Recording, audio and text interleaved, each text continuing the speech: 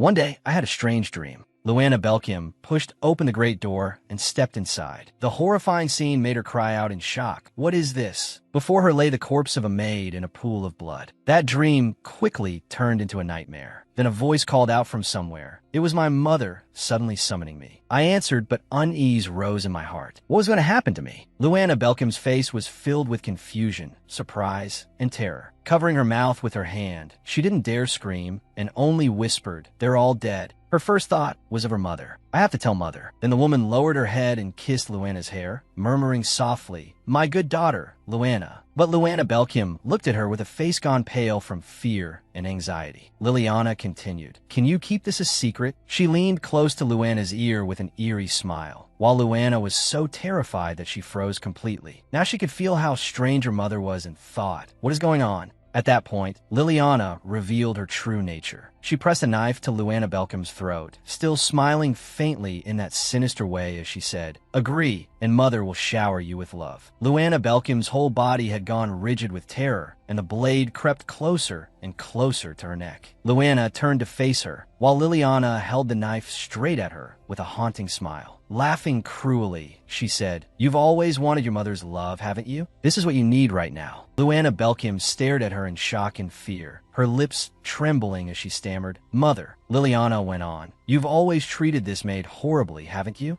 All Luana Belkim could think was, "I have to run." But her body seemed frozen. She couldn't move. Crying in terror, she stammered, "No, mother, I would never." On my 18th birthday, the gift I received from my own mother was death. Then Liliana struck Luana Belkim down, and even more cruelly, she smiled hauntingly as she asked, "Are you happy that you could help mother one last time?" Unconsciously, Luana still cried out in despair, "Mother!" Her consciousness gradually faded, and only the last remnants of her mind echoed inside her head. "This isn't what I wanted." The maid beside her jumped in surprise and exclaimed, "Princess, you startled me. Did you have a nightmare?" Then the maid hurriedly added in annoyance, "I called you so many times, but you just wouldn't wake up. Today is Prince Louis's birthday, remember?" Luana Belkim suddenly came to herself and cried out in shock.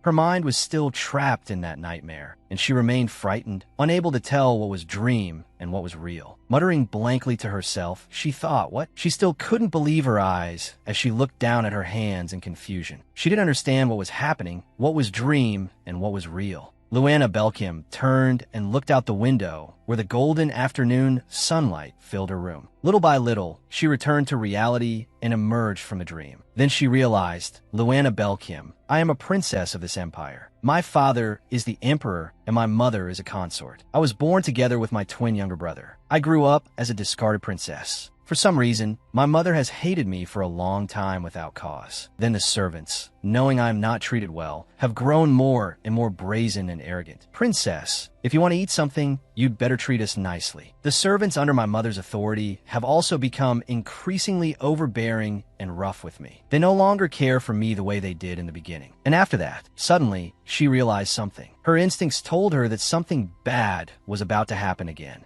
Her intuition sensed it clearly. I feel like something strange is about to happen. Something both strange and terrifying, like a violent storm. Luana Belkim stared fixedly at the door to her room, already anticipating what was about to happen. Suddenly she thought, that door is about to fly open and mother will come in. She'll be furious with me. Then from beyond the door came a voice raging with fury. Luana, it was you. At that moment, she was slightly startled and frightened by that raging storm of anger, and she continued guessing. And the reason is Louis's birthday. Then Liliana Dasa, with her red hair and a bright crimson gown, burst through the door like a storm, her eyes wide with fury as she shouted, Luana, her face flushed red with anger as she accused her. How dare you touch Louis's birthday cake? Faced with this storm of rage, Luana was frightened, but even more than that, shocked and stunned, while Liliana vented her fury on her. I worked so hard to prepare that cake for my son, and yet you dared to ruin it. Luana Belkim realized something and murmured, this situation. Then Liliana gave a dangerous little smile. She strode forward and grabbed Luana Belkim by the collar. Luana was terrified by this fit of rage, and Liliana shouted, I try to be pleasant with you, but you're completely hopeless. Before the astonished servants, Liliana raised her voice. You are not to eat anything until you realize your mistake. The maids watched in shock. At that moment, Luana Belkim thought, how can this be? Don't I know the truth of what really happened? One maid stood behind them pretending to know nothing, putting on an innocent act. So this really was one of the events from her dream. It had actually been that maid who accidentally ruined the cake. Naturally, they pinned the blame on me, she whispered inwardly. At that moment, Luana Belkim began to understand. There was truly something very wrong here. Up until now, everything had happened exactly as it had in her dream. Don't tell me that was a prophetic dream of my fate. If that's true, then what will happen next? Could the things from that terrible nightmare really come true? At that thought, she was overwhelmed with fear, her vision darkening. She covered her mouth. I feel sick. Luana Belkim thought of the dream. She felt so nauseous that she clamped a hand over her mouth, forgetting even Liliana Das's presence. Furious, Liliana demanded, Are you even listening to me? Then she suddenly shoved her hard, sending her crashing painfully onto the floor. Luana could only remain silent and endure it. Still wearing that furious expression, Liliana warned Luana Belkim, until you submit to me, you can rot in this room. Then she put on a sinister expression and said, behaving so foolishly, don't you want my love? Lying on the floor, Luana Belkim looked up at her in terror. Then Liliana went outside and ordered, lock the door. Don't let her out. Sitting alone in that room, she was still caught in a storm of thoughts. What should I do now? Am I really destined to end up exactly like in that dream? I was locked in my room for many days. Luana Belkim remained haunted by that dreadful dream. The nightmare kept replaying in her mind again and again. Whenever I slept, I dreamed of it, of everything that might happen until I turned 18. Images of her 18-year-old self surfaced over and over in Luana Belkim's mind. She was sitting beside a young man near a stream, and the scene repeated itself day after day, night after night. Returning to the present, she finally realized how hungry she was. How many days had passed? Her throat was dry as well. She kept thinking, I may not remember every detail clearly, but I know it can't be a coincidence that the dream and reality match this perfectly. Will it really happen? Once again, the nightmare flooded her thoughts. The image of Liliana Dasa holding a knife to her throat rose vividly in her mind. Full of questions, Luana Belkim wondered, why does mother hate me so much? Then she suddenly realized something. Could it be? She looked in the mirror and thought, blonde hair and blue eyes. She suddenly realized that she didn't resemble her mother at all. Stepping closer to the mirror, she saw that she looked neither like her mother nor her father. Reaching out toward the mirror, she thought, is everyone outside whispering about how strange a child I am? So that's the reason? The reason mother came to hate me. Touching her reflection, she began to feel truly stunned. Then Luana Belkim turned away and thought, I don't want things to end like that. If that was just a nightmare, then maybe I can use it to avoid that death at 18. The image of her 18-year-old self appeared again in her mind. That dream ended when I was 18, but right now I'm only 8 years old, so I don't need to panic. At that moment, Luana Belkim resolved to change her fate and ran off. I know there's only one person who can help me. She was overflowing with determination to change her destiny. I have to go see her. Luana began thinking of the people who might help her. Her mind turned to her father. My father is the emperor of this empire, and he dotes on my mother. She's only a consort with little real power, yet father grants every request she makes. So there's no way father would ever help me escape from mother. The dark image of Liliana beside Luana's father surfaced in her mind. Even as a father, he has never once come to see me. She began searching for an answer, her survival instinct blazing in her determined eyes. One firm thought filled her mind. I want to survive. I have to go see her. The royal bloodline is very complicated now. An image of the emperor in his youth appeared in Luana's mind. In truth, from the beginning, my father was not the most suitable emperor because he does not possess the true royal bloodline. But according to the royal family's outdated custom, a woman cannot become emperor. Then the image of Arius appeared, a beautiful woman with blonde hair and blue eyes. She was the one who should have held the throne, yet she could never ascend it. In the end, she married my father, a man from another kingdom. Then an image appeared of Arius' son, with the same blonde hair and blue eyes as Luana. That empress gave birth to the crown prince, the one who would succeed father in the future. So in reality, the empire's rightful heir should be Her Majesty the Empress. The Empress appeared in Luana's mind, elegant and powerful, wearing a crown. Luana also shared Arius's features, blue eyes, pale golden hair,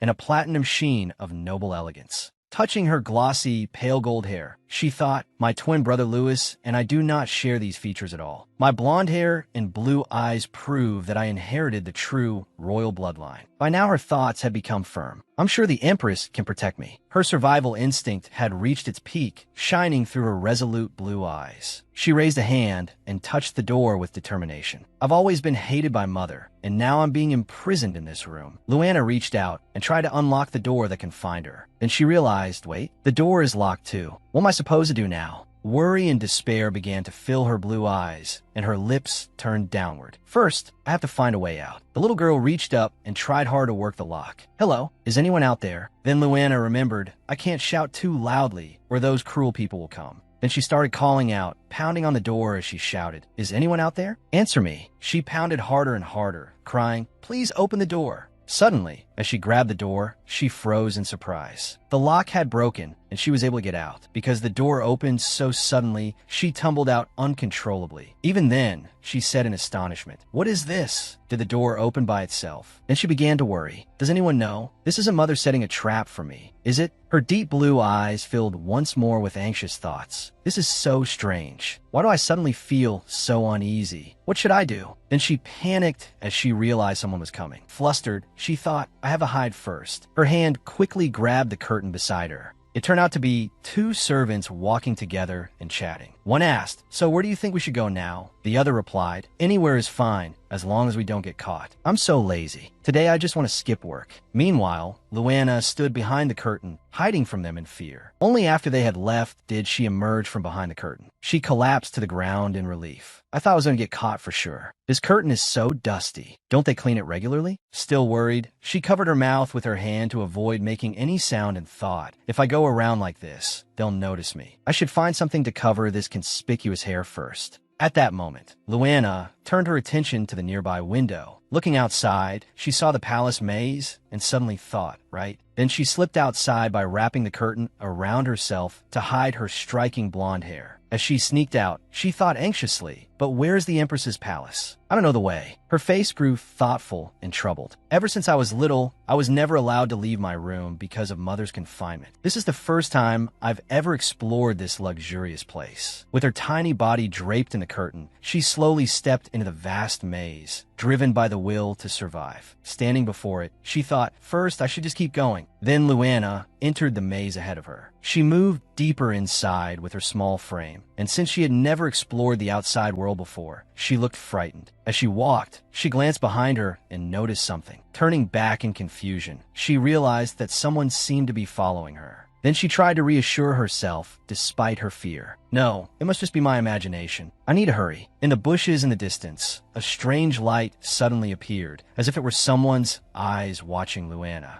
Suddenly, she caught a certain scent in the air, the fragrance of roses. She turned to look behind her, vaguely trying to remember whose scent it was. It felt so familiar. Then she heard someone's voice. Where are you going, child? From behind her, a large shadow was calling out. I think the boy went this way. At that moment, she was terrified. Then it came back to her. What? Luana's face darkened with fear and panic. She recognized that familiar scent. Yes, the scent of roses belonged to her mother. Liliana's figure flashed through her mind, filling her with dread. The floral scent grew stronger, and she fearfully thought that her mother might be nearby. I don't want this. If this keeps going. Then, all of a sudden, the image of Louis appeared in her mind. Innocent and handsome, with red hair and red eyes exactly like Liliana's. He was Luana's 7-year-old twin younger brother, Louis Belkium, the kingdom's second prince. Suddenly, a hand from behind covered Luana's mouth. Her eyes widened in shock and fear. The one covering her mouth whispered, "Shoo." It was Karen. He covered her mouth with one hand and pulled her tightly into his arms, murmuring softly, "Be quiet." Luana still had no idea what was happening. Though she made no sound, her blue eyes were full of panic. Elsewhere, Liliana's voice rang out near the maze. Louis, standing by the maze. Louis turned to look at her. Looking at him, she said, "We should leave now. This isn't a place for you." Louis gave her a mischievous smile and said, "But mother, the roses here are so beautiful. Can I stay and admire them?" Liliana gently walked over to Louis, patted his head, and smiled kindly. "Next time, my son, everyone at the party is waiting for you." She coaxed him tenderly. Her attitude was completely different from the way she spoke to Luana. She said warmly, "Be good, okay?" And he stubbornly replied, "Okay." In another corner, Luana had heard their entire conversation. The misery in her blue eyes was plain to see. Her little face darkened with despair and bitterness as she thought, Louis, Mother's beloved twin son. Then she remembered Liliana's horrifying, furious expression whenever she looked at her, and thought bitterly, she has never smiled at me like that. Not even once. Her blue eyes fell into despair again as she silently asked herself, why? She remembered that horrifying dream again, the image of Liliana pressing a knife to her throat, sinister and chilling. Luana could only think those halting words in despair. That bloody knife kept appearing in her mind, eerie and grotesque. Helplessly, she thought, why? Tears streamed down onto the grass. The grievance overflowing in her heart could no longer be contained in those blue eyes.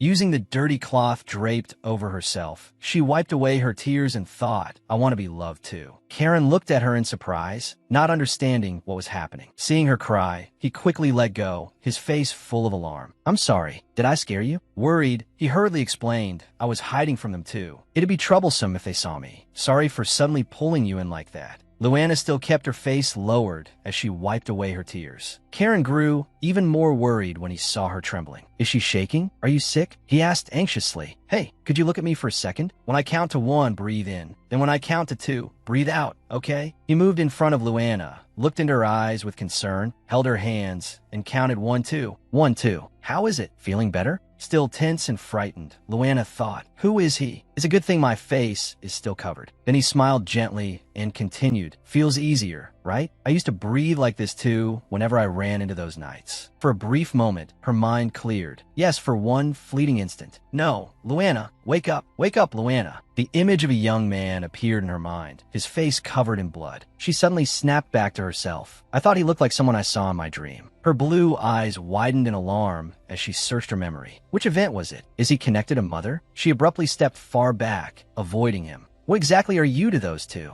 She blurted out. He stared at her in surprise. No, you've got the wrong idea. I'm not some pervert following them around. Then Karen began to explain, I came to the birthday party with my parents. Everyone says I'm close to the second prince, but he's honestly such a nuisance. I wouldn't even be here if the queen hadn't invited me. He let out a small sigh and said, I only meant to give a birthday gift, but I haven't seen the prince's twin princess anywhere. Startled, she asked, a birthday gift? He replied, yeah. Aren't you attending the party? Hearing that, she answered stiffly and hesitantly, no. Luana hesitated. About that. He glanced at her and thought, the way she's wrapped up so completely. She must hate that party just like I do. She looked blankly at him, and he asked, it's loud and chaotic, isn't it? Karen smiled gently and said to her, just as I thought, I'm not the only one who dislikes that noisy atmosphere. It's fine, though. They've already left. Then he lowered his head a little and held out his hand to pinky swear with Luana. We'll keep each other's secret, okay? She hesitantly replied, okay, but why does he want to find the princess? Then he answered, well, the queen personally invited every noble family. But surprisingly, one of the two main guests didn't come to the party. Everyone's been wondering why that princess hasn't appeared. But we all know. At his words, Luana grew extremely uneasy. He continued, Lady Liliana is probably worried people will find out the princess is her daughter. This birthday celebration isn't just to celebrate the prince and princess turning 8. It's also the occasion for the two of them to make their debut before all the nobles. Hearing that, her eyes widened with anxiety. Karen continued, I just don't understand. Looking at the gift in his hand with sincerity, he said, no matter what, it's still the princess's birthday too. She should come out and receive everyone's congratulations, shouldn't she? Luana was deeply shocked by those words, and then suddenly thought, now that I think about it, today is Prince Louis's birthday too, isn't it? If it's Louis's birthday, then of course it's mine too. Why didn't I remember? If Louis gets a birthday party, then I should be there too. And now there's even someone who wanted to give me a gift.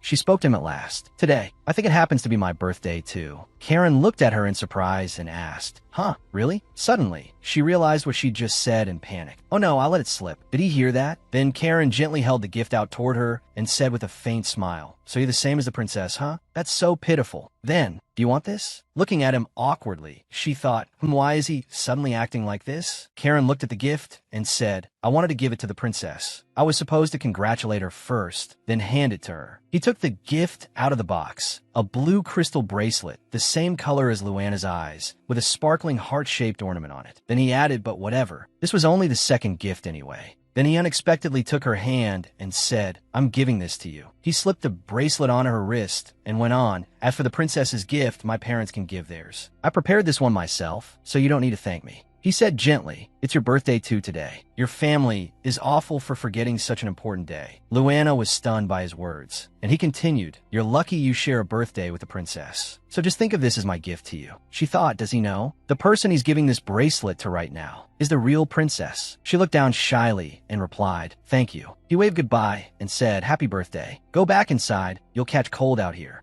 At that moment, she thought with a pang, so there really is someone who worries about me. Karen waved farewell, and Luana noticed the pin on his clothes. She thought the pattern on his collar, and that shield with a small flower in the middle. Which family does that crest belong to? Her eyes widened slightly in surprise as she murmured, "I didn't expect him to be so kind." Then she suddenly ran off, thinking, "I have to meet the queen. I absolutely have to." Clenching her hand tightly as she ran, she thought, "And if we ever meet again someday, I'll make sure to ask his name." In another part of the palace, a voice rang out, "Are you really not going?" Eden followed behind Ludian, pleading, "Even though I know you hate Lady Liliana, the prince and princess are still your siblings. If you don't go, those two children will be looked down on by the nobles and made to suffer." Ludian suddenly replied, "Ah." He sneered contemptuously and said, "The prince and princess?" He turned around. He was Crown Prince Ludian, the queen's son. Like Belkium, he had shining blonde hair and blue eyes. His appearance was strikingly handsome, the very image of royal blood. Pointing to himself disdainfully, he said, "Am I not the one who has suffered the most?" He turned away and said in disgust, "A pair of twins who should have been cast aside." Eden hesitated when he heard that, but, however, the crown prince especially hated the princess far more than the second prince. A scene appeared of the emperor and a young Ludian happily spending time together. That pain had its roots in the crown prince's childhood. The arrival of the concubine Liliana had completely changed the emperor's personality. The emperor was obsessed with her and neglected the fate of the empire, leaving it to others. He treated the empress coldly and spent most of his time in Liliana's palace. Before that, the crown prince had always thought of the emperor as a faithful man who loved him and his mother. In the end, what did the crown prince's trust earn him? His father's betrayal, the appearance of another woman, and her children. Then Eden suddenly said, "But that princess." He placed a hand on Ludian's shoulder and said, "I heard people say the little girl has blonde hair and blue eyes, the traits of true royal blood." Hearing that, Ludian turned his head angrily and shouted, "Nonsense." He began questioning him. An emperor with ordinary brown hair and dark eyes, not blue at all. And just look at that concubine. How could she suddenly give birth to someone with royal traits? Ludian's handsome face was full of anger as he said to Eden, "You'd better stop listening to those ridiculous rumors. If the girl really had features like mine, do you think Liliana would let that slide?" Ludian angrily added, "That damn law should have been abolished from the start." Growing angrier and more dejected, he lifted a hand to his forehead, thinking of the law that forbade women from inheriting the throne. He said, "Because of that absurd law the first emperor enacted, how many people have suffered?" In his mind appeared the image of his mother busily handling state affairs. "My mother, the empress, is the one who actually governs. And yet my father became emperor by default and spends his time idly being intimate with another woman." Then he remembered someone saying to him, "You can't change it. You'll understand everything once you become emperor, just like me." Thinking of that, he burned with anger. Utter nonsense.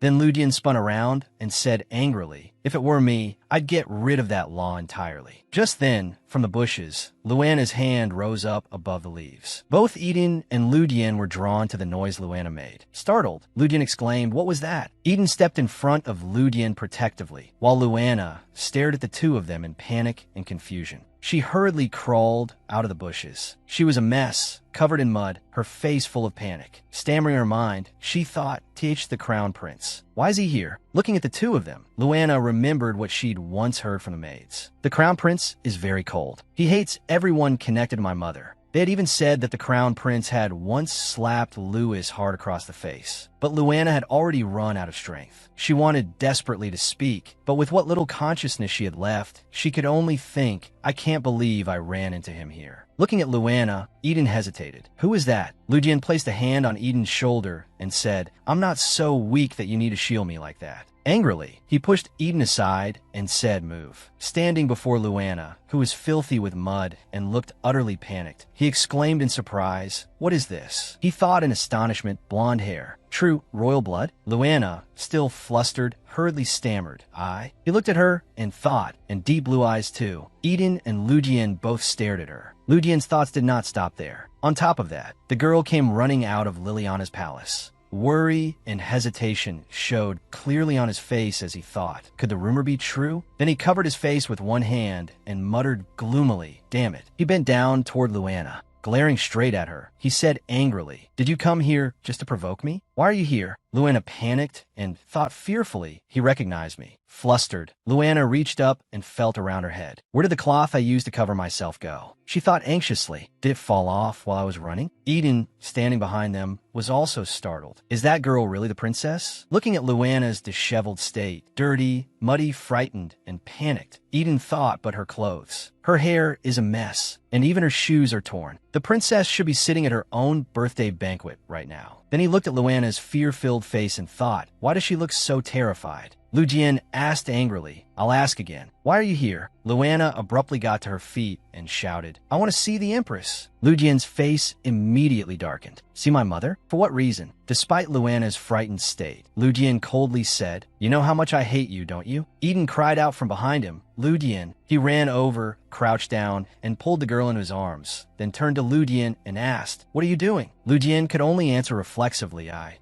Then Lu Jian pulled Eden back and said hurriedly, why are you touching her? She's that woman's daughter. Eden looked at him in disbelief. Lu Jian said, Liliana hit you too, didn't she? Then why are you protecting her? Eden shot back, are you serious? This is not the time to bring up the past. Luana lay weakly in Eden's arms while Lu Jian glared at him. Then Luana cried out faintly, I'm so hungry. Lu Jian, still angry, said, what? Though terribly weak, Luana thought, this may be my last chance. I have to be more forceful, but I don't have any energy left. Then Luana collapsed on the ground, still mumbling, I hate my mother so much. And at that moment, she completely blacked out. Having exhausted herself beyond her limit, she fainted. Lu Jian panicked and shouted, wait, why did she pass out? Eden said, we need to take her to a doctor. Lu Jian snapped, what? Eden lifted the unconscious Luana into his arms, but Lu Jian still stubbornly tried to ignore it. Don't bother with her. It's just a trap to lure me into meeting Liliana. Eden replied, didn't you hear her say she hates her mother? Lu Jian glanced at Luana and thought, but she's Liliana's real daughter. I don't want anything to do with her. Eden angrily stepped closer, and Lu Jian shouted, Lu Jian, stop lying to yourself. At that moment, Lu Jian answered in confusion, then what do you want me to do? I really do hate her. But Eden said, Your Highness, the princess is your younger sister. Eden began speaking firmly. Just look, Prince Lu Jian. I heard the princess turned 8 this year, but she's far too underweight for her age. Lu Jian asked in slight confusion, what do you mean? Then Eden lowered his gaze to Luana, who had fainted, and said, her arms are unbelievably thin and fragile. A princess shouldn't be like this. And there's also the wound on her foot. Why was it that children born from the same mother were treated so differently? One got a grand birthday party, while the other was brutally abused. Was Liliana really that blatantly unfair?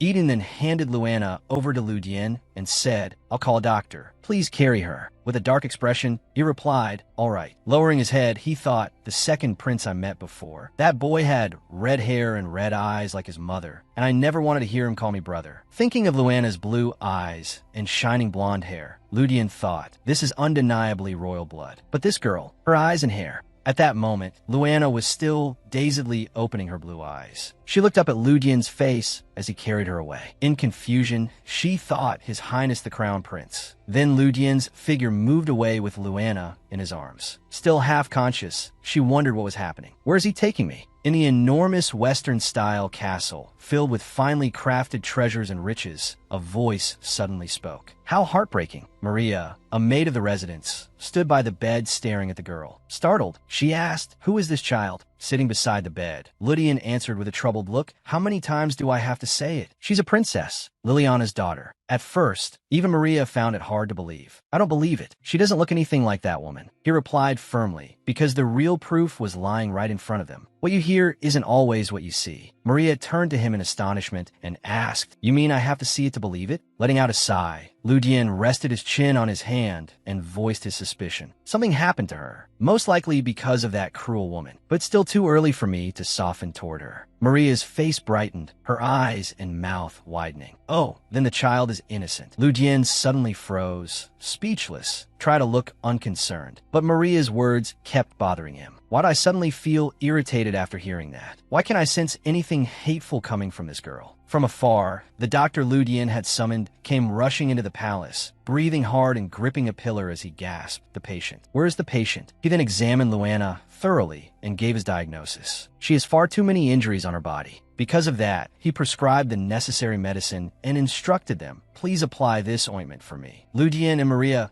both grew worried when they heard the doctor's next words. There isn't anything seriously wrong. She's simply malnourished. It sounded ordinary, but when it came to Luana, it was so shocking that Lu Dian had to repeat it. Malnourished? Just a moment ago, Lu Dian had acted as though he didn't care about the girl at all. Yet now he was visibly anxious. Malnourished in the palace? What on earth had she been through? Having finished his duty, the doctor voiced his own curiosity. "By the way, may I ask who this child is?" Hearing that, Lu Dian grew flustered and could only answer, "Well, that is." When no answer came, the doctor seriously added, But Lu Dian still refused to explain further, merely standing there in silence with a dark expression. Then the doctor turned toward the girl lying on the bed. Looking more closely, he noticed something rather shocking. Wait a second, the hair color. Doesn't she look exactly like the crown prince? Don't tell me. Your Highness had a child before marriage? The doctor's words left Lu Dian at a complete loss. All he could do was stare back in shock and say, "What? Why are you looking at me like that?" Realizing his guess had gone too far, the doctor coughed awkwardly and said, "Although she's malnourished, she'll improve if she starts eating properly from now on. Fortunately, Your Highness discovered it early, so it isn't anything too serious."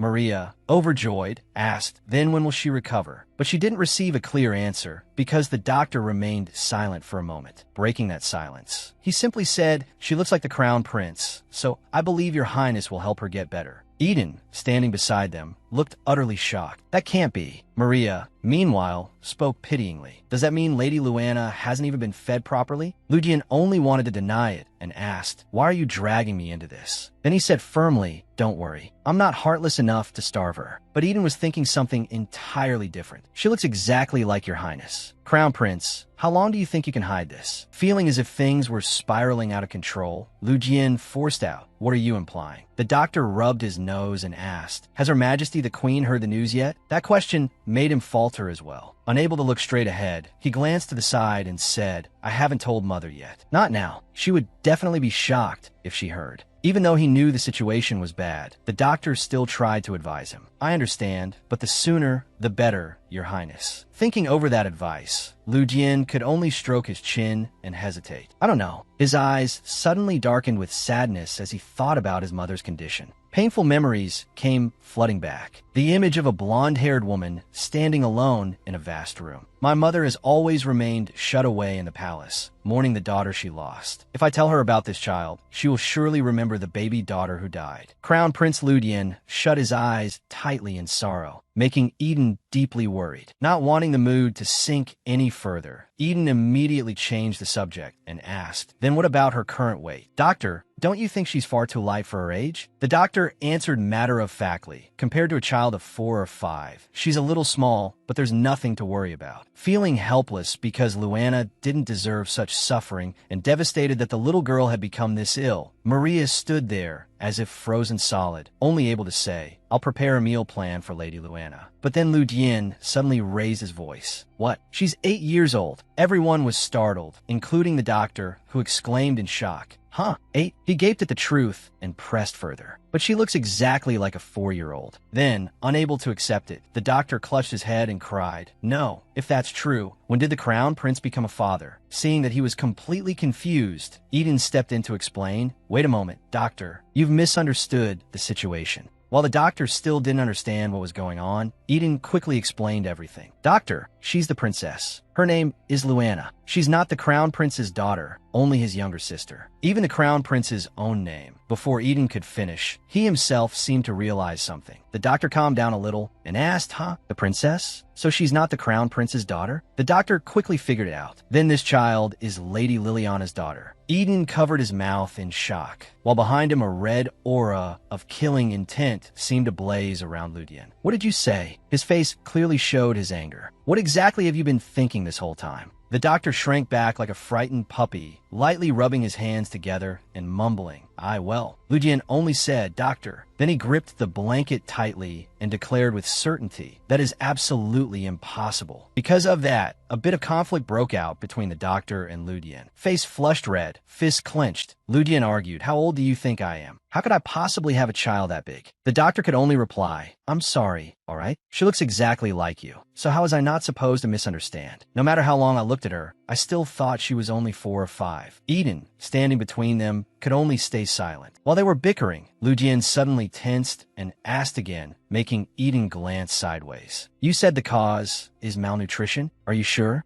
Adjusting his glasses coolly, the doctor replied, "Are you seriously doubting a doctor?" Then he pointed at the unconscious girl on the bed. Looking at the many external wounds on her body, he firmly said, "Compared to children her age, she's clearly much smaller." Understanding that, Lu Jian answered more calmly, "Right. I was only asking again because it was hard to believe." Raising a hand, he continued, "How much money has my mother been giving Liliana?" All three of them grew suspicious, staring at Luana while Lu Jian spoke. Besides the monthly fund she receives to raise her child, for some reason Liliana is always asking for more, saying it's for her daughter. However, as he looked back at the little girl lying on the bed, Lu Jian could no longer ignore the truth. But that wasn't the truth at all. His face darkened, and grinding his teeth in fury, he spat out, "That woman has treated this child terribly." Unable to hold it in any longer, he slammed his fist hard against the wall and demanded, "Is she really the child that woman gave birth to herself?" Eden immediately agreed with Lu Jian's suspicion. "It's possible the money was used on the second prince. Your Highness, think about it. Even though he's only 8, the royal budget spent on Prince Louis is enormous. Famous knights have been invited from other kingdoms, the Academy's finest professors have been hired, and Liliana even brought in the great strategist of the kingdom of Shia to teach her son." After saying that, and still unable to think of a solution, Eden immediately asked Lu Jian, "What should we do?" As her Highness said, "Should we summon Liliana here?" Eden's face brightened as he clasped his hands and added cheerfully, "And tell her to take her daughter back." Lu Jian curled his lip into a sneer, his eyes full of disdain for that suggestion. "Forget it. Do you think I'm cruel enough to throw her back into that hell?" Eden's voice rang out again. "But we need someone to take care of the princess. You and I can't be nursemaids, so we have to report this to the queen." While the crown prince was troubled, wondering how to find a suitable person, Maria rushed forward, raised her hand, and volunteered, "Then let me do it." One would think Lu Jian would be pleased to have found someone to care for the princess, but he asked cautiously, "Maria, you want to take care of Luana? You were one of Liliana's victims too." Maria confidently thumped her chest and replied, "Ho ho, no problem. The child is in the crown prince's palace, so why would I be afraid of that woman?" Lu Jian thought that together with the butler Vincent, Maria was one of the servants responsible for everything in the crown prince's palace. With her lively and capable personality, she was perfectly suited to care for the girl. Looking at Eden, he understood that, like Eden, Maria had also suffered under Liliana. "I can't let the two of them shoulder everything alone."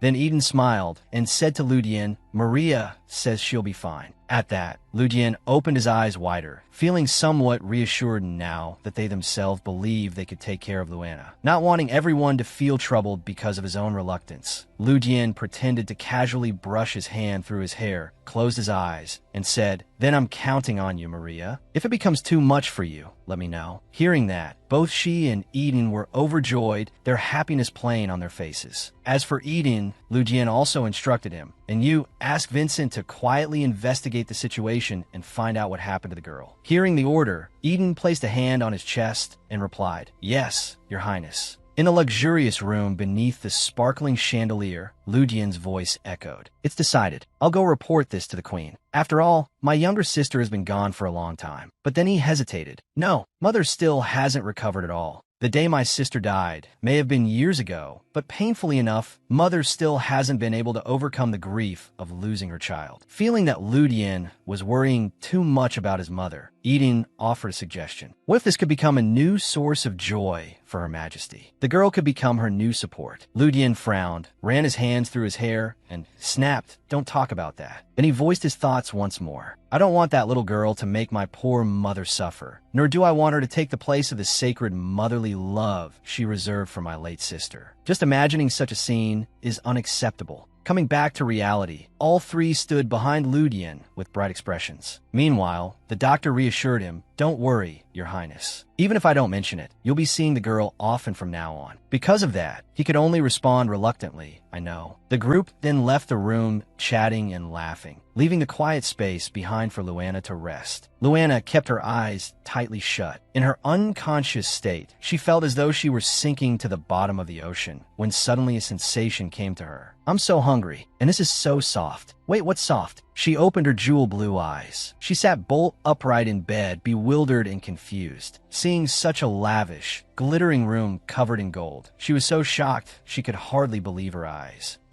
Where is this? Where am I? In a magnificent white room, atop a noble bed, sat the figure of a girl with long blonde hair flowing past her back, staring blankly ahead. The breeze of a new day blew in, making the curtains flutter softly. She marveled, "This room is beautiful." Recalling the past, she comforted herself inwardly. "At least Mother hasn't caught me, because she would never let me stay in a place like this." So, with excitement and wonder spilling from every word, she thought, "I really did it." Luana gripped the blanket tightly, her eyes shining like rare blue gemstones, and gently set her feet on the floor. When her toes slipped into the indoor slippers, she was suddenly amazed. They're only slippers, so how can they be this soft? What are they made of? After getting out of bed, Luana looked around the room and wondered, but whose room is this? It definitely doesn't belong to an ordinary person. Her face darkened for a moment. "The last person I saw before I fainted was the Crown Prince." But then she quickly brushed the thought aside. Maybe it's not what I think." She slowly walked toward the large door, intricately carved with luxurious patterns in black and gold. Then she pushed it open and stepped outside. The splendid and dignified sight of the place once again made Luana widen her eyes in surprise. From the expensive paintings hanging on the wall to the crimson window drapes that were obviously made from rare, high-quality fabric, everything took her breath away.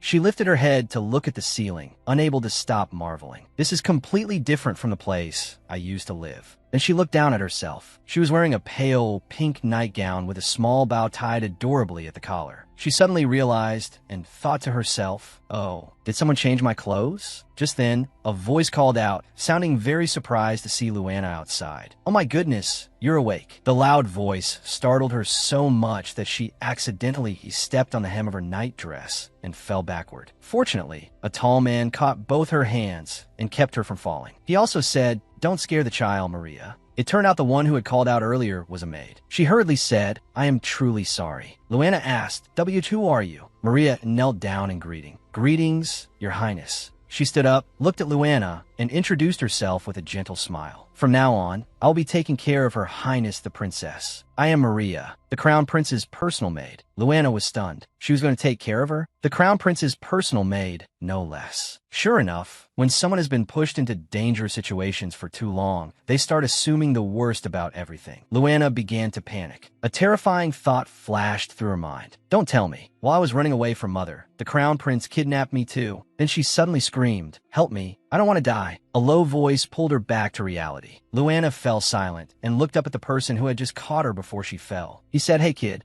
That tall man was none other than Ludian Belkium. Gritting his teeth in irritation, he said, "What kind of person do you think I am?" Her eyes widened, her blue pupils nearly bursting with shock. "Your Highness." Startled, Luana collapsed onto the palace floor. Crown Prince Ludian and the maid Maria were both caught off guard. Maria reached out as if to help her up and cried, "Oh my princess, what's wrong with this child?" "I believe the princess is exhausted and can't stay on her feet," Maria replied. Luana's tiny hand trembled as she clutched the edge of Ludian's cloak. Shaking, she pleaded, "Please, save me. Save her." What did she mean by that? Then, to her surprise, the Crown Prince said, "I'm sorry. I didn't mean to frighten you." Her shock reached a whole new level. The Crown Prince, who was rumored to be terrifying, was apologizing to her? As the three of them crouched there in tense silence, Luana's stomach suddenly growled from hunger, leaving everyone thoroughly embarrassed. Luana flushed with shame. Why now of all times? Maria cheerfully ran off, saying, "I'll go inform the kitchen right away." Then Ludian lifted Luana into his arms, making her let out a startled little sound. "Come on, where are we going?" Carrying Luana in his arms as he walked, he asked gently, "You're hungry, aren't you? Is there anything you'd like to eat?" She thought back telling herself if it's something I want to eat. The taste I had in that dream. In Luana's hazy memory appeared the image of a woman with blonde hair like her own. The woman wore a light purple veil that obscured her face, revealing only her lips and nose. Her hand moved as though she were eating something. Perhaps because she was so absorbed in the memory, Luana unconsciously murmured, "So sweet." Then she hastily corrected herself. "Sweet. I mean, would you like some sweet dessert?" Dessert? Had I eaten that in my dream? It seemed like maybe she had eaten something similar. Oh no, her train of thought was cut off as another image surfaced in her memory. Her mother, with blood-red hair and eyes, wearing a cruel and wicked smile. Luana squeezed her eyes shut in fear. Now the only thing I can remember is the moment Mother killed me. I'll let you eat as much as you like later, once you've recovered. For now, you need to eat something else. Luana jolted and hurriedly replied, "What?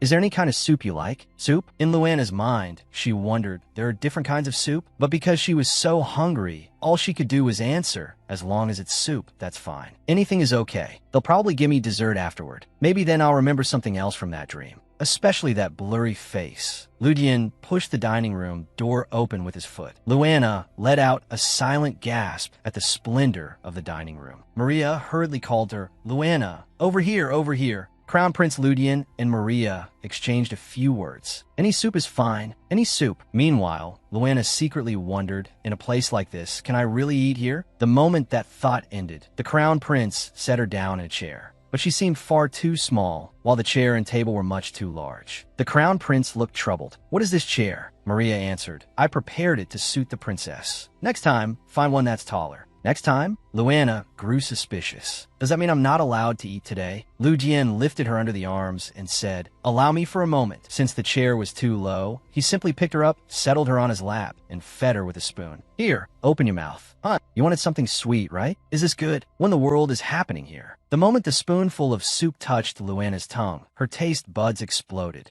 This is really soup? Isn't soup usually bland and cold? I've never tasted soup this delicious and warm before. Watching Luana eat with such delight, Ludian couldn't help but think, this is a nutritious soup children usually don't like, but she's eating it better than I expected. Perhaps she still wasn't full, because she turned to him and asked softly, if you don't mind, may I have some more? Didn't you already finish it all?" Afraid she was troubling the Crown Prince, Luana hurriedly added, "If there isn't any more, that's okay. Why would that be a problem? Why does she like this so much? She's completely different from Selena and Asin." Hesitantly, she confessed, "This is the first time I've ever eaten something this good, so I just wanted a little more. I am sorry." What? Even ordinary people can easily eat vegetable soup, but she says she's never had it before? Maria. The atmosphere suddenly changed, growing heated in an instant. "Hot cocoa is the best sweet thing for a sick child's health, isn't it?" "Yes, Your Highness. I'll ask the doctor right away. I promise I'll let you have cocoa tomorrow." Then Crown Prince Ludian held out his hand in a pinky promise. How embarrassing. Yet unexpectedly, the Crown Prince was a warm person. Ludian's gentle eyes seemed to ask, why do I care so much about this child, even if only a little? Is it because she's the youngest princess? Crown Prince Ludian Belkium lifted Luana's frail little body into his arms. Gently, he said, "If you're finished eating, let's go." She was startled by his actions and hesitantly refused. "I can walk on my own."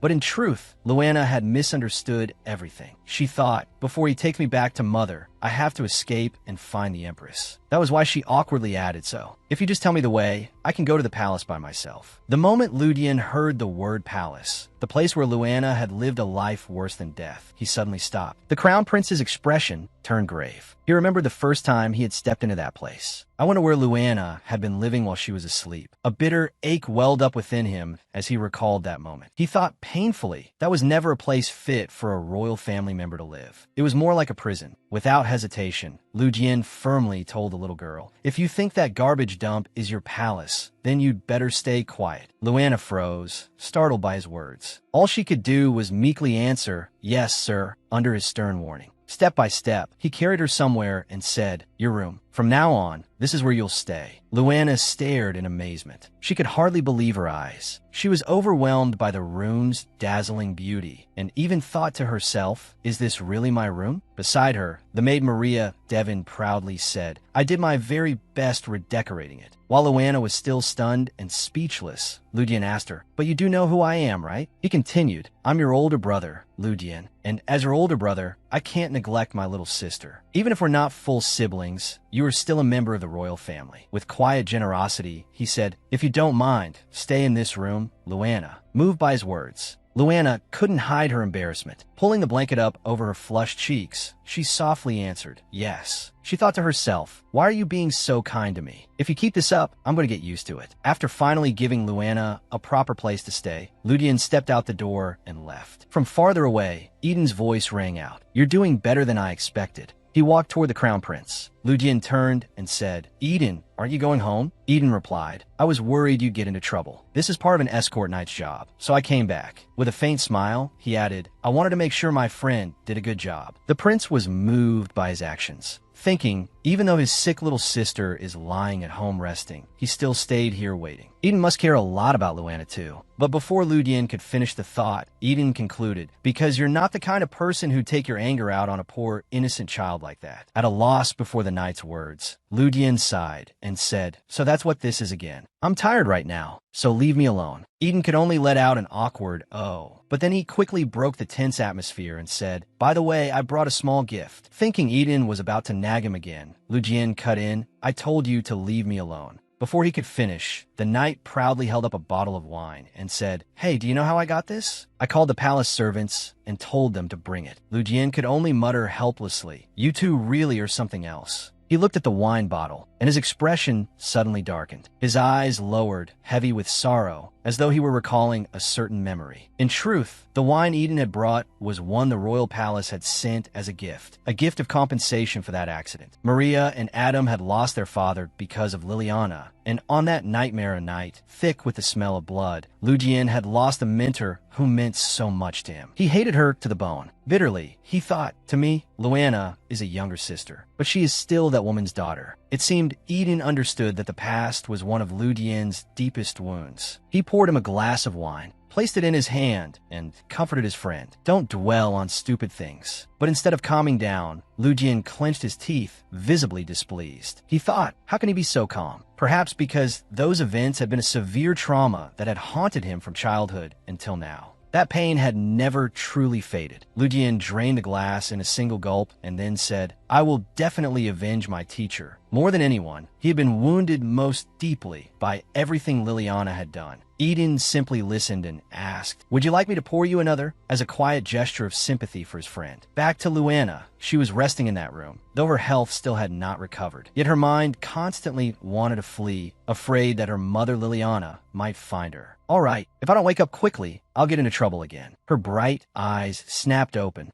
and she bolted upright at once. Beside her was Maria, tending to Luana. With concern, she greeted the girl. Good morning, Luana. Luana still hadn't fully processed that she was still here. Then she remembered, right? I'm still in the Crown Prince's palace. Maria spoke up and held a cup of hot cocoa out in front of her. Try some cocoa. Luana looked confused, but Maria quickly explained. The Crown Prince promised you yesterday, remember? She watched the girl sip the steaming cocoa and smiled softly. Luana was surprised by the taste. It really wasn't bad at all. In fact, it might have been the best drink she had ever tasted. Smacking her lips, she praised it. It's so good, Maria added. His Highness came by early this morning and personally gave it to me. Before she could finish sipping, Luana nearly choked on her drink at Maria's words. The Crown Prince? Personally? Early this morning? It wasn't exactly strange for her to react that way, because the prince hated everything connected to her mother, yet he was treating Liliana's daughter kindly. Knowing that, Luana felt she didn't deserve such concern from the Crown Prince. How could I possibly accept something from him? Haunted by the prophetic dream, by Liliana, that name that followed her like a nightmare, Luana fell deep into thought. Maria noticed that the girl's cup was empty, and as she poured her another, she said, Oh,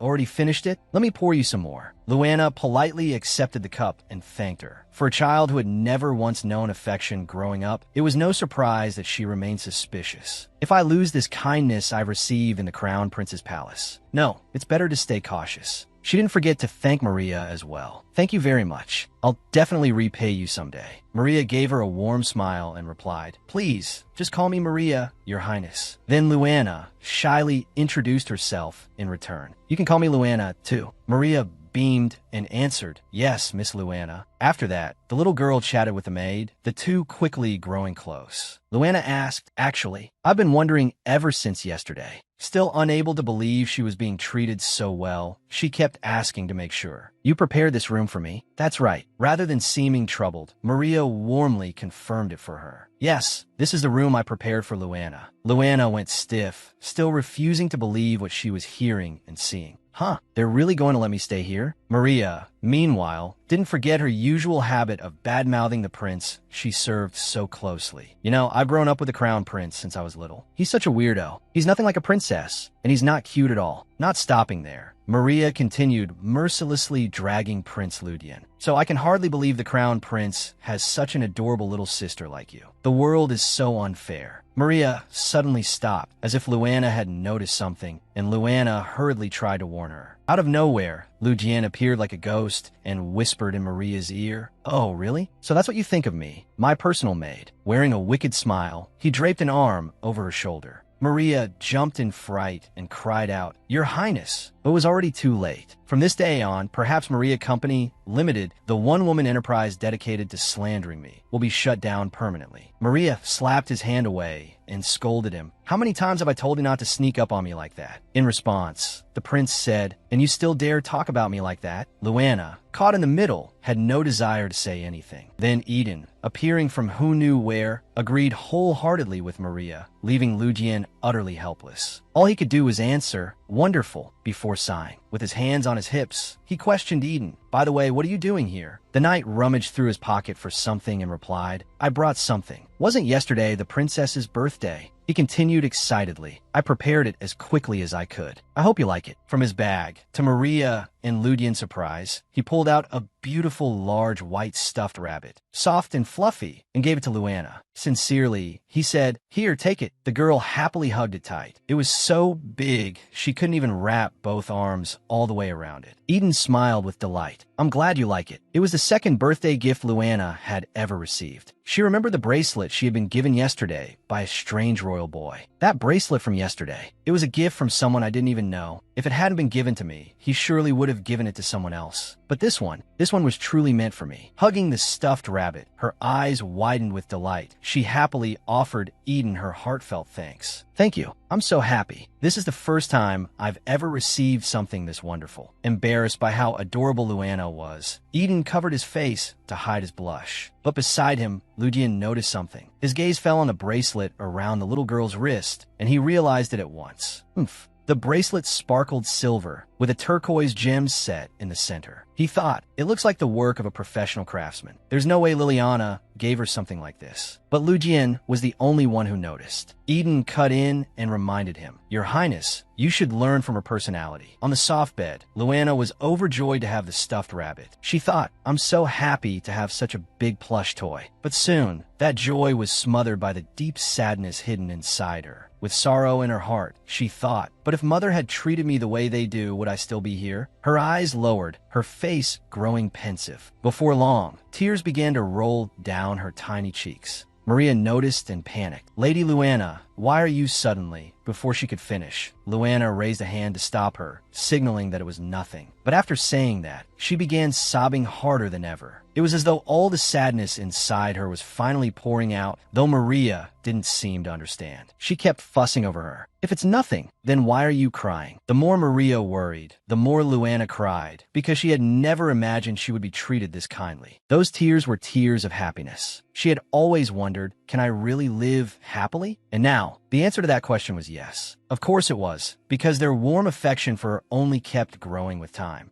After crying herself out, she rested her head against the stuffed rabbit and gradually drifted into a deep sleep. "So it was thanks to you," Ludian said in surprise. "How did you manage to comfort her?" Eden only gave an awkward smile and replied, "I have a younger sister too." Suddenly, Ludian asked, "How old is your sister?" Eden answered, "She's younger than me." He cheerfully added, "Isn't comforting children basically the same no matter what?" Eden's younger sister, Asinmol, was 2 years younger than him, and unlike her brother, she had very poor health and had to stay indoors all day. Eden had spent a lot of time taking care of his sister. But Maria suddenly slammed a hand onto the bed and said tensely, "But we can't keep doing this every time," she said through clenched teeth. Don't use chocolate to coax her to sleep anymore. She had thought Eden had some amazing method, but the secret turned out to be luring children with sweets. Even so, he stubbornly replied, "But it worked, didn't it?" Then he added honestly, "To be frank, I don't think any of the three of us knows how to properly take care of a child Luana's age." The three of them fell into thought, try to come up with a better long-term solution. Maria suggested, "What if we tell the crown prince's mother?" Ludian immediately rejected the idea without hesitation. No, Maria, however, disagreed. "But the queen will find out sooner or later." Eden, flustered by the way the two of them were reacting, hesitated before saying, "My mother. I'll tell my mother." The prince then reminded Maria, "You know very well what happened in the past." Maria's face instantly turned pale. She could only answer with a quiet yes, before quickly turning away, unable to face Ludian. Fidgeting with her hands, she murmured, "I'm sorry." He replied gently, "It's fine." Then a fragment of memory surfaced in Ludian's mind, and he recalled the painful days of his childhood. There had once been a time when my mother was utterly broken. The daughter she had longed for every day was gone. And after that shock, she no longer wanted to go on living. She truly had no attachment left to this world. After that, she often spent time with girls younger than me. One of them was a 5-year-old child named Selena. He thought sadly, if Selena's mother had abused her the way Luana's mother did, I'm sure my mother would have been devastated all over again. Because I'm the crown prince, silencing the people around me would be easy. But rumors would still slip out eventually and spread throughout the capital. Some people might sympathize with the child, since her own mother, Liliana, treated her horribly. But I think most people would use her mixed blood as an excuse to gossip. Sooner or later, Luana's dignity would be trampled. And because that woman is Luana's biological mother, the child would have to be returned to her. If that happened, Luana would have to suffer all over again. In the end, Prince Ludian was simply worried for his younger sister's safety. He could not stand by and watch her painful days repeat themselves. He finally proposed, "My mother should be better in a few days. We just need to be patient a little longer. When the time is right, I'll tell her myself." Just then, Eden quickly sensed the awkward atmosphere.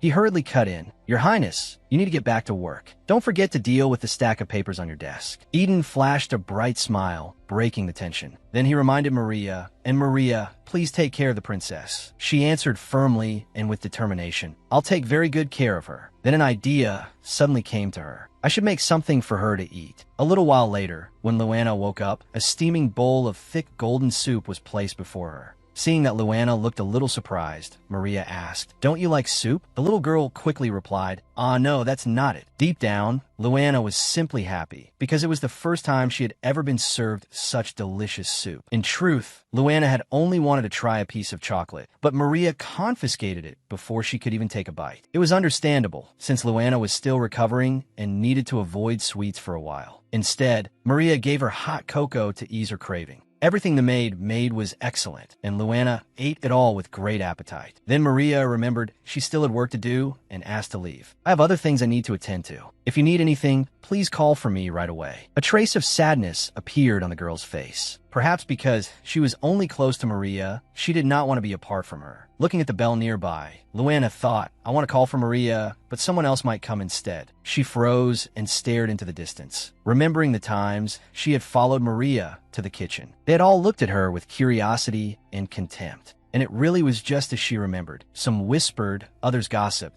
but in the end they were all asking the same question. Why is Liliana's daughter here? But Luana was determined not to let things continue like this. She told herself, "I can't let this keep going forever." After eating, Luana curled up in a corner of the sofa while waiting for Maria to return. Then, out of nowhere, she heard a familiar voice. "Dear Luana, may I come in?" Luana recognized it as Eden's voice. From the doorway, Eden peeked through the crack in the door. He slipped in slowly and quietly and whispered, "Is Maria here right now?" Luana looked confused, but Eden quickly explained, "I stopped by to bring you this." He opened both his hands to reveal the chocolates Maria had confiscated earlier and offered them to Luana. Startled by what she saw, Luana thought, "Could that be chocolate?" Eden cheerfully added, "By the way, Lord Ludian has been very busy lately, so he won't have time to come play with the princess." After saying that, he turned to Luana with the chocolate still in his hand and smiled. "But he told me to say that he'll come see you as soon as he can, so don't worry. Lady Luana. Delighted, she unwrapped one of the chocolates he had given her and replied, "It's okay. Thank you very much for these chocolates." Eden said, "He really is busy." Cheerfully popping the candy into her mouth, she answered, "I'm fine." Then she thought of her mother. "I used to see her only once a week, and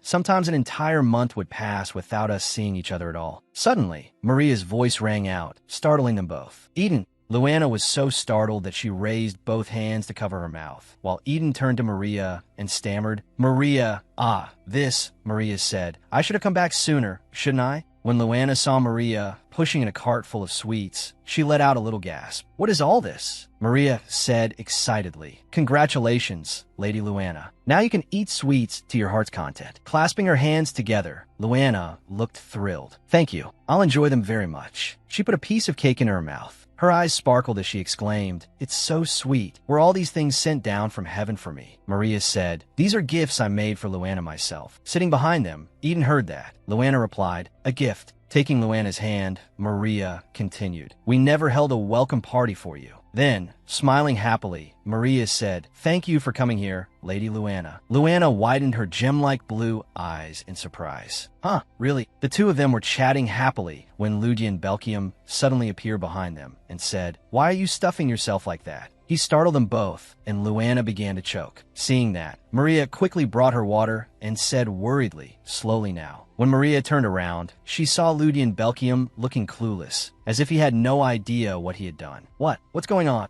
Looking at him, Luana said, "You startled me. Next time, please knock before coming in." Crossing his arms, he looked at her and said, "This little girl's getting cheekier by the day." He bent down close to the displeased Luana and said, "Aren't you in my palace? If you keep acting like that, I may have to reconsider things." Luana glared at him angrily and shouted, "I thought you were a good person. Turns out I was wrong." Ludian Belkium looked surprised by her attitude. Eden came over to the prince, who seemed frozen by her words, and said, "After hearing that, are you still going to tease Luana?" Eden then turned and handed Luana a present. "Please take this, Lady Luana." Holding the gift in her hands, she asked, "What is this?" Eden replied, "It's a gift for my sister." When it was opened, inside was an adorable duck-shaped teddy bear. She felt very happy and, holding the gift, said to Eden, "She's so kind." Embarrassed, Eden answered, "I'm glad you like it." Ludian said, "A handmade gift is a pretty unique idea." Pleased, Eden raised his hand in place of saying thank you for the compliment. Luana kept admiring her gift, while Maria watched her from aside. It was an incredibly heartwarming scene. Ludian thought, the Empire's only princess. Thank goodness she's adjusting to this place. He let out a helpless sigh and said, "Honestly, I can't believe a child could be this happy over a single doll." Luana pouted and replied, "What did you just say?" Without thinking, she blurted out, "You're really mean." The atmosphere suddenly grew heavy. She panicked at the words she had just spoken. "Oh no, what should I do? I just said that to the crown prince." She glanced at him and thought, "Will he send me back to mother?" She quickly said, "I was wrong. I am sorry." Ludian looked surprised, then said, "Oh, I thought you meant it. Anyway, don't eat too much. You still haven't fully recovered." She stared blankly at his words. Luana's thoughts drifted back. How strange. The crown prince has never once gotten angry with me, except for the first time we met, but even then, I don't think he was really angry at me. She thought, does the crown prince not hate me? I need to test it. So she responded what he had just said.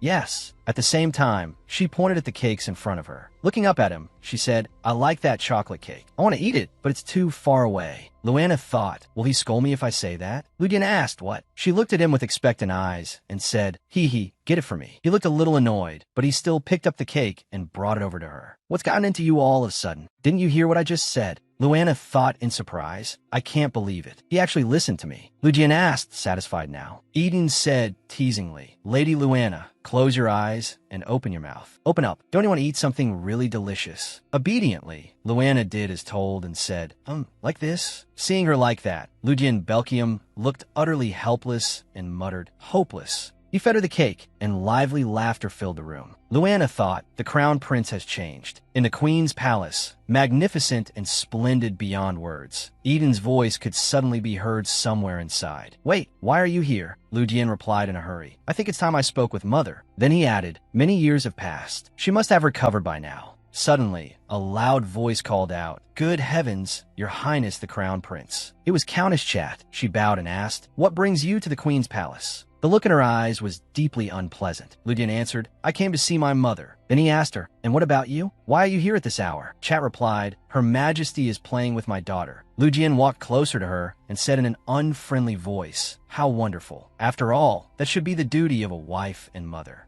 And yet my mother is the one looking after your daughter. Chat looked startled by what he was saying. It's true, I have no right to stop it. Looking straight at her with his blue jewel-like eyes, he said, But shouldn't you take a good look at yourself first? Ludian brushed past Chat and left her with a warning. Consider yourself warned. She stood frozen in place, terrified by his words. After he left, she staggered and nearly fell, but the maid following her quickly caught her. With a face twisted in fury, Chat ground her teeth and shouted, The queen adores my daughter. The crown prince should treat her like his own sister. The maid timidly reminded her, My lady, you should lower your voice while you are still in the palace. But Chat paid no attention at all. She shook the maid off and shouted, You're just a servant. Don't order me around, before storming away. With a dark expression, Chat thought angrily. Even if the crown prince hates her, the queen still protects and cares for the girl. I want the queen to adopt her. She schemed cunningly, calculating what would best benefit her daughter's future. This is the future my daughter deserves. There was something sinister in her smile as she said, I will never give up. Eden and Ludian Belkium went to see Arius Belkium. He said, Mother. She had been enjoying tea, but as soon as she saw Ludian, she hurriedly stood up and said cheerfully, My dear Ludian, what brings you here? Ludian replied, There are a few things I want to discuss with you, Mother. She asked, Good heavens, what is it, my child? Would you like something to drink? He declined and answered, But first, he glanced down at Selena, who was sitting nearby, and said, I'd like to speak with you alone. Hearing that, Sally stood up, grabbed a corner of Ludian Belkium's clothes, and said, Brother, don't do that. Selena asked him, Sally can't listen while you talk. Then she smiled and said, I'm your precious little sister. When Ludian heard that, he was instantly disgusted. Frowning, he said, Have you no shame? I only have one younger sister. Sally continued, But didn't your sister die? So now I'm the only one you have left. Arius Belkium was utterly shocked to hear that. He pulled his arm away from Selena and said, Stop talking. Ludian's attitude toward Selena was now filled with fury. His words frightened Selena. He snapped, Selena, my mother was only being kind to you, so don't get the wrong idea. You're the Countess's daughter. Nothing from the palace or the royal family belongs to you. Ludian looked at her with utter contempt and said, That's enough dreaming. Selena turned to Arius and called out, Aunt. Arius looked at her coldly and said, Although I am fond of you, this time you've gone too far. She called to the maid behind her, Natalie. The maid answered, Yes, your majesty. Arius Belkium looked toward Selena and said, Take her back to the Countess. Startled, Selena cried, Aunt, but the maid had already begun dragging her away. She screamed, Aunt. Arius said, If you ever speak of my child again. Ludian glanced at Selena as Natalie pushed her out. Arius was so angry that her hands clenched tightly as she warned Selena, I will never forgive you. By then, only Ludian and Eden remained in Arius's room, and the space fell silent. Worried, he asked, Mother, are you all right? She answered calmly, Tell me everything right now. What exactly is going on? Ludian suddenly realized it again. His mother had always been like this. She was a strong woman, standing tall against any storm. Even if she did not sit on the throne, the current emperor was little more than her consort. Arius Belkium, his mother, was the true ruler of this empire. She was dazzlingly beautiful and powerful, no less imposing than anyone, and no one had the right to oppress her. Ludian realized he had worried too much. He began explaining, A few days ago, I found a little girl near Liliana's palace. Ludian recalled holding the child in his arms, his mind in turmoil, unable to understand why she had been there. He described the child's appearance. She wore tattered clothes, and her body was covered in wounds, as if someone had abused her. Eden listened intently beside him. Ludian continued, and she was terribly thin. When he said that they were currently taking care of the girl, Natalie, who had also been listening closely, could not help blurting out, That's impossible. What he said next stunned everyone present. He said, And that child is Liliana's daughter, Luana.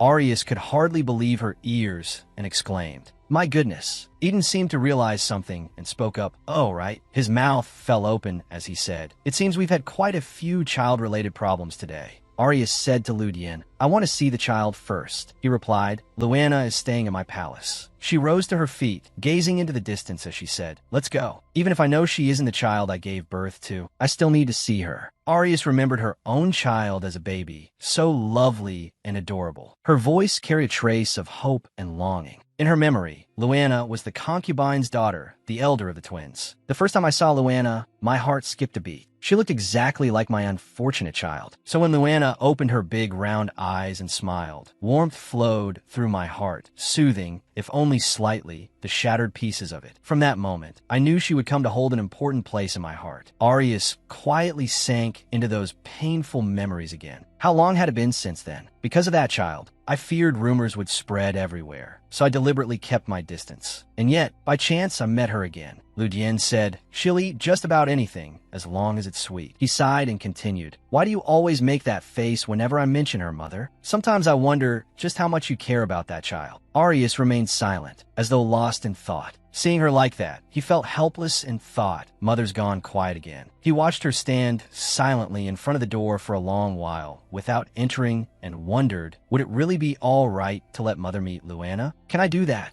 After thinking it over, he abruptly threw the door open, making her cry out in surprise. "Lu Jian," he said, "how long are you planning to stand outside? Come on." The two of them entered the room. It was decorated in pink tones, fitting for Luana's age. Maria approached Luana and said, "Oh, the princess is asleep." The little girl's golden hair was spread across the soft bed. With her head resting on a pillow and her body curled up, she looked adorable. Lu Dian teased, "She's like a little pig. Eat, sleep, sleep, eat, then sleep again." Maria replied gently, "Children at the princess's age need to eat a lot to grow, Your Highness. I'm sure Your Highness must have eaten plenty when you were young too." He blinked blankly. While the two were speaking, Arius Belkium walked over to Luana, who was sleeping soundly on the bed, and asked, "How old is she now?" He answered, "She's 8. Her birthday was not long ago." Then he added, "It's hard to believe she's already 8. Arius lifted a strand of Luana's shining golden hair and said softly, She looks so small." She inwardly blamed herself. "I should never have just sent Liliana money. I should have come to see the child and cared for her myself." Suddenly Luana turned over, startling Arius, but she gently soothed her back to sleep. Ludian Belkium said, "Mother, I think we should go to my office for a moment while Luana is asleep. She'll wake up early soon." Still watching the sleeping girl, Arius replied, "All right." In the office, Arius Belkium, Ludian Belkium, and Vincent were present. Vincent stepped forward respectfully and said, "You summoned me, Your Majesty." She held out a stack of documents and asked, "Do you know what these are?" Vincent took the papers hesitantly and answered, "These." He frowned deeply and said, "They're the expense reports from the princess's palace." He was shocked by what he saw inside. The royal family had allocated an enormous amount of money for the princess. So why was she in such poor health? Arius Belkium was no less stunned than Vincent and exclaimed, "What the hell is this?" Beside her, Ludian thought to himself, Mother's expression right now is exactly the same as his. Vincent bent deeply, placing a hand over his chest to express remorse for failing in the duty entrusted to him. "I'm sorry. There are no words that can fully express my regret, Your Majesty." Arius said, "As queen, it is my responsibility to oversee the entire palace, so part of this is also my fault." Her expression hardened as she continued seriously, "From now on, I will personally manage the princess's budget and consider reducing Liliana's authority." Lu Jian said, I doubt she'll be happy to hear that. What's wrong with me using my own daughter's money? I'm the one who gave birth to her, after all." Arius said firmly, "I don't care. If that concubine comes to see me, let her in. Whatever she has to say, she'd better say it directly to my face." He answered, "Yes, Mother." Then he asked with concern, "I thought you didn't care about Liliana." She replied, "I cannot tolerate anyone treating the princess like that." Lu Jian said casually, "She is a reckless woman." Arius glanced toward the door and thought, what was that sound? It seems familiar. It's a child's voice. Lu Jian walked toward the door with a smile and said, "So, you've come." Outside the door, Eden and Luana were playing together happily. Luana said, "I was saying." Lu Jian lifted her into his arms and asked, "Where's Maria? How did you get here?" Luana answered, "When I woke up, I was really hungry, but I couldn't find Maria anywhere." When she had woken up, still sleepy, she had called for Maria, but when no one came, she went looking and ended up here. Holding Luana in his arms, he sighed and said, "You really do love eating, don't you? Finet." He turned to Arius Belkium and said, "It's still a bit early, but would you like to have dinner with us, Mother?" Luana flinched. "Mother?" Arius replied, "That sounds lovely." Luana Belkium widened her round eyes in shock. The Crown Prince's mother is the queen. She turned to look at her. Lu Jian asked, "Is there anything in particular you'd like to eat, mother?" Arius answered, "Anything is fine." Luana stared blankly, wondering, is that really the queen? Why is she here? As she struggled through the confusion in her mind, one thing she felt sure of was this: the queen would never harm her. But the queen caring for her was impossible. How could the queen ever like someone like me? Luana sadly blamed herself, thinking she had made Arius upset by getting close to the Crown Prince. Her anxious thoughts grew more tangled by the second. Fear and hesitation wrapped around Luana Belkium. I'm meant to find the queen to save myself, but what if she hates me? Will I be thrown out? Yes, I definitely will be. Lost in her own thoughts, she suddenly heard Lu Dian ask, "So you got help from a stranger to come here?" In the end, all the assumptions she had been making were just born of her own suspicion. She had never expected things to turn out like this. The three of them sat down to eat together, and Lu Dian Belkium asked Luana, "So you asked a stranger to help you get here? Come to think of it, didn't you say you wanted to meet my mother the first time we met?" The queen said worriedly, "If the child is uncomfortable with my presence, then Arius Belkium had not finished speaking before Lu Dian interrupted. "That's not it, mother. She's just a glutton." And just as Lu Dian said, Luana's head was currently filled with nothing but food. "I really can't resist it. The food here is truly delicious." Luana's eyes suddenly lit up. It was a beef steak, and it looked delicious and mouth-watering. Arius Belkium smiled. "It seems I still don't fully understand my son. I remember when he was little and used to bring a teddy bear in a bed to sleep with." Lu Dian blurted out, "What?" As Luana Belkium ate, she stole glances at the two of them. The queen was smiling brightly. "Goodness, I can hardly believe it." She could feel it. Lu Dian treated Luana completely differently. The cold indifference he had shown Selena, whom he had brushed off without a second thought, was nowhere to be seen now. Arius looked at Lu Dian in the present moment. He was gently wiping Luana's mouth. He asked, "Little princess, won't you thank me?" Luana replied innocently, "Ah, thank you." The maid standing behind Arius Belkium said to her, "I'm glad His Highness has changed." Arius agreed. "Yes, it really is astonishing." She looked at Luana Belkium again, and once more she was struck by how the girl did not resemble Liliana at all. Watching Luana's innocent, food-loving behavior, Arius wondered if my little child had survived, would she have been like Luana? Lu Dian's voice pulled her back to reality. "Mother," Arius replied, "It's nothing. Let's keep eating." Arius Belkium looked at Luana eating with affectionate eyes. This child is very lovable. The princess had finished all of her dessert. She stared at it intently and licked her lips. Lu Dian pushed his pudding toward Luana. Luana pushed it back and said, "You should eat it." Lu Dian asked, "I thought you wanted more?" The queen pushed her portion toward Luana as well. "Would you like mine?" Luana immediately refused. "No, thank you." Then the little princess looked at Lu Dian's dessert and silently fell into thought. Then, even though her mouth said, "I really don't want it," her hand reached out and pulled the dessert toward herself. The princess's behavior made even Eden laugh, while Lu Dian scolded her fondly. "Honestly, this girl will put anything in her mouth." The queen agreed. "You're right." Arius asked Lu Dian, "But what about you? Aren't you hungry?" She scooped up a spoonful of pudding and held it out in front of Lu Dian. She looked at him and said, Lu Dian looked utterly baffled. Luana explained her action. "I'm sorry that I'm the only one eating so much. You should have some too." Arius Belkium's mood instantly darkened. Furious, she warned Lu Dian, "Lu Dian, watch your words. Don't hurt the child's feelings. You're grown up now, aren't you?"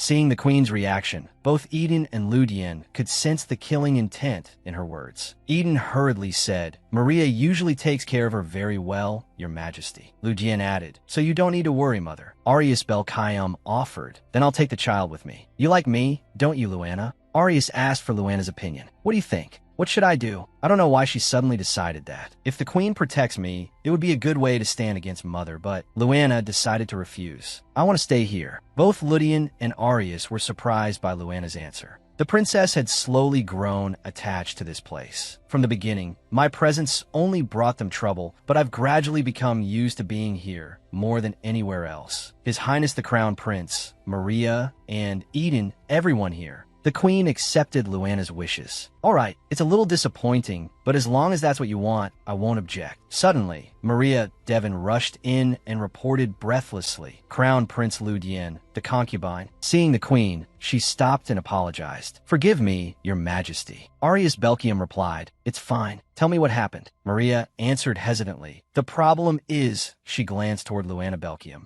Luana noticed Maria's look. Did something happen? Is it about mother? At that moment, Lujian stood up. Maria. He placed a hand on Luana's shoulder and looked at Maria. You want to discuss something important with my mother, right? Then let's step outside. Luana clutched Lujian's clothes. She pleaded, if it has something to do with my mother, I want to hear it too. But it was useless. Unhappy, she asked, are you sure? Lu Jian avoided her gaze and answered, of course. I'm the crown prince, after all. Maria, Devon watched the two of them leave with Eden. The queen asked, what is it? Only then did Maria report. The servant from the princess's palace are searching for the child, your majesty. Arius Belkium's face darkened. Liliana ordered them to. Maria answered, I'm not sure. The queen suddenly turned back and asked Maria, oh, that reminds me. There's something I want to ask you. What sweets does Luana like best? Arius Belkium's unexpected question caught Maria off guard. Candy, she thought. Luana Belkium called. Maria. Maria Devon, beside her, immediately answered, yes? Pointing at the lavish spread of pastries and tea on the table, Luana asked, what is all this? Did the queen send it to me? Maria placed several pastries onto a plate for the little princess and explained, because the princess likes sweets so much. Luana wondered to herself, I never thought she would send me this much, but is it really all right for me to accept this gift? Suddenly, Luana Belkium's eyes lit up. She looked at the small ribbon-tied gift box on the table and asked curiously, and Maria, what's in that box? Maria replied, that? It's a kind of candy. Holding the gift box out in front of the little princess, she said excitedly, but I don't think you've ever tasted it before. Having just finished a few pieces of cake, Luana asked curiously, candy? Maria eagerly opened the gift box. Inside was a small jar filled to the brim with round candies. She said to the princess, these melt on your tongue in an instant, your highness. They look delicious, don't they? The little princess gazed at the sparkling jar of candy and thought, it melts in your mouth. Oh, I remember. I ate something like this in a dream once. But that was only a dream. The image of a blonde woman wearing a hood, her face hidden, rose in Luana's mind. Maria picked up a candy and held it out to Luana. Try it. Then she placed it in the princess's mouth. I'm sure you'll like it. As soon as Luana tasted it, her eyes widened. She savored the delicious candy in her mouth. It was so sweet and soft. So that's what she meant by melting in your mouth. The princess was delighted and thrilled. I've never had candy this good before. Seeing the little princess's fascinated expression, Maria asked cheerfully, amazing, right? Would you like more? She handed the jar to Luana Belkium and added, and this jar is made of crystal, by the way. The moment she heard that, the princess froze as if she had turned to stone. Then it must be very expensive. Crystal was beautiful not only because it was a rare, glittering gemstone, but also because it contained a great deal of energy. Luana carefully hugged the precious candy jar to her chest. I can't believe this candy jar is made of crystal. Maria replied, of course. Anything the queen sends to the princess is priceless. Luana hesitated, but why would she give me gifts? I can't stop thinking about the worst possible outcome. Pressing her lips together, she thought, is it because I've never been treated kindly before? This is embarrassing. What if I do something wrong? Would she be happy? Maria crouched down in front of the little princess and asked hurriedly, goodness, what do you mean, Lady Luana? She placed a hand over Luana Belkium's and said gently, children your age don't need to worry about giving something back for what they receive. Maria kindly advised the little princess, but if you want to, then thanking the queen would be a good idea. It might make you feel better too. The princess asked anxiously, would that be enough? The maid smiled reassuringly. Of course, if you called her mother, she'd probably be even happier. The princess burst into laughter. You really know how to joke. Then Luana Belkium suddenly remembered something. Oh, that reminds me. Maria asked at once, what is it? Luana thought of the crown prince. His Highness the Crown Prince has done so much for me too. She said to Maria, I'm very grateful to them. Swinging her legs, Luana continued innocently. The queen and the crown prince are both very kind. Maria was startled by the princess's assessment. The princess repeated, the queen and the crown prince are very kind. Maria looked at the little princess in confusion, as if she could hardly believe what she had heard. His Highness the Crown Prince is kind. Luana cheerfully continued with her opinion. Actually, I was really surprised because he's like an angel trapped in the body of a prince. If I had to pay to look at his face, I think I'd go bankrupt. The more Maria listened, the more confused she became. Bankrupt from what? Recalling the image of the crown prince, she wondered, does this child really believe his highness is kind? But the princess's next words made her jump. Still, it would only be natural if the queen and the crown prince hated me. Maria asked why. Good heavens, Lady Luana, why would you say that? She hurried to reassure the little princess. No one could resist someone as adorable as you, especially with eyes as blue as the sea and sky. Luana Belkium smiled faintly and replied, "People only think I'm cute because of my hair and eyes." She gently set the candy jar on the table and continued, "To be blunt, I'm only a princess in name. I have nothing else." Then she added, "Maria, you're the Count's only daughter. I heard men line up every day hoping to marry you."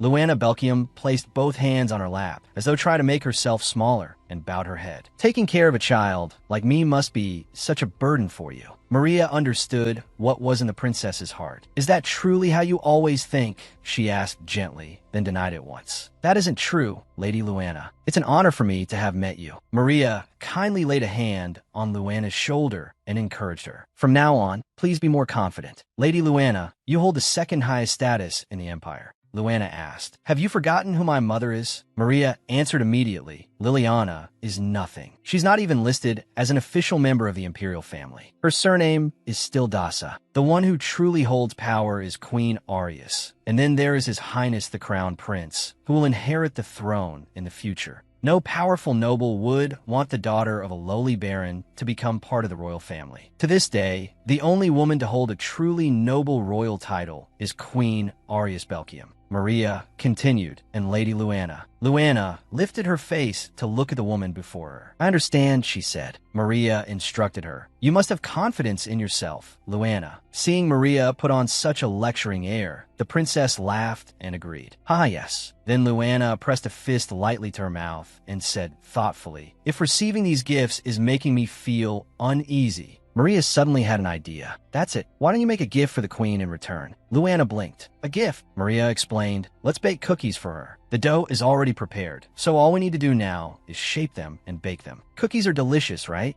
Luana looked at Maria and thought, "Cookies." Then images of freshly baked cookies rose in her mind. Suddenly, the princess remembered something. "Wait, the queen doesn't even like pastries." Smiling brightly, Maria lifted the little princess into her arms. "Well, if it's a gift from the princess, Her Majesty will like anything." Luana Belkium started in surprise and asked, "What, Maria?" Cradling the small princess gently, Maria soothed her. "We'll sprinkle in some chocolate chips, since you like them. Let's make cookies so delicious they'll bring people back from the dead." The little princess obediently rested her head on Maria's shoulder and tried to convince herself, "Right. This is only a way to express my gratitude to the queen." She closed her eyes as if a huge burden had finally been lifted. "I've been overthinking it. I should just be happy to receive it." Then a sudden thought struck her. I forgot. I've never made cookies before. What if I ruin everything? Oh no." Then she remembered what Maria had just told her and shook her head hard. "I'll definitely succeed, for the sake of showing my gratitude to Her Majesty the Queen." But Luana's face soon fell. That was only how it had gone in her imagination. Looking at the misshapen cookies that had just come out of the oven, Luana couldn't help thinking, why did they turn out like this? She glanced over at Maria's cookies. They were unbelievably pretty. The same ingredients, the same recipe, and yet the results were completely different. She hurriedly said, "Maria, I don't think what I made will taste good at all, so just throw them away." Maria turned to the princess and said,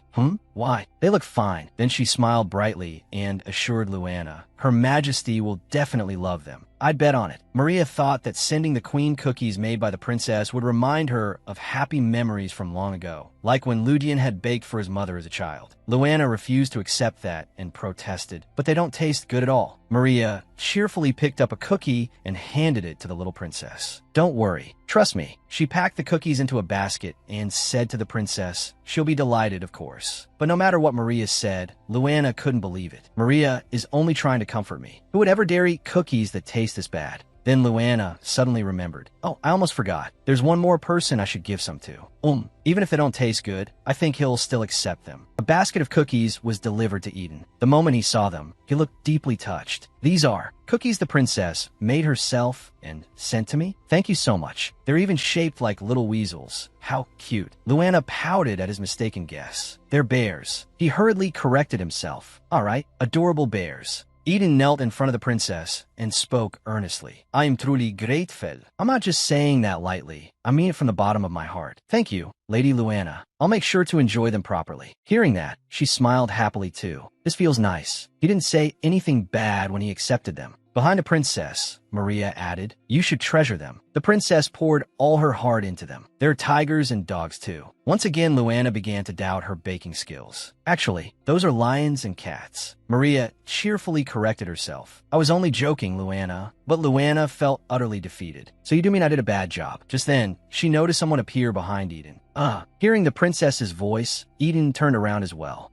Your Highness. He immediately stood up and showed Ludian the basket of cookies the princess had painstakingly made for him. Look, Your Highness. Cookies, the kind you like so much. Aren't they adorable? Looking at the oddly shaped cookies, Ludian couldn't help doubting what he had just heard. He bluntly remarked, Huh? Adorable? Maria, did you just drag these up from hell? Maria protested at once. What? They look delicious. Luana was speechless, while Eden still tried to persuade Ludian. Look closer. Their reactions left him at a loss for words. Honestly, you too. Eden raised the basket high and praised it dramatically. Don't they look perfect? My little sister would definitely be amazed if she saw them. This is the first time I've met someone who makes cookies exactly to my taste. And my palate is quite refined, mind you. Even so, Ludian only replied coldly, I don't care about your palate. Then he said to the princess, Luana, you're not good at cooking. Luana glanced at him and thought, I knew it. He doesn't like the cookies I made. It's all right. Maria spoke up smoothly. Oh, this scene feels familiar. It reminds me of the Crown Prince when he was little. Her words struck Ludian like a bolt from the blue. Huh, what? Luana was shocked too. Was the Crown Prince like me when he was young? Maria said nostalgically. Don't you remember? You made cookies for the queen back then too, didn't you? The two of you are so alike. Both the Crown Prince and the little princess froze on the spot. Can Maria really smile after dropping a line like that? Maria reminded the Crown Prince. Now, then, say it properly. These cookies are delicious, aren't they? Ludian's unwillingness was written all over his face. In the end, he gave in. Forced to find flattering words to praise the little princess, he muttered, looking at them again. They're not bad. She seems fairly talented in the kitchen. Watching Maria go head-to-head with Ludian, Luana was full of admiration for her. Amazing, Maria. You can actually make the Crown Prince say what you want. Luana was deeply moved. She even said my cookies look better than the Crown Prince's. Maria. She pressed Maria further. You said I work hard to bake them, right? Maria bent down and answered with a bright smile. Of course. You did very well, princess. Though, it does seem you've never baked before, have you? The princess's expression changed again. Maria continued to comfort her. Don't worry, princess. It doesn't matter whether you're skilled or not. What matters most is your sincere heart. You just reminded me of the Crown Prince. That's all. Ludian shot back. So you mean we're equally bad at it? Hearing that, Luana turned to him in protest. I work harder. Mine definitely tastes better than yours, brother.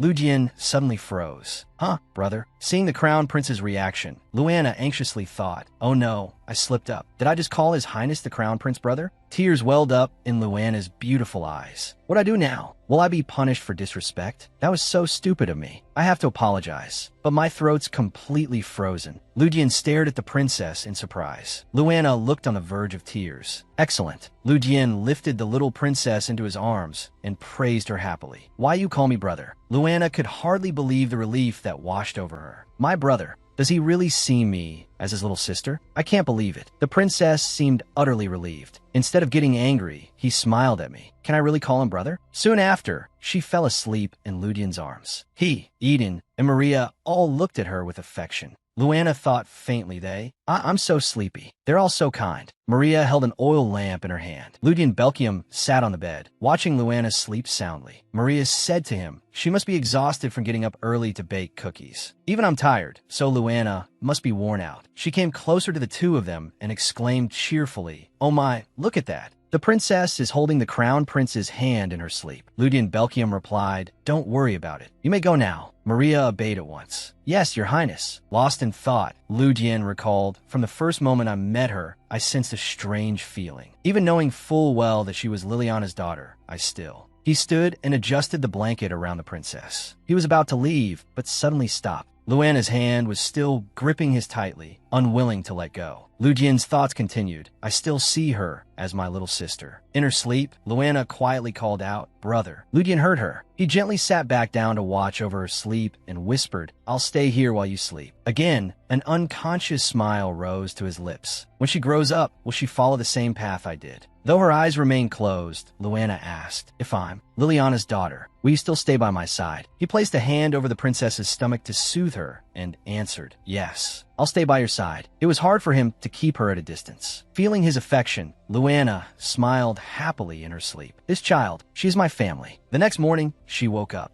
She saw the crown prince sleeping beside her. He was even holding her as he slept. In shock, she thought, what? Why is His Highness the Crown Prince sleeping here? Frowning, she thought, let me think. Yesterday, I baked cookies, and then I fell asleep right after that. Slowly waking from her deep sleep, Luana opened her eyes and stared at the person lying across from her in bed, then thought, but how strange. The Crown Prince's hair is the same golden color as mine. Before she could finish the thought, the Crown Prince suddenly opened his eyes and stared back at her. After both of them were fully awake, Luana jolted and hurriedly pulled back, blurting out in panic, you're awake? Lujian couldn't help looking puzzled by his little sister's reaction. He raised a hand to his head and answered slowly, yeah, I guess you're surprised. But why do you always make that face whenever you see me? Before the princess could answer, Maria, her maid, spoke first. That's because your highness looks scary. I told you that already. The moment he heard the maid's words, Lu Jian felt a little annoyed. Doubting Maria's claim, he said, what? You're the one who taught her to say that, aren't you, Maria? Maria hurriedly replied, and me? What are you saying, your highness? Lu Jian paid no attention to the maid and instead glanced at his little sister, who looked troubled. Suddenly, he flicked Luana on the forehead and said sternly, am I some kind of monster? Why were you crying? My hand still hurts because you were gripping it so tightly all night. Shouldn't you be thanking me? Luana shut her eyes tightly from the sting, frowned, and cried out, ouch. I didn't know you'd be sleeping beside me. In a smug tone, the Crown Prince teased her, I know everything. If you wanted to look at my face, you could have just said so. Luana was so irritated she couldn't say a word. She thought to herself, that was only because I'd just woken up. Before his little sister could argue back, Lu Jian continued, after you woke up, you pretended to be asleep so you could stare at me, didn't you? Then the Crown Prince added, so who's really the scheming one here? His words were like countless arrows stabbing straight into the little princess's heart. Before she could recover, her eyes went wide in horror. Seeing that, Maria cried out in alarm. Oh my, your highness! Lu Jian immediately realized he had misspoken and was horrified that Luana might misunderstand him. He thought, wait, I shouldn't have said that. She'll start thinking about Liliana again. As soon as the thought crossed his mind, worry spread across Lu Jian's face. Uneasy, he turned toward Luana and hesitantly said, I mean, don't take what I just said to heart. Luana slowly replied.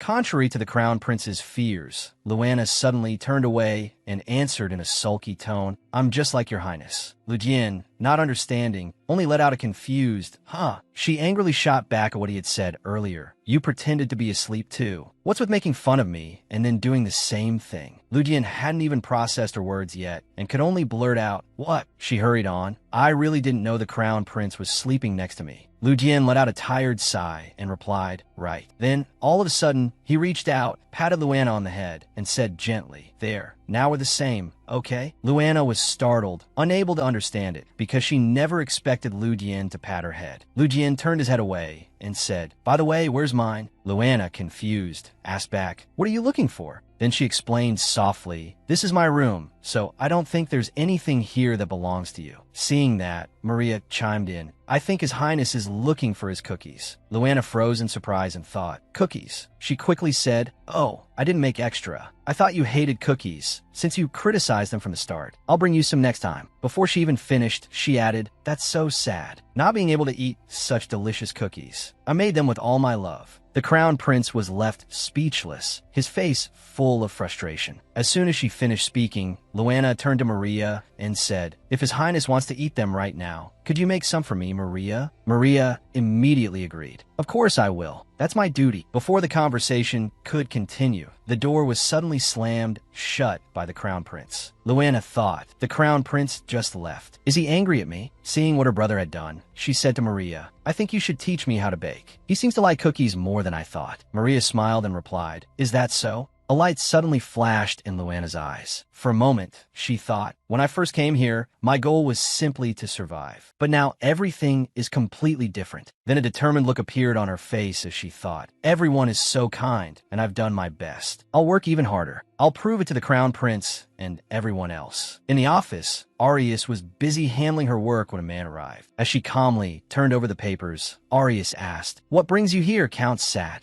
The man answered slowly with a weary expression, I am truly sorry. My wife and daughter wish to come apologize to you in person, but they are no longer permitted to enter the royal palace. Arya struck the desk with her hand and said, If you wish, I can have them invited in. Count Sat replied, I know Selena is trying to become a well-behaved child. She cried all night, and it pained me greatly to see that. Hearing that, Arius looked a little troubled. Unsure what to say, she fell into thought. Seeing her reaction, the man continued, If you forgive her just this once, I assure you there will never be a second time. Arius eventually agreed to let it pass. Very well, she's still just a child. I suppose I may have been a little too harsh with her. Then have her come visit me at noon. After being invited into the palace, Selena ran happily to Arius and exclaimed, Auntie. Selena threw her arms around Arius and said, I'm so sorry. I thought you were my real mother. Sobbing, she said, I'm sorry for being disrespectful to the royal family. I was truly foolish. Arius gently wiped the girl's tears and replied kindly, I know you didn't mean it, so it's all right. As Arius looked at Selena, she thought of Luana, a small little figure, unlike Selly. Selena said brightly, Do you know how happy I was when you called for me, Auntie? As she took a bite of cake, she praised it. Oh my, this is so good. Arius answered calmly, Yes, it's very good. Then Arius suddenly remembered. It seems Luana likes sweets too, but I can't compare that child to Selena. Her expression darkened as she thought, What will happen if those two girls meet? Selly widened her eyes and thought, HM? The queen seems distracted by something else. From the distance, a maid slowly entered and said, Your Majesty, you've just received a gift. It's a basket of cookies from Princess Luana as a token of thanks.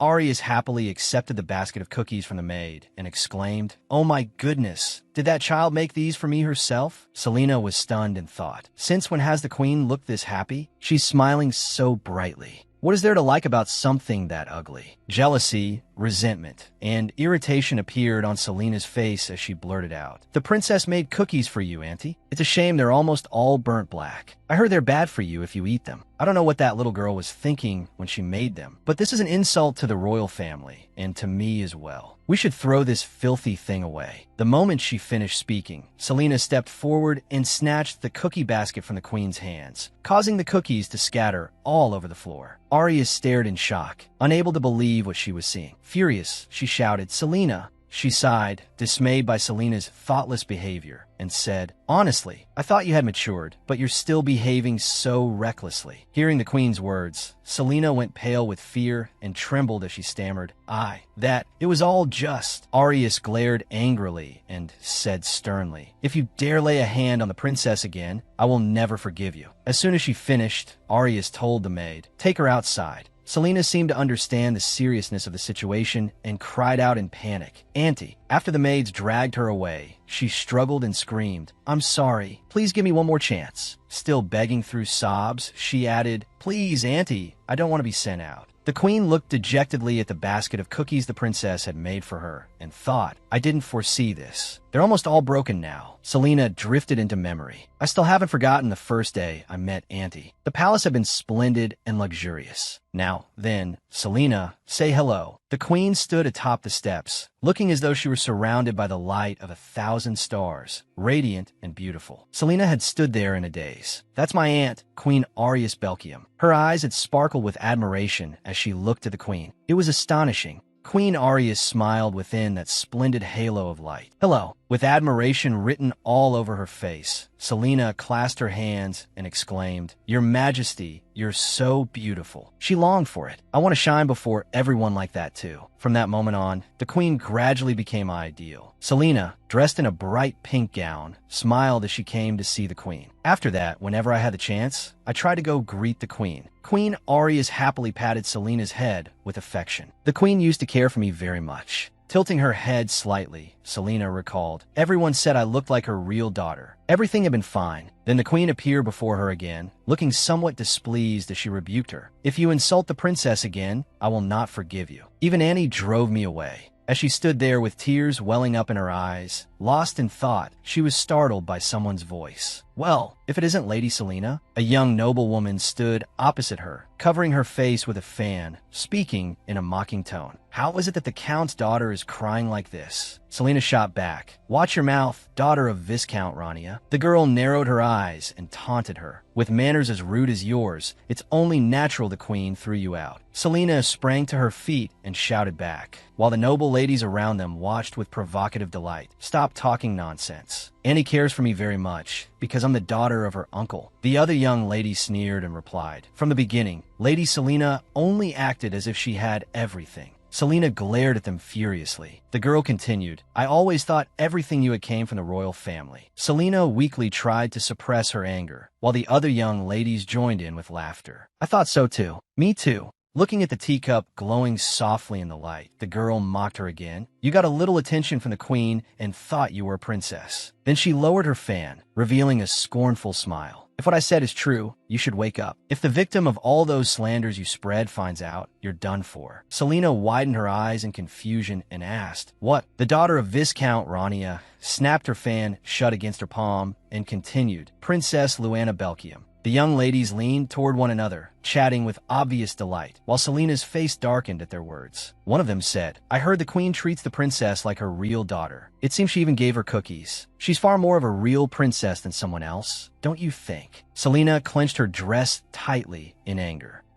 They're talking about her again. Furious, she stormed away under the other ladies' contemptuous gazes. How exhausting. Selena ran faster and faster. She couldn't stop thinking about it, and her anger only grew. How dare they compare me to that illegitimate wretch? She felt wronged, and tears began to fall. Am I nothing in Auntie's heart? Then, thinking back in her memory, her aunt was smiling brightly, her face full of astonished delight when she received the gift basket. Oh my goodness! The image of the queen holding Luana's hand, standing with her back turned, kept appearing in Selena's mind. That was a smile Annie never once showed me. In utter despair, Selena reached out toward the queen, still clinging to hope. Is it because of that golden hair, the mark of the true royal bloodline, that she loves her more than me? How can I ever reach that? Just a little more. Just a little more. Selena glared as she burst into tears, her heart filled with resentment. Just wait. I'll show her who the real loser is. Sat was standing there lost in thought when he was startled by a voice calling out, Father! He turned to look. Selena? What is it? Please, Father. Asked the queen to drive Princess Luana away. Can't you do that? He asked in confusion. What? Selena burst into tears and grabbed his arm, and he spread his arms to steady her. She cried, You're the queen's uncle, Father. You can say it. Sat tried to soothe her. Selena, calm down. Before her father's stunned and disbelieving eyes, Selena cried out, Why can someone like her become the queen's daughter? What do I lack compared to her? His shout echoed even outside the building. Selena, you must not say such things. The queen stood with her maid before the window, watching the sunlight pour in. At last, she folded her arms, bowed her head slightly with a touch of sadness, and asked the maid beside her, How has Liliana reacted? The maid replied, Her servants are still searching for Luana, Your Majesty. The queen tilted her head slightly and turned around, listening as the maid continued. Perhaps because we've tightened security, they still don't know the princess is here. The queen set a hand on the documents on the desk and said, Then I'll inform her about Luana's new budget and guardian. Looking thoughtfully at the report in her hand, she continued, But first, I need to speak with Ludian. Luana stood there absent-mindedly, beautiful in a yellow dress with a matching flower hairpin. She called Maria. Maid Maria had been happily arranging lovely clothes on the rack when she heard Luana ask, What are all these clothes for? The maid, full of excitement, pointed at the clothing rack and said joyfully, I'll explain the details later. Which one do you like best? Sitting on the sofa and swinging her feet, Luana asked in confusion, They're all pretty, but why? A row of beautiful outfits was lined up. The dresses I wore when I was little really aren't enough, are they? Maria narrowed her eyes and added, When we get the chance, I'll call a dressmaker and have lots of beautiful dresses made for you. Luana was filled with questions. This is strange. With Maria's personality, she would call the dressmaker immediately. Then it hit her. right? Is she afraid my body, covered in scars, will be exposed? Luana lowered her head sadly. I understand now. As the maid carefully arranged the clothes, Luana thought, Maria is worried rumors about me being abused will spread. She asked the maid, Maria, am I going somewhere? Yes. The maid spoke as Luana sat up from her bed. Her Majesty informed us in advance. The Queen has invited you to lunch. Luana thought, lunch with the Queen? Maria leaned close to her ear and whispered, oh, this is a secret. I overheard it from Emma. Luana stood beside her, puzzled, while the excited maid continued. The Queen cried and said she absolutely loved the cookies you made. She said she had never tasted cookies so delicious. Luana thought, I think that's a bit exaggerated, but I'm glad the Queen liked them. The scene shifted to the clock on the wall. Maria continued, back to the important matter. I'll do my best to make the princess look as beautiful as possible. She pulled the rack of dresses closer to Luana and asked, do you like any of these? The princess slid the dresses back and forth and said, well, I like all of them, so I don't know which one to choose. Suddenly, her eyes lit up. Looking to one side, she said to the maid,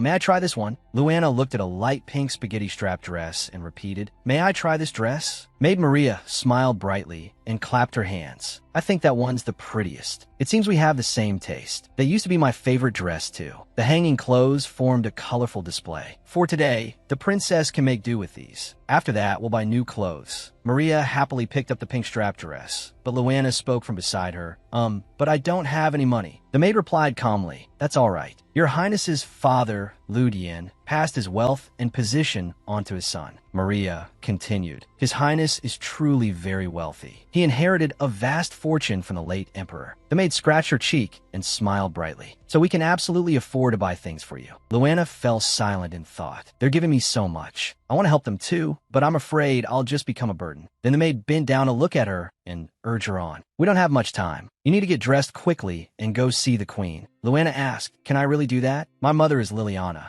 Maria knelt down, took her hand, and said, of course you can. The Queen is Luana's mother too. Startled, Luana asked, what? Liliana stood with her back turned to Arius, and Luana was like the thread connecting the two of them. Maid Maria continued, to put another way, Liliana is incredibly fortunate. She gave birth to Princess Luana and had the Queen as her sponsor, so you can go without worry. Luana smiled gently at the maid, full of gratitude. Maria, right, she thought. I don't need to be afraid. The ones who look down on me are the ones who should be afraid now. Maria clapped her hands happily. Let's get ready. Maria dressed Luana up, turning her into a beautiful little princess with her signature loose golden hair and a small crown resting on her head. The pink knee-length dress with shoulder straps made the already lovely Luana look even more radiant. I can't believe it, Luana thought. Then she told Maria, I love it. Maid Maria busied herself searching around. Now I just need to find you a pair of shoes. Where did I put the red ones again? Luana flinched as the horrifying scene from her dream came back to her. A room drenched in fresh red blood. Red. I completely forgot. In the dream, that room had been stained red with blood. My death. She hesitated, stepping back as she called out, Maria, this is enough. Maria immediately replied, you don't like those shoes? Suddenly, Lu Dian appeared and crouched beside her. Then she doesn't need to wear them. Maid Maria quickly bowed to Lu Dian. Your Highness, but the princess needs to go outside. What is she supposed to do without shoes? His Highness replied, aren't shoes only for walking? Lu Dian lifted the little princess into his arms. I'll carry her, so you don't need to find shoes for her. Maria picked up the red shoes and tried to persuade him. But look at them. Aren't they beautiful? They go perfectly with that dress. His Highness answered bluntly, she doesn't need them. Lu Dian carried her straight out the door, leaving the guard and Maria behind, still trying to persuade him. My mother is waiting, so we're going. The maid called after him. Are you sure Princess Luana should leave looking like that? Maria clutched the princess's red shoes tightly and continued. For our sake, could you please reconsider? The guard grabbed her hand and pulled her back. Maria, stop. Luana's trembling figure came to mind, and he reminded her, didn't you see the look on her face earlier? Holding Maria back, he added, Luana looked very upset when she saw those shoes. He smiled reassuringly at the maid. Please stay calm until she recovers. Maria stood there silently with the princess's shoes in her hands, her face filled with worry, not knowing what else to do. She held them out and looked at them. Yes, one day the princess will open her heart again. The beautiful Luana turned to look when His Highness called her name. Luana. Crown Prince Lu Dian was carrying her down the hallway, and the guard had already caught up to them. Lu Dian asked, do you hate them that much? With sadness in her eyes, she replied, they're very pretty, but when I look at them, all I see is red. Holding Luana tenderly, he said, "Then from now on, there won't be any red." Luana asked in confusion, "Will you ban it?" She looked at him.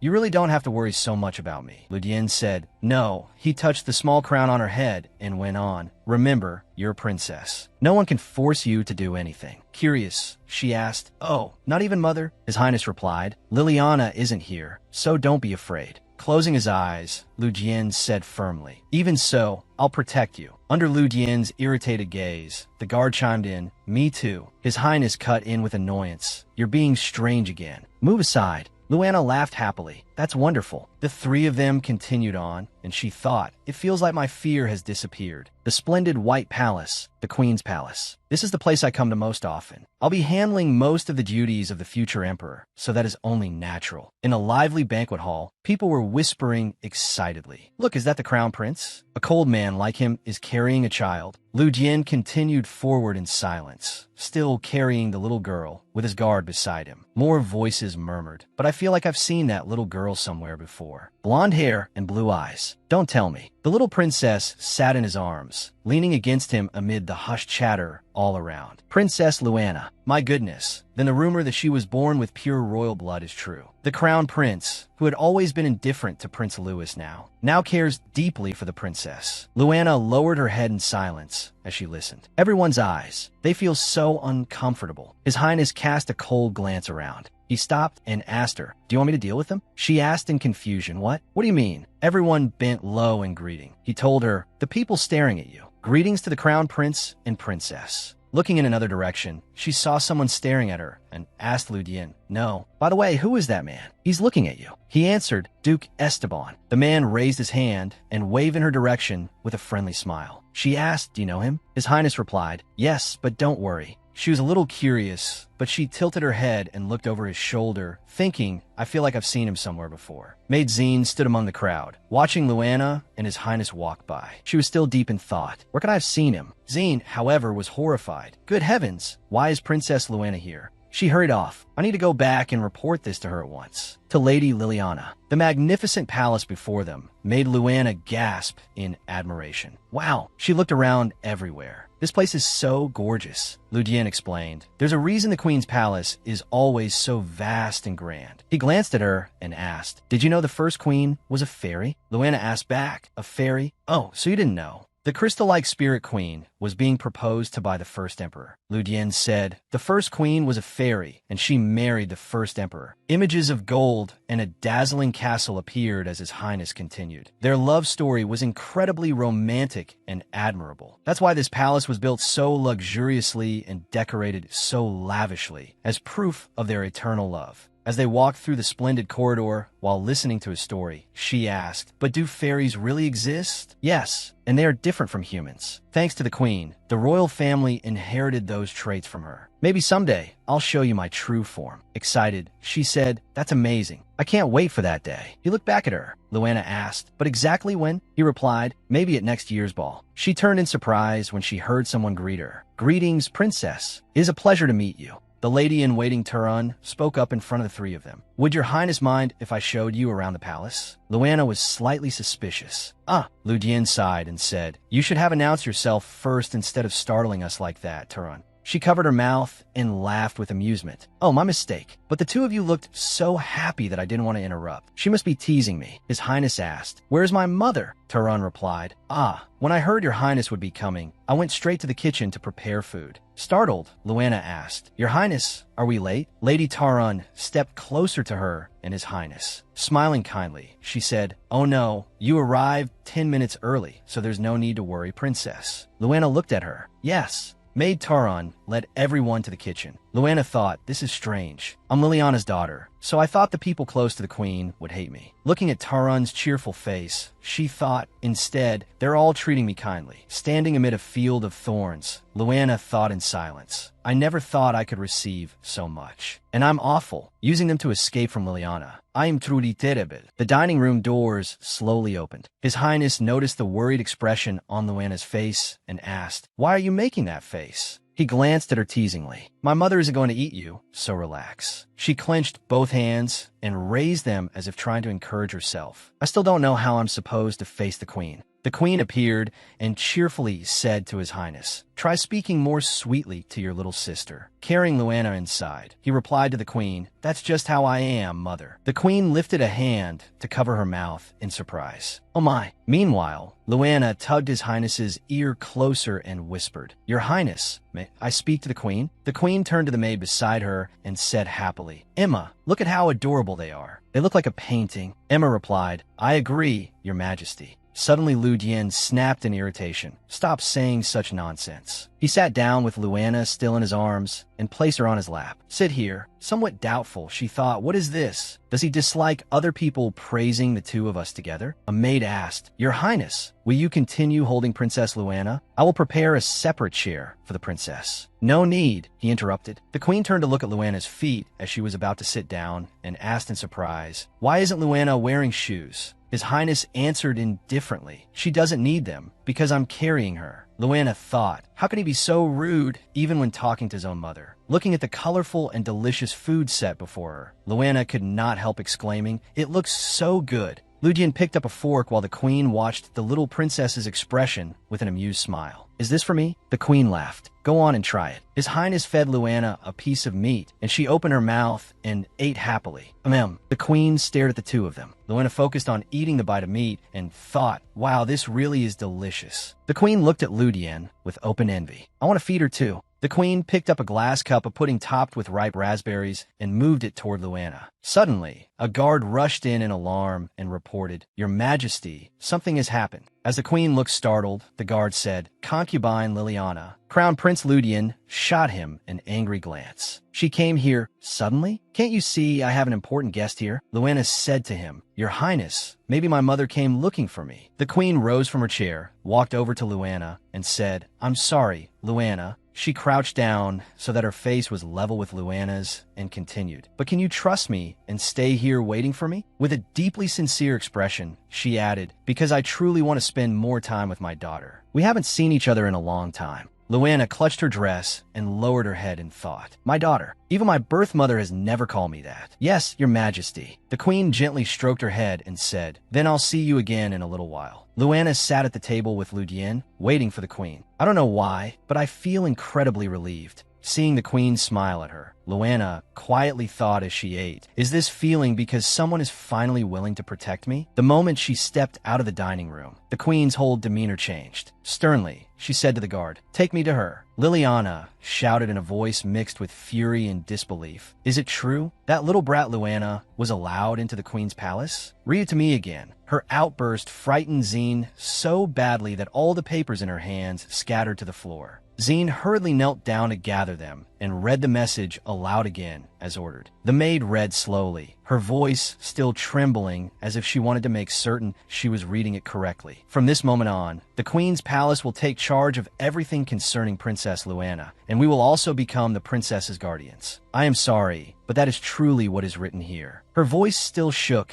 as she added the last words. Liliana cleared her throat and asked, "Then where are the servants?" In her anxious state, the maid did not understand what she meant and could only ask back, "Pardon, I mean the servants who were assigned to care for Luana, yet let her run off to the crown prince." As she spoke, Liliana hooked a finger through the handle of her teacup and gently swung it. Staring with wide eyes, she continued, "If they had told me from the beginning, none of this would have happened, would it? It seems they really want to be punished, don't they?" Her voice was enough to terrify the maid, who quickly replied, "I'm sorry, I'll go at once." Then she hurriedly left. In the silence of the room, the sudden sound of a teacup shattering broke the stillness. Liliana could no longer hide her rage as it burst out across her face. Damn it, they dare to hide her away in the queen's palace? Once Luana is dragged back here, I'll make her wish she were dead. She declared it in the threatening voice of a true beast. Who does she think she is, daring to escape without my permission? The thought rose in her mind. Suddenly a voice called her name. Liliana. It pulled her from her thoughts, and she glanced toward the speaker. Recognizing him, she said, "Your Highness." Judging from the troubled look on her beautiful face that something must be wrong, he asked, "Is something the matter?" "No, nothing at all, Your Highness." She hastily denied his suspicion, then gently stepped closer and raised her hand toward his handsome face. "Please don't worry and go get some rest." As she spoke, she placed her hand on his forehead, covering his noble blue eyes. "I understand," he said. Hearing that, she removed her hand, revealing his eyes closed beneath it. He moved to the bed and sat down, while she stepped aside out of his sight and muttered bitterly to herself, "Damn it, all because of Luana and that woman. I'm afraid she'll say something to the queen." Liliana thought to herself, "No matter what that woman does, Luana is still my daughter." Dark thoughts spread through Liliana's mind like thorny vines wrapping tightly around Luana. "I taught her everything she needed to know from childhood, so Luana would never dare go with them and leave me." She raised a hand to her chin as the thought continued. "All I need to do is bring her back under control, like a domesticated animal driven back into its pen." Her lips curled faintly at the thought. Meanwhile, back with Luana, she noticed that His Highness seemed about to leave, so she reached out, tugged on his clothes, and asked insistently, "Your Highness, where are you going?" "You don't need to know," he replied. Luana hurriedly said, "If you're going to see my mother, can I come too?" Maid Maria, standing nearby, could only murmur helplessly, "Lady Luana." Hearing that, he said, "I'll be back soon." She quickly held him back, pleading in a sulky voice, "Crown Prince, don't go. It would be very dangerous if you went to see Mother alone. My mother is so cruel that she would even dare kill her own daughter. Besides, she must be furious right now because I ran away without her knowing. I'm the one who should explain things to her. If the Crown Prince goes to see her now, she might take out her anger on him." And her train of thought broke off there because she knew exactly what terrible things would happen if everything unfolded the way she had imagined. She hurriedly tried to stop him. "Please, just listen to me this once. You can't meet my mother right now.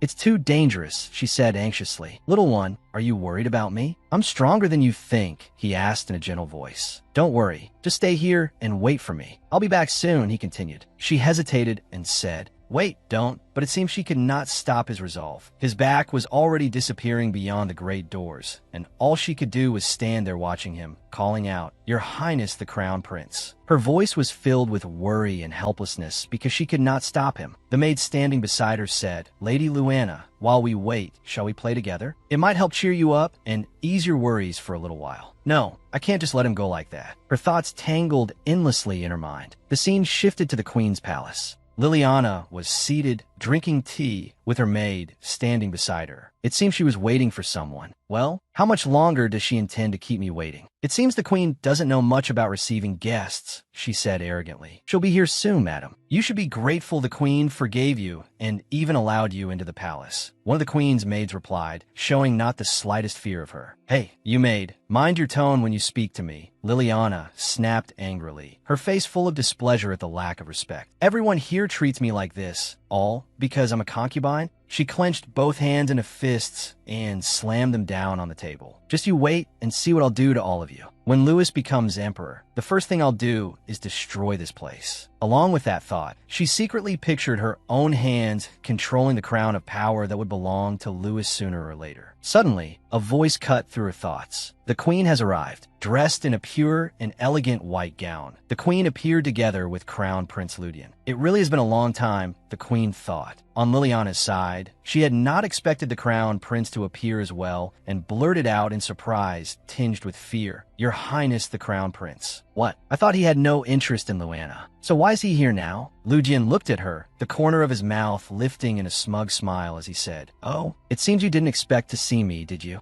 Liliana could only force an excuse. "I was merely surprised that both your highnesses came together. I only requested to meet the Queen, not the Crown Prince." The Queen sat down and immediately said, "Then why did you want to see me? Speak quickly so this can be settled. Unlike you, I am quite busy." Liliana hesitated as if considering something, then said, "My daughter has gone missing." Hearing that, the Queen said, "I wrote up an agreement. It should be in the stack of documents I sent you," the Queen added, looking at her. By then, Liliana had already grown angry and raised her voice. "I gave birth to her, and no one has the right to decide anything about her except me. But I am the one who rules this palace, not you," the Queen said coldly. Unable to contain her anger, Liliana stood up and said, "No matter what you say, Luana is still my daughter. You cannot take her away." The Queen remained calm, lightly running her fingers along the rim of her teacup as she softly asked, "Your daughter, really? Isn't Luana a princess? Since she is a princess, there is nothing wrong with her staying in my palace. As queen, I will take responsibility for the child," she added. Liliana finally lost all composure and shouted, "I'm the one who gave birth to her and raised her. So even if you're the queen, you have no right to tear a mother and daughter apart like this." Standing beside the queen, the crown prince found none of her words acceptable and shot back. "You call yourself her mother? Is there any mother who treats her own daughter the way you do? You tormented her just to satisfy your own hatred. I seriously doubt your definition of a daughter."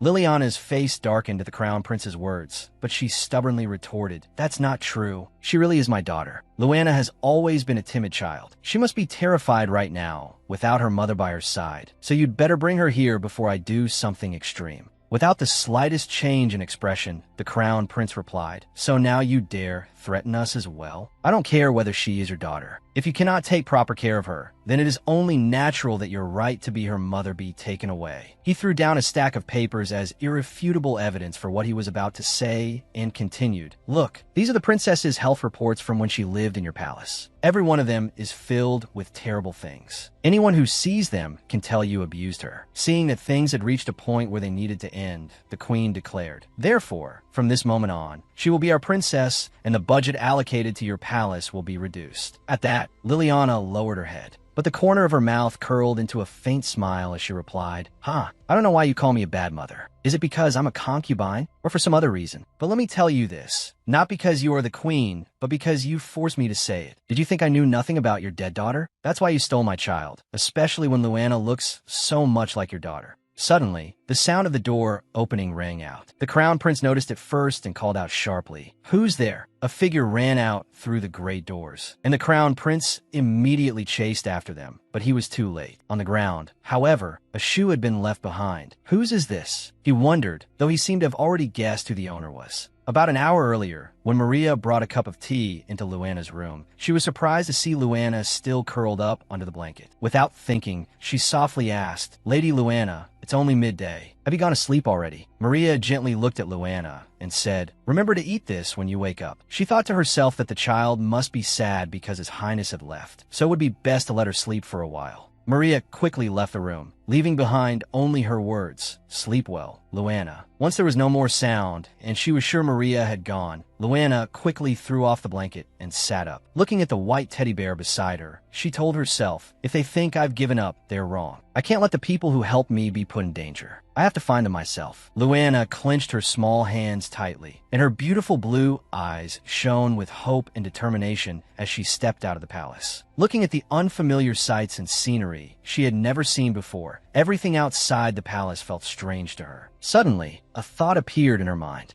"Oh, this is my first time leaving this palace." Looking around, she wondered, where am I supposed to go now? In the end, she wound up back where she had started. Luana crossed her arms, leaned against a pillar, and began to think. She looked so adorable and lovely like that. After pondering for a while, she suddenly realized, come to think of it, I don't even know where they were supposed to meet. At some point, Luana's little feet began to fidget anxiously. What if one of the servants sees me? Then I'll be done for. Maria must already be looking for me. Should I go back? Suddenly, the little girl's eyes lit up. She remembered the words Lu Dian had said to her before. At the time, he had looked at her softly and said, "I'm stronger than you think." From then on, she had firmly decided that she could not let the crown prince go anywhere near her mother. Out of nowhere, a sparkling blue light appeared before Luana's eyes. The beautiful blue glow looked like shimmering droplets of water floating in the air, drawing her gaze. She wondered, what is this? Are those flying droplets? It feels like I have to follow it. The light gradually spread, quickly radiating all around. Luana stared in surprise, her eyes wide and her lips slightly parted, as if she had no idea what was about to happen to her. Her feet moved lightly after it. I'm coming, she thought. Where will it take me? Standing behind a wall, she suddenly realized that a blonde man was talking with a woman with long red hair who was drinking tea in the luxurious garden of the palace. Luana fixed her beautiful blue eyes on the man and told herself, I found them. But what are they talking about? And she suddenly heard a voice from somewhere. It's not because you're the queen. It's because you forced me to say it. Unable to hide her surprise, Luana let out a soft gasp. That voice had come from the blonde man over there. He went on, Did you think I knew nothing about your dead daughter? That's why you stole my child, especially when Luana looks so much like your daughter. Hearing those words from him left her frozen.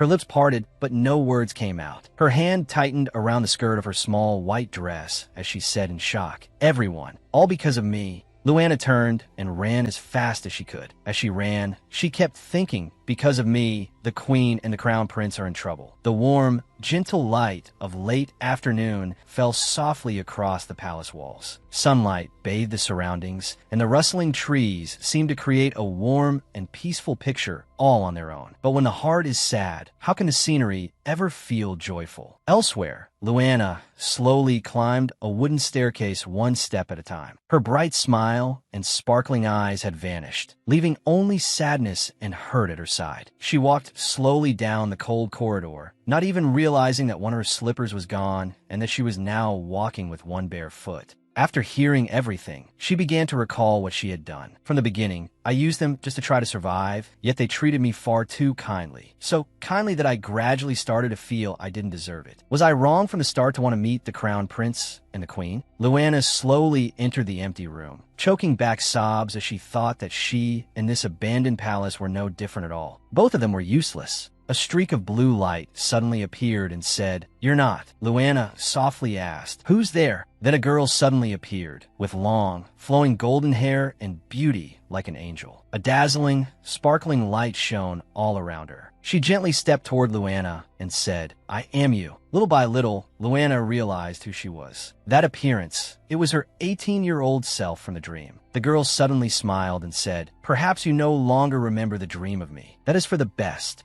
Luana looked at the girl and asked in confusion, "Huh? What?" The girl gently replied, "Because the path you are walking is already different from mine. Your future will no longer be the same as mine. Through your own efforts, your future will surely change." In the blink of an eye, the girl suddenly disappeared, leaving behind only a tiny bit of light and Luana's astonishment. Before she could even understand what had just happened, she said, "Ah." Then from somewhere a voice suddenly rang out, "Hey, little one." It cut off Luana's thoughts. She turned around and froze in shock. How did the crown prince get here? Lu Jian stepped in, breathing hard, looked at Luana, and said, "Do you know how long I've been looking for you?" Luana answered softly, "I am sorry, but I didn't want you and the queen to get into trouble because of me." Lu Jian sat down beside her, and she continued, "You brought me here and treated me so well." Regret pierced straight through her heart. Unable to stop herself, she clenched her small hand at her dress and asked, "Do I really deserve to stay with you?" Lu Jian's eyes stayed fixed on Luana as he listened to every word she said. He answered gently, "No matter what happened, you are my little sister, and this palace is your home, so do whatever you want." Tears slowly welled up in those clear, beautiful blue eyes, and unable to hold them back, she threw herself into his arms.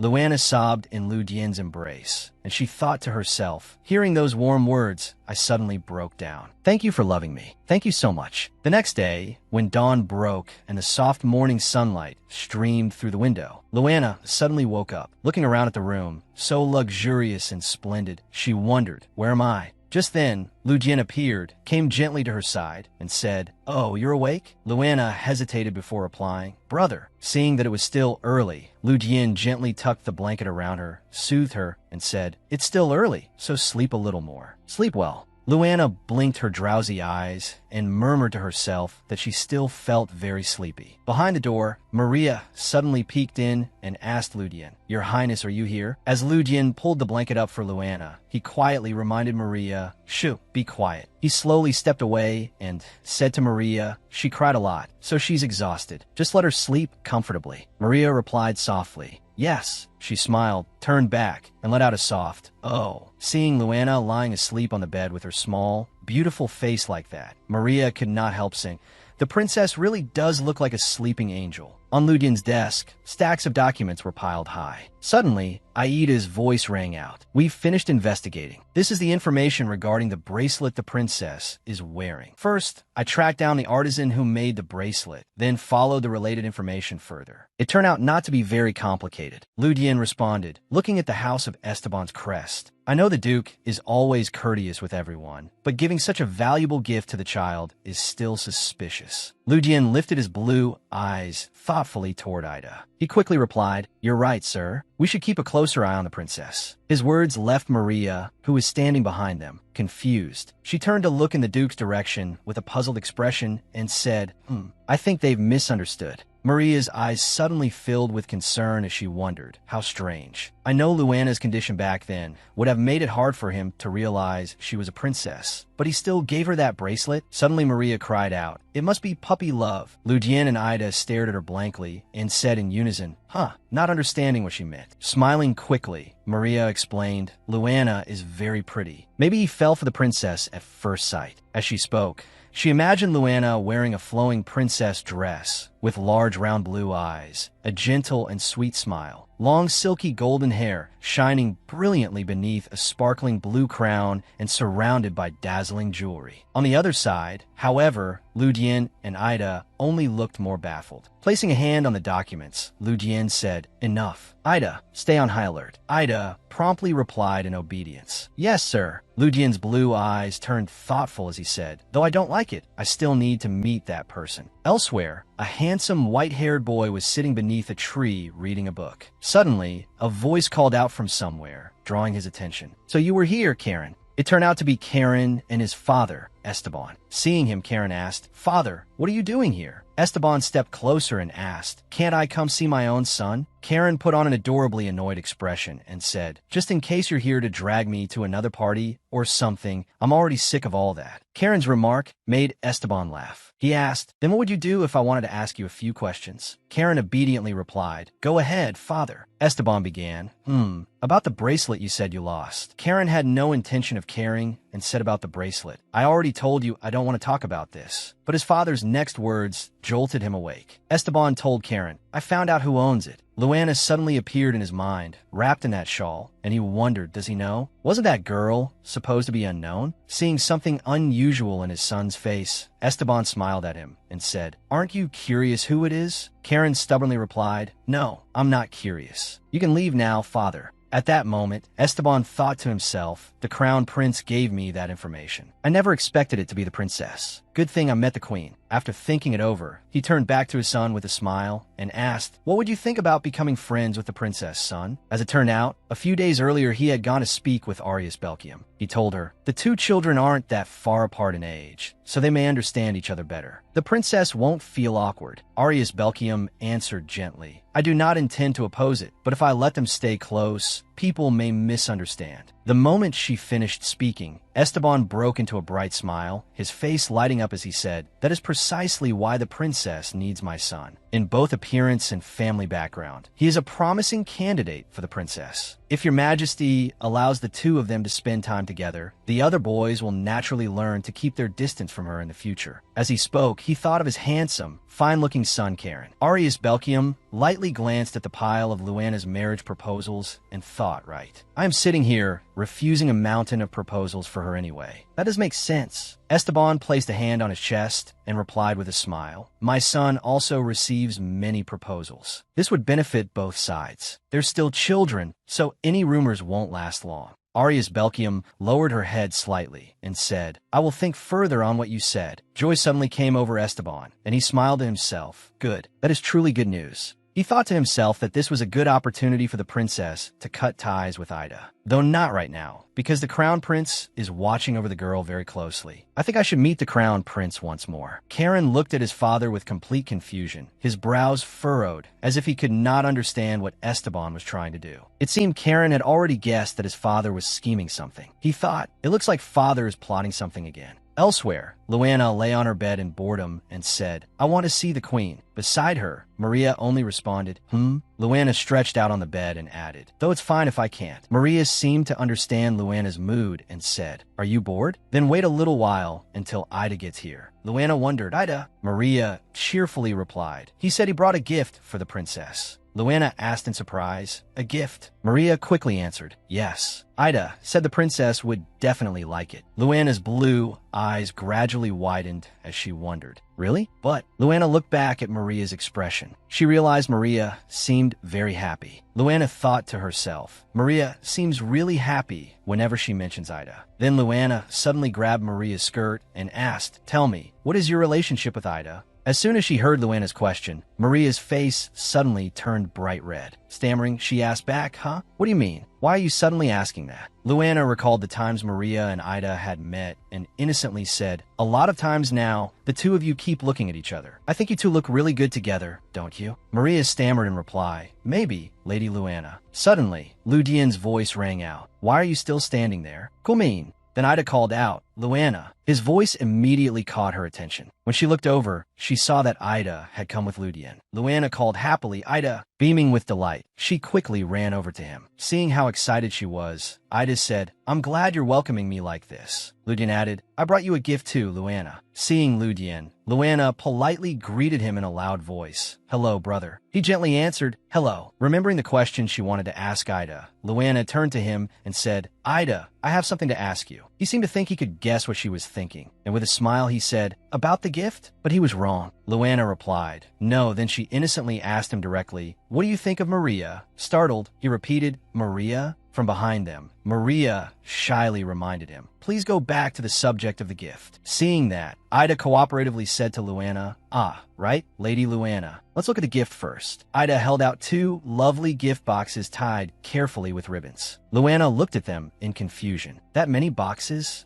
The gifts Ida brought were so many and so large that together they were almost as tall as she was. Luana hurriedly asked, wait, what is all this, Ida? Ida answered gently, I didn't know your taste before, so I kept bringing random things. But now I know. Luana thought in surprise, did I ever tell Ida what I like? Ida continued confidently, when I first tasted the cookies Lady Luana made, I knew your tastes were exactly like mine. So if you like that sort of thing, I'll bring you more. Luana was stunned. He really ate the cookies I made? But they looked awful. Looking at the gift boxes, she could not stop wondering, does Ida really think my taste is that terrible? Staring at the gift Ida was holding out to her, Luana suddenly thought, so this is what Ida thinks my taste is like. Ida said eagerly, everything I brought today, I made myself. I thought you might not like it, but I still decided to make it. Lu Dian and Maria looked at the gift and hesitantly asked, what is this? Ida excitedly urged Luana, open it, Lady Luana. Luana smiled awkwardly to herself and thought, how could he be so sure about my tastes? If it was inspired by what I gave him, then I'm afraid it'll be. No, Luana told herself, let's try to stay optimistic. She looked up and said to Ida, you worked hard to prepare this, so why would you think I wouldn't like it? It's fine. Ida smiled happily and said, no, I'd still be happy if you accepted it, even if you didn't like it. Aida's words left Luana with nothing but an awkward laugh. She looked at the gift as if it were giving off some dark energy and thought, I hope. Well, let's open it. That caught Lu Dian's attention. Unable to help himself, he turned toward Luana and said, wait, let me see it first. Luana's face lit up with excitement. Really? She immediately thrust the gift into Lu Dian's hands. Completely taken aback by her reaction, Lu Dian said, how can you agree so quickly? It really seems like you don't like the gift. Hearing that, Luana quickly replied, oh, don't say that. Ida will misunderstand. Taking the gift box from her, Lu Dian noticed Maria standing behind them in silence. He turned and asked, what about you, Maria? Do you want to open it? I think perhaps you could do it with the power of love. Seeing a gloomy aura seeming to rise from a gift, Maria stepped back several paces and flatly said, I refuse. Seeing that, Lu Dian turned to Maria and murmured, even with the power of love, you refuse. Maria answered awkwardly, that is not the issue, Your Highness. She gestured shyly toward Luana and said, Luana has to open it. I think she needs to prepare herself. Lu Dian fell silent for a moment, then slowly opened the gift. The moment he saw what Ida had given Luana, he was genuinely stunned. He thought to himself, as expected. He turned to look at Luana without saying a word. Seeing Lu Dian's expression, Luana quickly asked, what's inside the box? Lu Dian silently closed the lid again, then turned to Maria and said, take it and burn it. Maria did not seem all that surprised. Looking at the gift Lu Dian handed her, she said, understood. Seeing Lu Dian's reaction, Ida asked in shock, huh? Why, Your Highness? Luana looked up at Lu Dian innocently and said, can I see it too? Lu Dian replied, it would not be good for your mental health. Then he turned to Ida and said, Ida, from now on, stop bringing things based on your own tastes.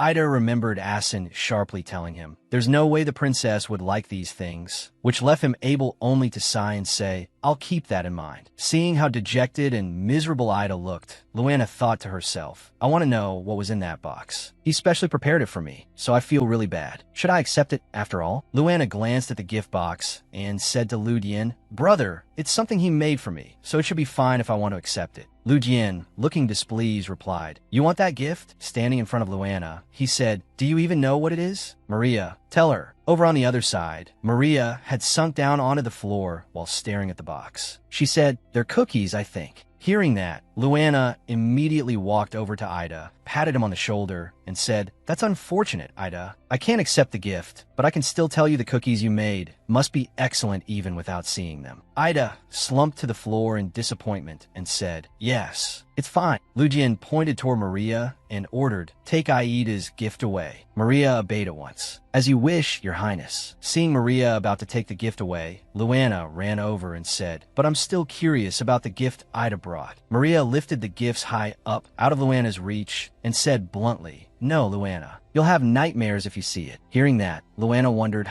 is it really that bad? Lu Jian came closer, placed a hand on her shoulder, and said, "I'll give you another gift, so don't pay attention to that one." Luana immediately echoed, "Another gift?" But in her mind, she was still deeply curious about the gift Ida had brought her. Lu Jian went on, "I've kept it for some time. When you come by, I'll give it to you soon." Luana brightened and exclaimed, "Wonderful." Her eyes sparkled like precious crystals, and she thought to herself, "He's going to give me something he's been keeping. It must be something valuable." Luana turned to Lu Jian and asked, "You're really going to give it to me?" Lu Jian answered gently, "I bought it to add to my collection, but it's fine to give it to you." Standing behind them, Maria also wondered, his collection? He's giving it to Luana? Could it be that he intends to give her that book? Luana's eyes seemed to show clear unease. Inwardly, she pleaded, "Please, you were just complaining about Aida's tastes. So how can you casually follow your own taste like this?" A moment later, Luana sat down on the sofa and turned to ask Maria, "What do you think he's going to give me? Do you know, Maria?" Maria hesitated and thought, should I ask Luana whether she likes books? Thinking it over, Maria quickly asked, "Lady Luana, do you like reading books?" Luana blankly turned to her and asked back, "Books? I don't know, because I can't read." Hearing Luana's words, Maria was stunned. Wait, from the very beginning, no one was taking care of her. That's why we found her in that condition. Maria took both of Luana's hands and said, "Don't worry, Luana." Luana could only get out of confused. Maria hurriedly continued, "No one is born already knowing how to read and write. Everything has a first time. We can go through it together." Luana still looked blank, as if she did not understand what Maria was saying, and only responded with another, Maria picked up a pen, wrote something on a sheet of paper, and said to Luana, "Would you like to start with an easy book first? I can recommend some books we can borrow from the library." Luana waved a hand toward Maria and said, Maria." Seeing Maria's serious face and determined expression, Luana thought, "I feel bad about Maria being this enthusiastic, but I can read. I have to tell her." Suddenly, Maria said, "Since you don't know anything yet, we can work hard together. I'll read you fairy tales." Luana asked in astonishment, "You're really going to do that?" Maria quickly replied, "Of course." Luana froze at Maria's words. "I never thought there would be someone who would sit and read stories to me. I can't believe it." She thought back to the past, when the maids had gathered together gossiping about her. They had said among themselves, "Aren't they siblings?" That woman abandoned the princess, even though the child nearly died from a cold. Don't tell me she even tells stories to the second prince? She remembered the days when she was sick. Wouldn't I be a liar if I said there was no discrimination between the two of them? Back then, no one cared about me. Returning to the present and everything now happening to her, she thought, when I compare the past and the present, it all feels like a dream. Luana smiled brightly and said to Maria, "Can I read something interesting?" "Right? I've never learned how to write either. So, is that okay? I should probably practice reading a lot too, right?" A thick stack of books was piled high on the table, and Maria said eagerly, "Look, Lady Luana. This is the fairy tale I was telling you about." Luana replied, "Great. Are you going to read all of it?" Maria said, "Of course. What do you think for today?" Holding the fairy tale book up in front of Luana, Maria said, "Let's try reading this one today." The book was titled The Story of the First King and Queen. Luana blankly repeated to herself, "The story of the first king and queen." Maria cheerfully smiled and said, "Actually, it's a love story." Luana repeated Maria's words, "A love story?" Maria sat down with Luana, holding the fairy tale book, and said, "Yes, then let's read." She slowly opened the first page and began to tell the story. Once upon a time, in a certain village, there was a young boy. Because the young boy had brilliant golden hair. Even when no light shone on him, he seemed to sparkle on his own. Suddenly, Maria turned to Luana and asked, Lady Luana has golden hair too, right? Hearing that, Luana took a lock of her own hair and examined it for a moment before replying, I'm not really sure. Maria quickly continued, a lot of people have blonde hair, but there's a clear difference. You could tell right away if you see it in person. Continuing the unfinished fairy tale, Maria went on. One day, misfortune fell upon the village where the young boy lived. And so, while fighting against that misfortune, the boy met a beautiful fairy. The fairy, with her blue-green hair and eyes, helped the young man defeat the enemy. At this point, Luana brightened and said happily, Ah, my brother already told me this one. The first queen was that fairy. Maria smiled and replied, That's right. Lady Luana's eye color may have been inherited from her. As Maria remembered the first queen's blue-green eyes from the fairy tale Ludian had once told her, Luana thought, My eyes are the same color as the first queen's. Since Maria said that, it feels like I don't just share an ancestor with her. I really am a princess. Returning to the story, Maria continued. And so the boy and the fairy, who had been his childhood friend. Before anyone realized it, the boy had grown up. He built a splendid palace and married the fairy. The fairy, who had feelings for the young man, agreed to marry him on one condition. Maria turned to look at Luana and said, Maybe this isn't exactly a story of love lasting forever, is it? Luana blankly answered, Seeing Maria close the book, Luana looked at her in surprise and asked, Is that all? Maria hesitated and said, Yes. Was it not good? Luana quickly replied, It's not that. Isn't it too simple? What was the village's misfortune? Why did that childhood friend suddenly appear and disappear? What condition did the first empress set? It feels like so much of the story was left out. Maria also sounded puzzled as she said, Well, because it's a fairy tale. Luana, still confused, let out a small ah. Maria slowly explained to her, This is only a fairy tale pieced together from stories floating around. There are some true parts, but things like the village and the childhood friend are all made up, aren't they? Hearing Maria's words, Luana softly said, I see, but still, why does it all feel true? Especially that childhood friend with the red hair, who cried as they blessed the couple. Did that friend really bless the emperor and empress in the days that followed? After hearing that from Luana, Maria asked,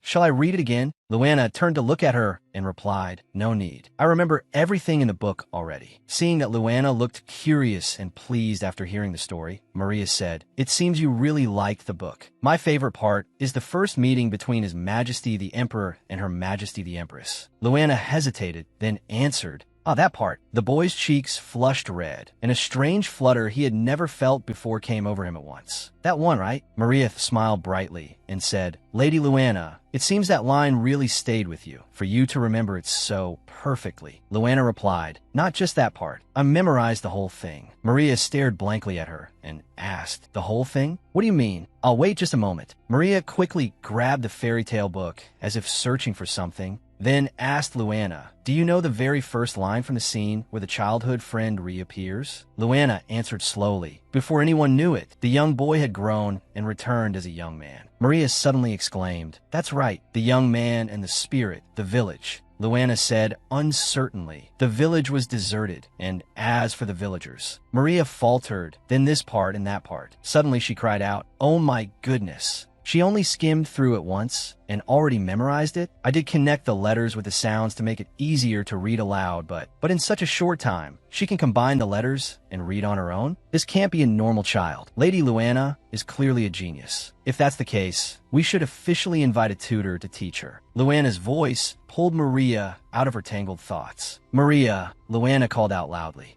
Maria blinked and answered, Yes. Luana picked up the book, pointed at it, and asked Maria, Is this country real? Maria replied, That is the Kingdom of Tauron, a country located in the desert. We often send envoys there, so you may see it one day. This illustration is of a palace in Torn's capital. Because there's a huge oasis there, it is said that the kingdom was built around it. Luana murmured, A desert, an oasis. Then a thought suddenly rose in her mind. Strangely, her eyes widened. Could it be? Have I dreamed of going there before? Elsewhere, someone was angrily saying to Ida, I knew it. That's why I told you not to do it. She shouted his name, Ida. As if unwilling to accept it, Ida glanced away and said, No, well, those cookies. I thought the princess would like them. With a serious frown, she said, "If the princess had the same taste as you to begin with, then she wouldn't have liked the teddy bear I made." Ida lowered his head and sadly replied, "Is that so?" She continued in exasperation, "Is Her Highness the princess all right? She must have been shocked seeing those things you made."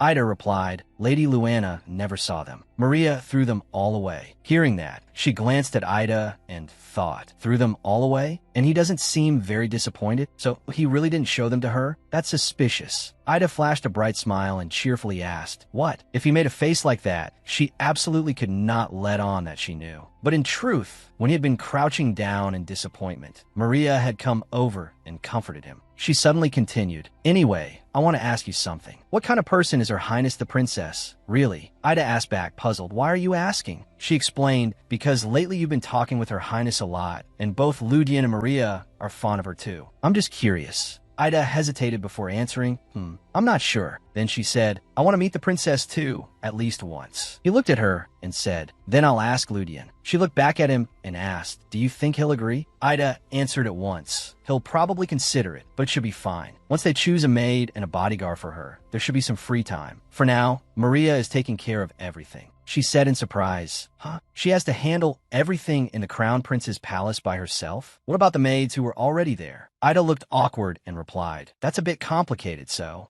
Before Ida could finish, an angry voice suddenly rang out. "Liliana, that wicked woman, really." Ida, startled, said, she shouted, "Can't we even curse her? The fact that she's still shamelessly walking around like that is infuriating. Because of whom did we lose father? Everything points to her as the culprit. Just because there's no evidence, she gets to be fine? How was that acceptable?" All Ida could do was call her name in confusion. After letting out a sigh, he said more gently, "Even so, you know Lady Luana isn't at fault, right?" She answered loudly, "If I didn't, I wouldn't have given her the teddy bear in the first place." Suddenly a headache overcame her, and Ida anxiously called her name. He gently helped her sit on the bed and asked, "Are you okay?" She softly replied, "Yes. It's just that I haven't felt that emotional in a long time." Ida added, "You mean because of me, right?" Looking at Ida, she said, "Anyway, I'll try looking among the noble families for a maid." Ida gently placed a hand on her shoulder and said, "All right, I'll speak carefully about arranging a meeting with Luana." She lightly grasped her skirt, gazed out the window, and said to him, "If I were healthier, there'd be no need for all this worry." In Ludian's room, it seemed Ida and Ludian were discussing something. Suddenly, Aida's voice rang out, "Do you think that would work?" Ludian looked over and replied, "As for Luana's maid, it would probably be better if Acia looked into it than me. How is Acia doing now?" Ida smiled and said, "The same as always." He continued, "Ever since she collapsed at the Imperial Palace, it's been like this. All the physicians say there's nothing wrong." Ludian looked at Ida worriedly and said, "Both medic and the royal physician say that. So what exactly is the problem?" Ida replied, "Even so, she's much better now than she was at first." Pressing a hand against the desk, Ludian hesitated, then said, "Well then, next time, I'll stop by with Luana." Ida gave him a sweet smile and replied, "Thanks. Acia will really like that." But then concern suddenly came over him, and he said to Ludian, "Still, is it really okay to bring Lady Luana outside the palace?" Regarding Luana and you. Before Ida could finish, Ludian cut him off and said, "I'll be fine." He rubbed his shoulder and continued, "Even though it was thought to be an attempted assassination, that was years ago." After that, things quieted down. In his mind, he thought, that woman has become the center of everyone's attention in the palace, so she won't dare do anything. Remembering the complicated scene from back then, however, what truly worried him was the expression she had worn at that moment. It was exactly the same as when she learned that her assassination attempt had failed. The image of a long, red-haired woman, raging as if she wanted to devour her prey whole. He thought further. This time Luana is under mother's protection, so her plans have likely gone astray. Not all parents love their children, but her actions are impossible to understand. Shaking off those dark thoughts of the past, he continued to Ida, "In any case, I'll add more guards for Luana, so don't worry. If we're careful, nothing will happen." Suddenly a voice called from afar. It was a maid, saying, "Your Highness the Crown Prince, Her Majesty the Queen wishes to see you." Ludian looked puzzled and asked, "Mother?" When he arrived at Arius Belkium's place, he hesitantly said, "You called for me?" As Arius Belkium sat enjoying her tea, she said, "Yes." I think Luana may need this. What do you think? Lu Jian quickly replied, need it? Yes, of course. Then he added, but is there some reason it has to be Esteban? Arias Belkium answered, at her age, what reason could there be? The other noble children are a bit too old for Luana. So if it's to help her bond with the Count's child, then Lu Jian gently walked over and sat across from her, then said, so that's why it's that boy. No, I mean, isn't it more like pairing her with a young boy? What if pointless rumors start? She sipped her tea and replied, when I was young, if I had been afraid of such rumors, you would never have been able to play with Aceu or Maria. Hearing his mother's words, he frowned and said, I can't argue with that. He thought to himself, in this situation, this is probably Duke Esteban's doing. Recalling Esteban's smiling, easygoing face, Lu Jian thought, last time he only seemed interested in Luana, and now he's even using his own son for the sake of his curiosity. A dark aura suddenly seemed to gather around Lu Jian. Arias asked in surprise, goodness, could it be? Don't tell me you're jealous. Lu Jian snapped back to himself with a startled, what? Arias smiled and turned to ask Emma, Emma, don't you think so? Emma promptly replied, I've watched him since he was little, and yes, that is definitely jealousy. Arias said in amazement, my, I never knew my son had this side to him. Lu Jian let out a weary sigh and said, yes, think whatever you like. Arias slowly set her teacup down on the table and said, even so, Luda, you can't keep that child shut away in your palace forever. So what I mean is, may I bring Luana to Gloria Palace? Lu Jian looked surprised and said, that place, Gloria Palace. That name was a nickname for the palace situated between the Queen's Palace and the Crown Prince's. Built of white marble, it was considered an honor by anyone who entered it, and so people began calling it by that name. Suddenly, he thought of his mother in the past and of that place. It was where she had lovingly decorated everything for the child she was about to give birth to.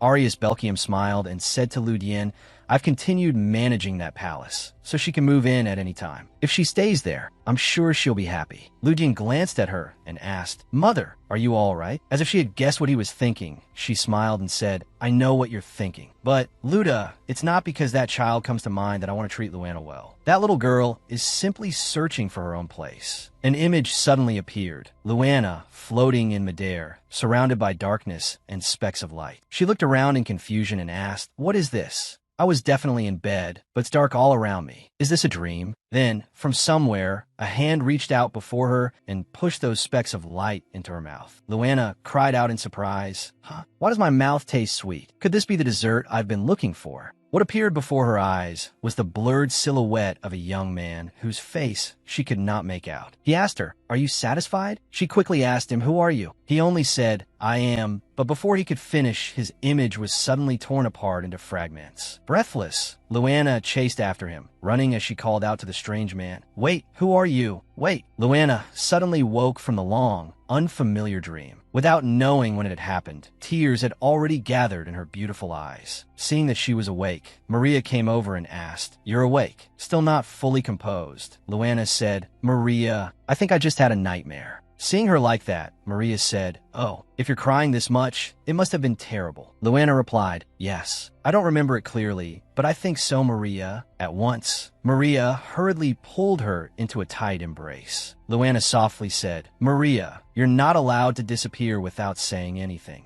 Elsewhere, Esteban was sitting and talking with his wife. She asked him, is it good news? He happily replied, not just good news, interesting news as well. Want to read it? Smiling brightly, he held a sheet of paper out to her. She asked, is it really all right to show royal documents to someone else? Esteban answered, it's nothing special. His Highness the Crown Prince sent it. She took the paper and said, that is exactly why His Highness is going to strike back at you. Our son is becoming friends with the princess. Startled by what was written on the paper, she asked Esteban, what? Our son is becoming friends with the princess. Esteban replied, you heard that His Highness the Crown Prince is staying with the princess, right? She looked at him in surprise and asked, that's true. Remembering how he had seen Lu Jian and Ida talking together the other day, he said, I saw them carry the princess into the queen's palace myself. She suddenly said, goodness, but dear, not long ago the request from the inner palace was rejected, wasn't it? Esteban sighed and replied, because Carowin's opinion matters. She quickly asked, what if Carowin doesn't like it this time? Esteban answered at once, why should it matter whether that boy likes it or not? She thought it over and hesitated. So you've already arranged everything. But whether it was the princess or the two princes, in the end it turned out to be that boy from the inner palace. I'm a little. As she spoke, she remembered Liliana Das's sinister, vicious smile. Esteban's voice cut through her thoughts again. He said, I can't be sure, but even if he becomes friends with Her Highness the Princess, there's no reason for him to end up tied to the inner palace. She looked back at him and asked, What do you mean? Esteban said loudly,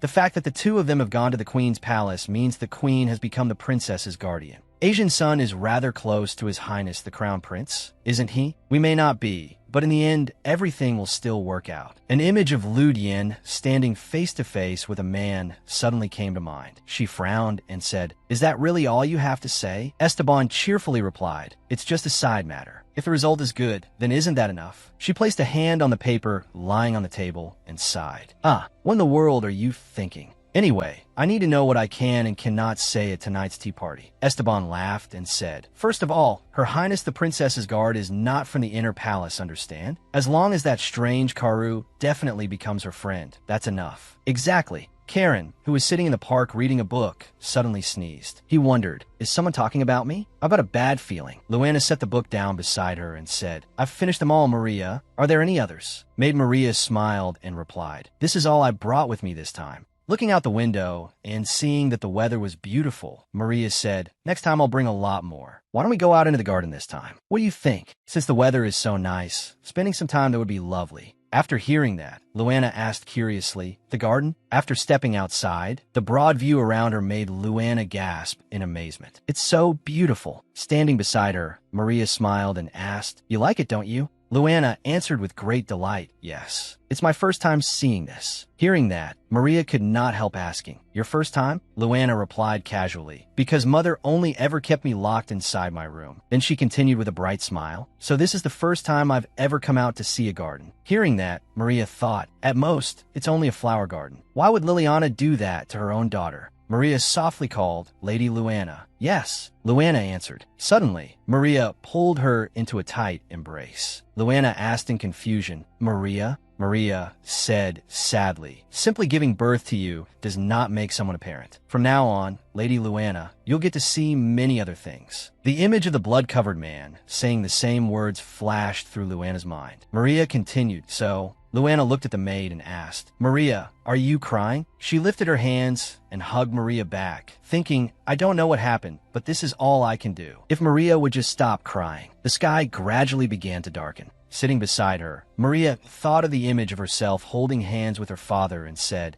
To keep me from feeling the emptiness of my mother's absence, my father truly did his best to raise me. Maria explained, I cried because I was thinking of my father, even though he passed away while carrying out his duty as a knight of the royal family. Maria folded her hands together and continued softly, But I loved my father, and I was proud of him until the very end. After hearing that, Luana's expression turned troubled. She thought to herself, could that mission possibly have been? Then another thought struck her. Is it connected to Liliana Dasa? Is that what she's about to say? It was still only a guess, but if it were true, then how? How was she supposed to face Maria? Suddenly, Maria spoke up. Lady Luana. Startled, Luana snapped out of her thoughts. Maria took her by the shoulders and said, Even if someone says strange things to you later, please don't listen to them, because I and all of us truly care for you, Lady Luana. Luana stood there blankly, surprised by Maria's words. She thought, when someone who's always so polite says something like that, I can't bring myself to ask anything more. Luana gave a small, quiet,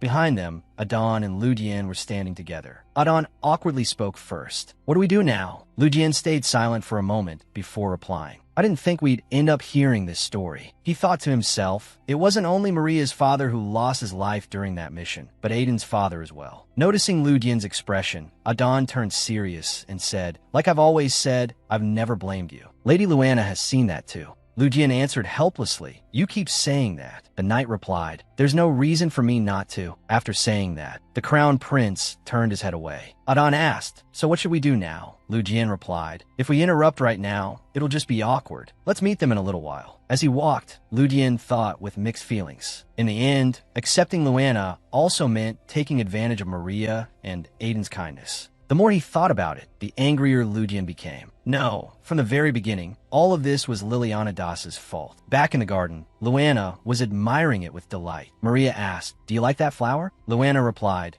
It's beautiful. It sparkles. Maria beamed. Really? Then she picked up a few flower stems. Then please take a look at this. Luana's eyes widened with curiosity. Maria handed her a ring made from the flowers she had just picked. Tada, it's a flower ring. Luana let out an impressed wow. She couldn't imagine how Maria had made it. That's amazing. How did you do that? Maria replied, it's not hard. Then she asked, would you like to try making one? You just do this and then this. Luana busied herself trying to copy her, thinking, like this and this. The ring Luana made didn't look nearly as pretty as Maria's. Embarrassed, she said, I don't think this is quite right. I guess I'm not very good with my hands. Luana thought, I can't give this to Maria. I should throw this one away and make another. Fortunately, Maria was still focused on weaving something else from the flower stems beside her and didn't notice. Then Maria suddenly made a small sound of satisfaction and called to Luana, holding up a flower crown. Meanwhile, Luana was happily pleased that she'd finally managed to make a ring, thinking, oh, I did it. This time I really did it. Maria placed a flower crown on Luana's head. Todo, I'm done. Startled, Luana touched it with her hand. Wow, what's this? Maria giggled and answered, it's a flower crown. Luana asked, does it look strange? Maria smiled and replied, strange? Not at all. You look like a flower fairy. Luana handed her the newly made ring. Then I'll give you this. Maria looked surprised. Oh my goodness, this.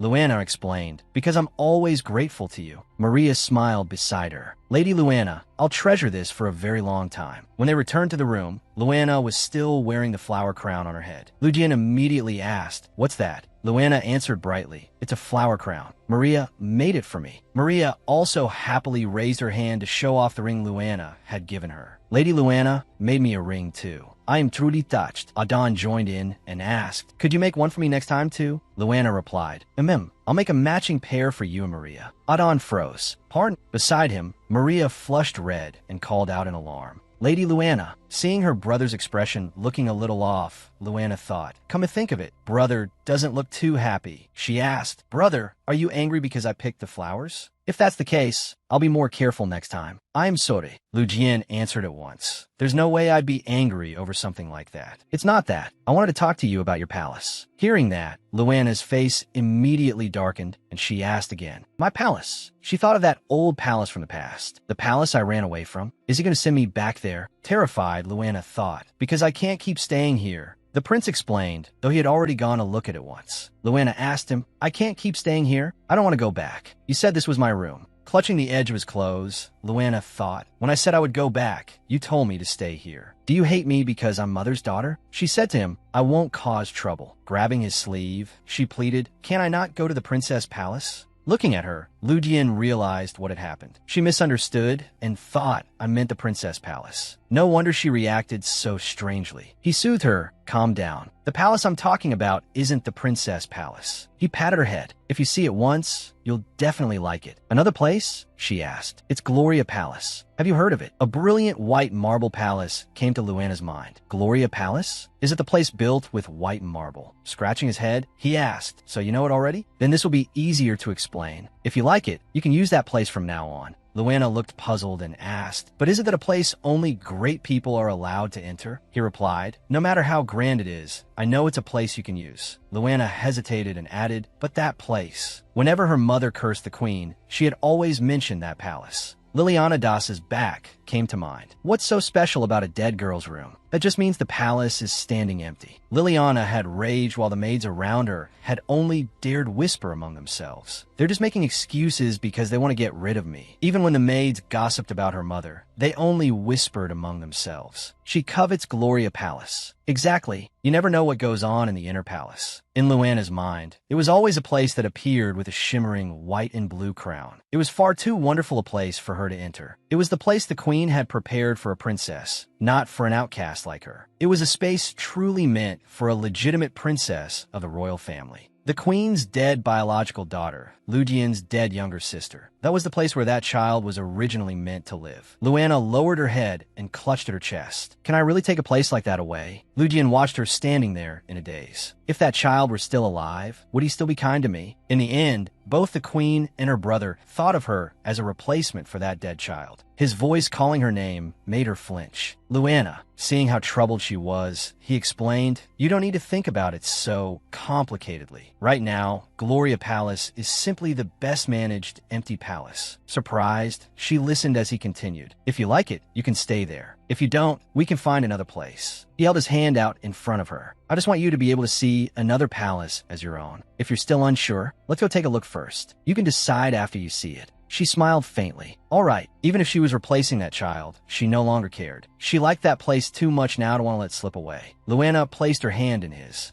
Lujian picked her up and carried her toward the palace. Then he suddenly remembered something. Come to think of it, I was planning to introduce you to a friend. What do you think? She asked a friend. He continued. If you don't want to, you can say so. You really don't have to force yourself to meet him. It's not that you dislike it, but that person might not like it either. His face darkened. Who would dare? Startled, Luana hurriedly waved her hands. No, that's not what I meant. I mean, not exactly, but it could happen, he told her. If anyone dares say something that's stupid, that brat. No, just write that person's name down and bring it to me. Understood. Yes. She touched the bracelet on her wrist. Even so, I know my place. Karen's words echoed in her mind, while Luana sat there wrapped tightly in a blanket. That child is kind enough to give an expensive bracelet to someone she doesn't even know. They looked at her and called her Liliana's daughter. Louis had been glancing at her too. Louis had been treated as a nuisance. Dark shadows seemed to stand around her, glaring at her with hatred. Perhaps that was the usual look people gave her. Lujian carried her to the front of the princess's palace. It was simply breathtaking. Luana gasped. Wow, that's Gloria Palace, isn't it? The vast palace shimmered in the sunlight. She stood beside him near the fountain and asked happily, "Can I really live here?" She skipped around, looking everywhere. Following after Luana, he asked, "Do you like it?" She replied, "Yes." She ran around admiring everything. Lujian told her, "If there's anything you don't like, tell me right away." Luana jolted in alarm when he added, "I'll have it torn down and build a new one." Standing in front of him, she said, "But it's so beautiful. It doesn't need to be torn down." Then she hurriedly corrected herself. "No, I mean, only if I didn't like it would you tear it down and build a new one. Why would you have to demolish my palace? I didn't mean that I would destroy it no matter what." Luana smiled at him in delight. Giving in, he said, "All right, I understand. I'll leave it as it is." It seems she really liked it. Really? Yes. If that's what you want, I won't touch a thing. She hooked her pinky with his. "You promise?" "All right, I promise." Maid Maria stepped forward. "Honestly, Your Highness Ludian should be more careful with his words. If you say things like demolishing it." Surprised, Luana asked, "Maria, when did you get here?" The maid smiled brightly and answered, "I came ahead to prepare things." Gesturing toward the tea table, she said, "I thought it would be better to sit down and look around first, so—" "Wow!" Luana exclaimed happily. The three of them headed toward the tea table together. Luana praised the maid. "Maria, you really are talented." The maid replied, "Did you only realize that now?" Looking at the lush green garden of the palace, Luana cried out in delight. "Now that I look closely, there's a fountain too. I completely forgot about it because of all that talk about tearing things down." She happily ran off. Maria called after her, "Lady Luana, that fountain still isn't completely finished." Luana stood before the fountain, which was as tall as a building, with water flowing down in gentle streams. Butterflies fluttered all around the garden as well. She reached out and touched the water. "This feels so nice. The water is clearly cold, but why does it feel so comforting?" Both Ludian and Maria were startled. "What is this?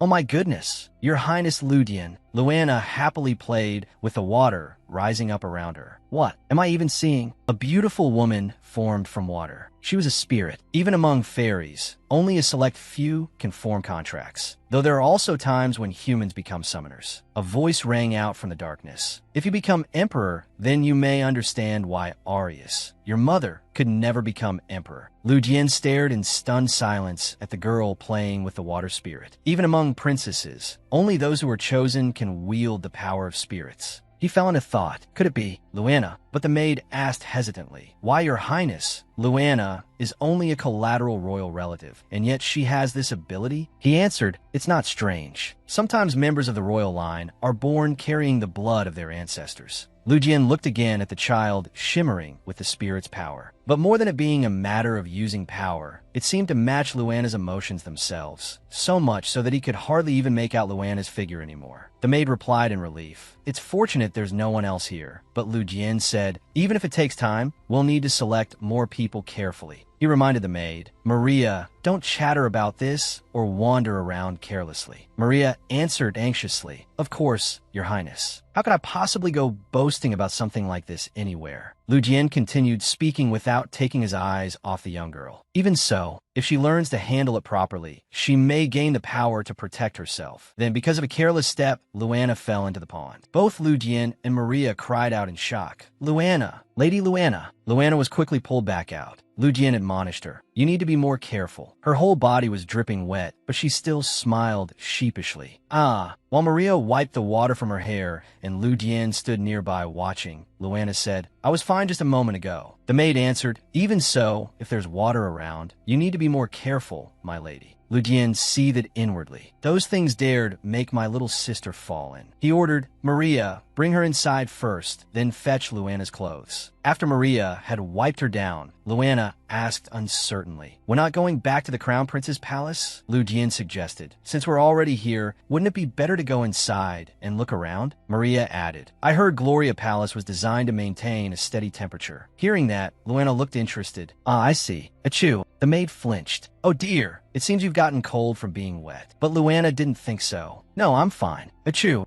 Maria said, I'll hurry and bring your clothes. Is there anything else you need? Held in Lu Jian's arms, Luana was about to answer when he spoke for her instead.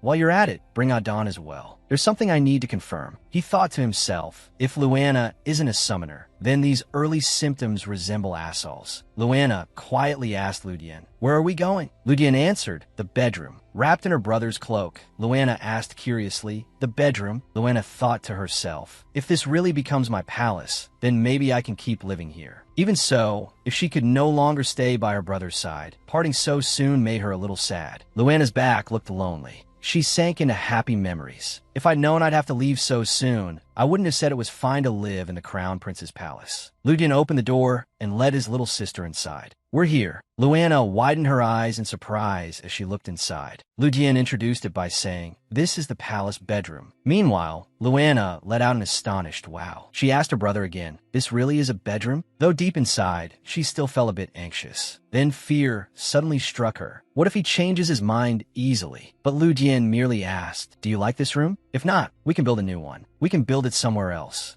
Flustered, Luana said, It's not that I don't like it. She rubbed her hands together softly. If I live here, then I won't get to see you as often anymore. Lu Jian replied without hesitation. It's still the same imperial palace. Whenever you want, you can come over and even stay the night. Luana blinked in surprise. I can do that, he continued. And it's not like you'll move in immediately. I still need to inspect the place for a few months, and we need to hire people too. As he patted Luana on the head and comforted her, he added, So you don't need to worry too much. She smiled happily. Yes, brother. While straightening his cloak, Lu Jian asked Adon, Did you hear anything on the way? Adon replied, About the spirit, right? Meanwhile, Luana and Maria had gone to change clothes. I'll be off now. Back with Lu Jian, he said worriedly, If she's a summoner, that would be good, but we still haven't heard anything from her nanny. Adon confirmed, because Mother keeps her mouth tightly shut. Then he asked, Do you think Her Majesty the Queen knows something? Lu Jian frowned. Isn't it something related to spirits? A few years ago, there was clearly something about fairies. He sank into recollection, remembering something he had accidentally overheard, like some kind of curse. A man had been reporting to the queen. There must be a medium, but I haven't been able to find it. I'll investigate again. I heard this when Asal first started getting sick. Lu Jian gave the order, Adon, go find medic and search through the old records as well. Adon was startled when he saw the command token. It was so sudden that even with the token in hand, he was still stunned. But Lu Jian simply continued, Find out whether there's anyone else showing the same symptoms as Asal, no matter what region they're in. Gather every record, legend, and even oral account. Lu Jian carefully instructed him to go with medic to the library and learn the proper procedures for entering and leaving. Adon replied in surprise. Why all of a sudden? First of all, I understand. Sitting in the luxurious room, he worried to himself. If Asal's symptoms were not an illness, but a curse, then could Luana be cursed too? There were people who knew about such things. He made up his mind. He had to go find his mother. Elsewhere, the dignified queen was asking. Asal still hasn't gotten better. Her eyes were full of concern. Emma, standing before her, replied, She's improved a great deal, Your Majesty. But, Your Majesty, the queen cut her off. Emma, I know what you want to say, but without evidence, we cannot accuse anyone. Her slender hand tightened around the pen. I've investigated for years, but Sadness was plain on the queen's face. She still could not uncover the cause. She thought of her little daughter. Even if she could not accuse anyone, that did not erase her suspicions. It was too cruel, even for my daughter. It wasn't hard to tamper with a power that should never be approached. The queen resolved to investigate more deeply. Meanwhile, Luana asked suspiciously, Where did Adon go? Lu Dian, sitting in his chair, answered he had something to do, so he left first. Then he suddenly looked surprised.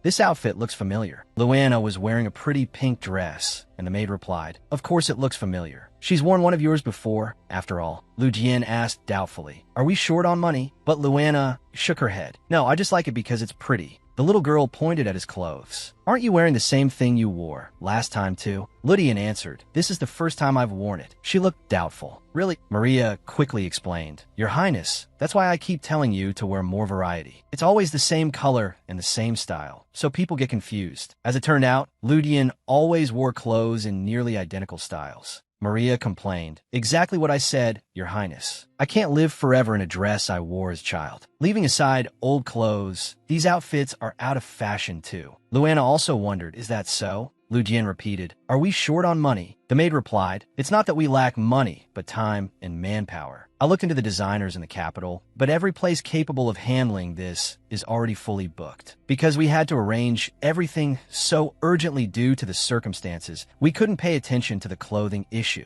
Lu Jian ordered, Summon them all. The maid stared in shock. He continued, In the name of the royal family, summon every designer in the empire. Luana's round eyes widened in surprise. Maria asked, Do you mean we don't need to make reservations and can simply call them in? He replied, That's right. With a deeply puzzled look, Maria thought, He's never used his authority for personal matters until now. Even as she thought that, she was already writing it all down in her notebook. She asked brightly, So I can make full use of Your Highness Ludian's power, right? He replied, I'll even seal it for you. Her eyes sparkled as she happily said, Yes. If it's an order bearing the royal seal, it'll save a lot of time. Delighted, Maria clasped Luana's hands and said, This is wonderful, Lady Luana. You'll be able to get lots of new clothes very soon. Luana replied blankly, I'm really fine though. Maria cheerfully spun around and ran off, saying, I'll get right to work. Luana wondered, Is buying new clothes really that exciting? Suddenly, Lu Jian called her name. Luana. She flinched and turned around. He gently held out his hand and asked, Do you like it here? She answered happily, I like it so much that I keep wondering whether this is really okay. This place is so nice that it can't even be compared to the palace I used to live in. She asked, Am I really allowed to stay here? He stroked her head, smiled, and said, Of course. At his words, she beamed brightly like light itself. From now on, this is your palace. Lady Luana, Maria called. A voice came from behind a stack of books, and Luana answered, Yes? Luana was sitting with a tall pile of books, deeply absorbed in reading, when Maria bent down and asked,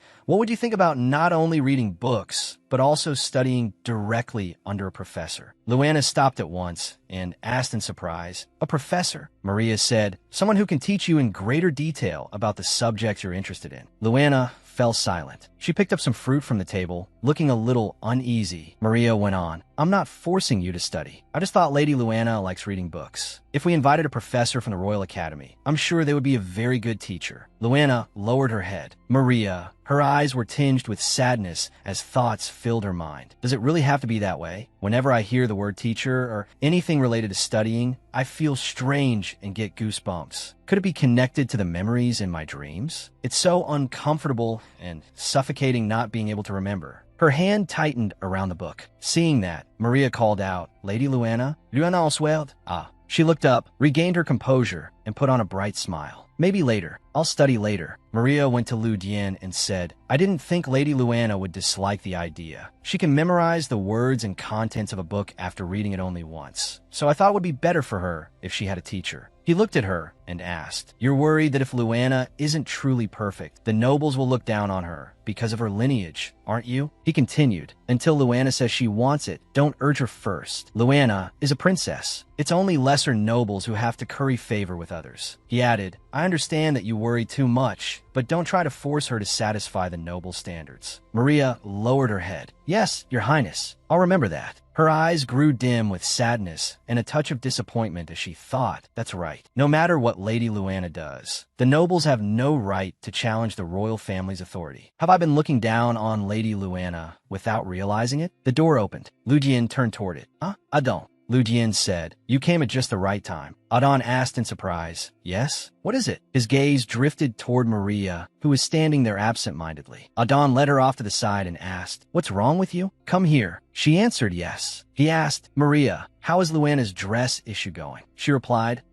"They'll be here tomorrow." Holding a list board in her hand, she said, "I've already sent orders to every shop in the capital." Suddenly, someone shouted loudly, "Jessie!" She turned around in surprise. "Madame Belle? Why so suddenly?" Villia asked, "The orders, the reservations, what about them?" "Tomorrow, what about tomorrow?" Jessie stammered, "If you mean tomorrow's appointments, there's Viscountess Calendar and Viscount Myra's daughter," Villia shouted. "Cancel them all. Hurry up and cancel everything." Jessie asked in panic, "Why cancel them? We stayed up all night for those orders." Furiously, Villia held up the order form in front of Jessie and said, "That doesn't matter now. Look at this." She asked again, "Children's clothes? Where did children's clothes come from?" Everyone began to panic. Emma said, "This is huge." Jessie held the directive in her hand. "Select dresses suitable for the princess and bring them to the Imperial Palace tomorrow." Her eyes widened in shock. This came from the royal family? It's an order from the crown prince himself. If it's for the princess, that means the 8-year-old daughter from the rear palace, right? Then since she's still young, she'll be entering high society for a long time to come, won't she? Everyone gasped in realization. That means... Jessie was so shocked, she hugged the directive to her chest, eyes wide. Villia cried out joyfully, "This is our chance." Emma hurriedly searched through the product catalog. The catalog, she announced to everyone. "Take every finished outfit and alter it down to children's size. Hurry." They didn't even have time to sew a properly fitted dress, so that was the only way to deal with it. Jessie still looked dazed. The princess's dress.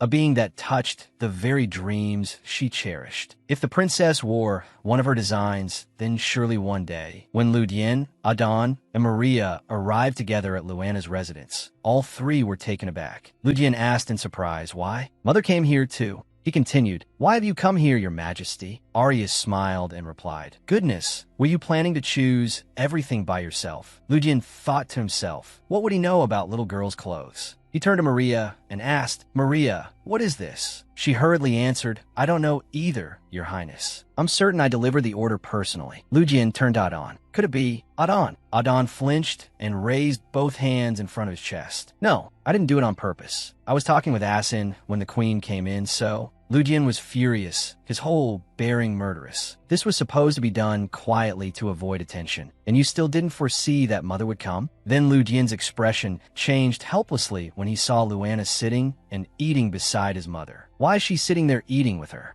Arius looked at Luana with loving eyes and said, "Oh my, there's still more." Luana answered, "Thank you very much." Lu Jian frowned and ground his teeth. "She's not even looking at me." Maria came closer with a smile. "Your Highness Lu Jian, are you jealous by any chance?" He jerked in surprise. "What?" Maria briskly said. "Your Majesty, shall we call them in now?" Arius replied, "Very well. Let's take our time and see." Maria immediately went to call them. "Please come in one by one." Dress after lovely dress appeared, adorned with elaborate and beautiful patterns, each one shimmering with dazzling light. Luana couldn't help exclaiming, "Wow!" Her eyes widened in delight. A woman stepped forward holding a blue dress and said, "As for this dress," Lu Jian looked at it and said, "That one seems decent." She said, "The first one should be the most extravagant." Luana also seemed to like it, her eyes shining brightly. Arya said, "All right, let's begin with that one." Maria answered, "Yes, your majesty." Suddenly Luana let out a startled sound. "Huh, why are these children suddenly?" Lu Jian turned and said, "Because we need to see how it looks when worn." Arius added, "If you don't like the figure wearing it, just say so." Luana asked back, "The figure wearing it, what do you mean?" "Oh, so they're trying on someone else for me." While she was still thinking that, Arius asked, "Do you like it?" She answered, "Yes, it's very pretty." Lu Jian suddenly spoke up. She barely even got a good look. "This is exactly why you shouldn't have come. Mother, you're making her nervous." Arius asked in surprise, "Really? Am I the reason you feel nervous?" Luana answered, "Why, yes." "Ah, no, not at all." Arius immediately turned, her expression sharpening. Lu Jian Belkium. He stiffened. She continued, "If you truly feel uncomfortable because of me," Luana quickly replied, "No, not at all. It's just that this is my first time seeing something like this." In truth, she thought, it was a little awkward at first, but now I feel strangely at ease. Seeing Arius's worried eyes, Luana asked, "Are you really sure it's okay? You don't have to worry so much." Luana thought again. She's so concerned about me. How could I possibly push her away? She gave a bright smile and said, "I'm really fine." Arius called Luana, and just as she was about to reach out and pat Luana's head, Lu Jian's hand landed there first. Arius frowned at him. Lu Jian, good heavens, what is this? Is this really the crown prince who coldly cast aside the second prince? Luana wondered, why is everyone looking at me like that? With such affectionate expressions, too. It's embarrassing. Is it because I'm a child of the rear palace? So they're paying attention to me? As if drawn to another direction, her eyes moved elsewhere. And suddenly she saw something that made her exclaim, "That's it." Pointing toward a dress, she said, "It's that one. I like that dress." "Which one? Which one are you pointing at?" Vilya spoke up. "Oh, thank goodness." As expected, Her Highness the Princess has a discerning eye. Holding a glittering yellow dress with intricate patterns in her hands, she said, "As for this dress, it may look simple, but the fabric is set with precious jewels. When the light shines on it, it will sparkle brilliantly. If Her Highness wears this dress, I can guarantee she will become the most splendid jewel of all." Lu Jian said, "Just looking at the dress itself, it does seem good. Is it the one you meant?" She answered yes. The beautiful, radiant dress glittered so brightly that she could only gasp, "Wow." Arius asked, "What is your name?" She replied, "Vilya Asfara. I did my utmost to make sure this dress would not cause discomfort to the beautiful princess, your majesty." Arius said, "Then we should try it on first." She answered, "It would be my honor, your majesty." With the face of victor, she said, "See that? Even if you used your connections to push my turn back, the honor of the first chosen dress still belongs to me." Liliana shouted furiously, "What did you say?" The maidservants dropped to their knees in fear. "Teach that," she stammered. Liliana screamed again. "All of that is happening in the Crown Prince's palace right now," she shouted. "Throw everything in this room away. How dare they look down on me?" Rin knelt in terror, not daring to lift her head. Liliana said,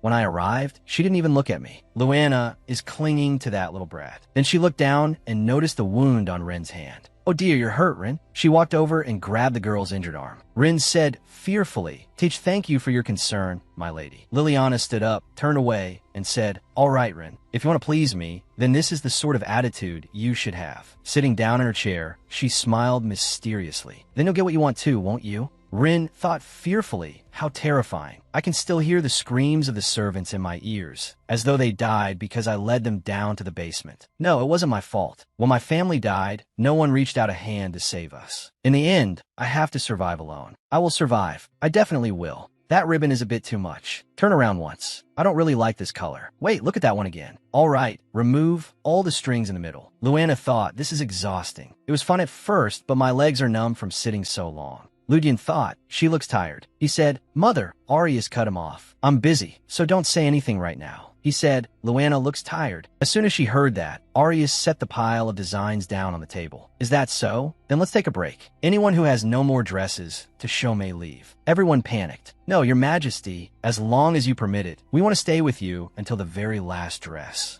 Vilya pondered silently. It seems they're trying to subtly figure out Her Majesty the Queen's tastes. Even though the one choosing clothes right now is either Her Majesty or His Highness the Crown Prince. In the end, the real target isn't the Queen or the Crown Prince, but the Princess. Luana was bored, and it showed on her face. "I want to go outside." While Arius was focused on choosing, Luana quietly stood up and stepped out, where she happened to run into Maria. "Lady Luana." Luana raised a hand and gestured. "Chill, I'm going outside." Maria understood immediately and looked around. There's no one nearby. Only then did Luana relax and act like herself again. I'm so tired," Maria asked. "But you were enjoying it at first, weren't you?" She replied, "It really was nice at the beginning, but now that isn't a place I want to sit anymore. It's Madame Belle and Her Majesty's stage now." Maria asked, would you like to take a short break, Your Highness? Please wait in the garden for a moment, and I'll bring some refreshments." Turning to look at her, she asked, "Really?" Maria nodded. "Do you remember the flower garden from before? It's right in front of us, so I'll go get it right away." As she turned away, she muttered under her breath, "Phew, I'm exhausted. It might actually be easier to put it on and take it off than to keep changing like this." She thought, doesn't Her Majesty the Queen get tired? This really does look exhausting. Lost in thought, she suddenly heard a voice. "HM? Maria, is that you? Oh, why is it so quiet? Maria? No, that wasn't Maria. Who could it be? There should be guards around the palace. So how did someone get in here? Could it be Liliana?" Luana suddenly cried out, Huh? Princess. Though startled, the man bowed as he restrained a girl and said, "This may surprise you, but I am with the Imperial Knights, Your Highness." The girl stammered, "I am sorry." Luana asked, "And you are?" He bent down respectfully and replied, I'm Selbin Asian. I was away from the capital for some time and only recently returned." Luana suddenly remembered overhearing the palace maids talking when she had first arrived at the palace. "I've heard of him before." The maids had whispered, "He smiled at me, you know." "Oh my goodness, I want him to smile at me, just once too." The flirtatious knight, smiling at her, he said, "Please feel free to just call me Selbin, Your Highness." She replied, "All right, but first, that person." He answered, "I'll deal with her immediately." Jessie protested, "That's not it. Please let go of me." He said, "She is an intruder, Your Highness." Concern showed on Luana's face as she said, "It's all right. Let her go." He hurriedly released her and raised both hands. "Yes, Your Highness." Luana stepped forward and asked, "Who are you?" The girl answered, "I was wrong, Your Highness. Please forgive me." Luana said, "I can't forgive you unless I know the reason, can I?" With a sorrowful expression, carefully holding a flower branch in her hands, the girl said, "This is a flower my late mother loved very much. I saw it nearby, so I had no other intentions." Luana stared blankly at the flower branch. "That flower." Then he suddenly spoke up. "She's lying, Your Highness." She quickly replied, "No, I'm telling the truth." He said, "That flower is a gift from the fairies. In the palace, aside from being cut and bestowed as a reward, it's a flower that can only be seen within the royal palace. There's no way a commoner would have seen it." The girl dropped to her knees and sobbed. "I really am not lying. My mother." Looking at her gently, Luana said, "Let her go." He explained, "But she dared to steal royal property, Your Highness." Luana said, "She isn't lying. What I sense from her is injustice, not fear." Luana continued, "What's your name?" "Jessie, Your Highness. I work at Madame Belle's shop." Luana turned and ran off, but not before glancing back and saying, "I see. Wait here a moment." Luana ran over, picked a flower branch, and handed it to her as an apology. "Take this. Consider it an apology." Jessie looked startled and flustered. He said, "Your Highness, you can't just release someone greedy for royal property like this." She turned to him and asked, "Is there a problem with something I give away?" "You may go." Jessie smiled softly in gratitude. As Luana turned to leave, she added, "Selbin, I don't like pointless trouble, so don't go telling anyone about this." He answered, "Understood." She said, "It's a secret." He replied, "Yes, Your Highness."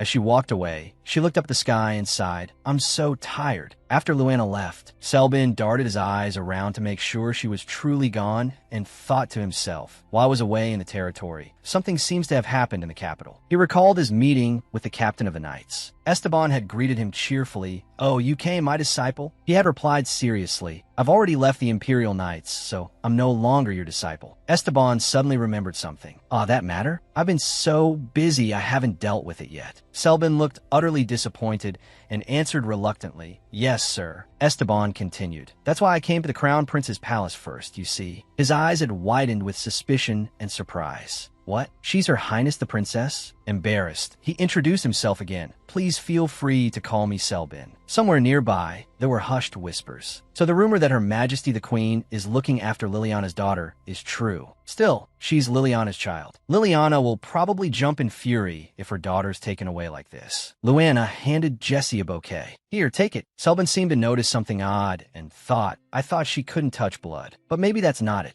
Immersed in his thoughts, Selbin startled and turned when he heard someone call out, "Oh, Sir Selbin." It was Maria, and he was just as surprised to see her. Maria also looked quite startled by his appearance at the royal palace. Unable to hide her surprise, she asked, "What are you doing here, sir? I heard you quit being a knight." Selbin looked rather embarrassed and stammered, but forced an awkward smile to ease the tension. I had personal reasons, so." Only then did Maria notice Luana's presence. Lady Luana." Then Maria cheerfully gestured toward Selbin as she introduced him. "This is Sir Selbin Arsen, Your Highness, the heir to House Arsen." Luana was astonished and blurted out, "The Duke's heir?" She thought to herself, "I thought he was just some flirt, so he's more impressive than I expected." Suddenly Maria remembered something and hurriedly asked Selbin, "But is it really all right for you to show yourself like this? Isn't your work supposed to be done in secret?" Hearing that, Selbin broke into a cold sweat and began stammering incoherently. "Ah, well," Luana, as if sensing something, quickly spoke up for him. "We just happened to run into each other. By chance, right?" Maria fell silent, briefly looking a little disappointed. She seemed suspicious, as though there was something more to it. "If Lady Luana says so, then I'm sure it's fine." Soon after, Maria brushed the thought aside and smiled brightly. "In that case, shall we go have afternoon tea?" Selbin perked up with interest. "Oh, the refreshments Maria specially prepared? May I join you?" Maria could only answer with an awkward smile. "If Lady Luana allows it." And so Sir Selbin was allowed to sit and enjoy tea with Princess Luana. The two chatted together, talking about anything and everything under the sun. Selbin's voice carried from miles away. "That's why I was saying, our territory lies in the north of the empire, so in winter everything turns completely white." Listening to him ramble, Luana joined in and asked in amazement, "Completely white?" Selbin eagerly began describing the scenery there for Luana. "Snow falls everywhere, Your Highness. It's so much fun leaving footprints in fresh white snow where no one has stepped before." At that, Luana's eyes widened, her excitement plain to see. Wow, she seemed to be imagining a dreamy world of white snow. Just then Maria stepped forward and shattered Luana's little daydream. Holding the teapot, she said, "Lady Luana, shall I pour you some more cocoa?" Luana happily replied, "Yes, please." "Wait, hold on." After about 2 seconds, Luana noticed something. Why does Sir Selbin keep looking at Maria? Could it be? Luana looked back and forth blankly between the two of them. At that moment, Selbin stood and said in a lively voice, "Anyway, when the chance comes, I'll invite you to visit the ducal house." Responding eagerly to the invitation, Maria asked, "Really? May I come too?" Selbin answered without hesitation, "Of course. Why wouldn't you?" Suddenly, a stern voice came from behind him. "Because I'm here." Selbin turned red with embarrassment. "Why, Your Highness?" It was Lu Dian, arriving to join the conversation. With his arms folded and looking rather tense, he asked Selbin, "What is this guy doing here? I heard you're no longer an Imperial Knight." Selbin straightened up at once, no longer looking carefree, and answered, "I resigned in order to inherit my family title, Your Highness." Lu Dian seized on that immediately. "Then doesn't that make you an imposter, posing as an Imperial Knight?" Selbin hurried to explain, "The captain still hasn't approved my resignation, so..." Before he could finish, Lu Dian cut him off and pressed further. "So you've left your post without permission." At this point, Selbin was already deeply aggrieved. Who does he think he is just because he's the crown prince? He complained, "I came to the palace because I heard Your Highness was looking for me. That's really unfair." Lu Dian turned sharply, then calmly refused. "I canceled that a long time ago, so why did you still come?" Feeling wronged and determined to argue his case, Selbin protested, "No, but Your Highness called for me, and now you're acting as if nothing happened." Lu Dian coolly rebuked him in return. "That's exactly why you should have come the moment I called." In any case, as Lu Dian spoke, he used his strong arms to lift Luana into the air. "If you said you were busy, then I would have assigned you something to do, so be patient and wait." Then he simply carried Luana away without looking back, leaving only a warning behind for her. "Luana, don't get involved with him, understand?" He also called Maria back to the palace. "Maria, come along." Maria obediently replied, "Yes, Your Highness." Everyone left, leaving Selbin standing there alone in stunned disbelief. "W8, hey." Though already snug in Lu Dian's arms, Luana still craned her head back to look at Selbin.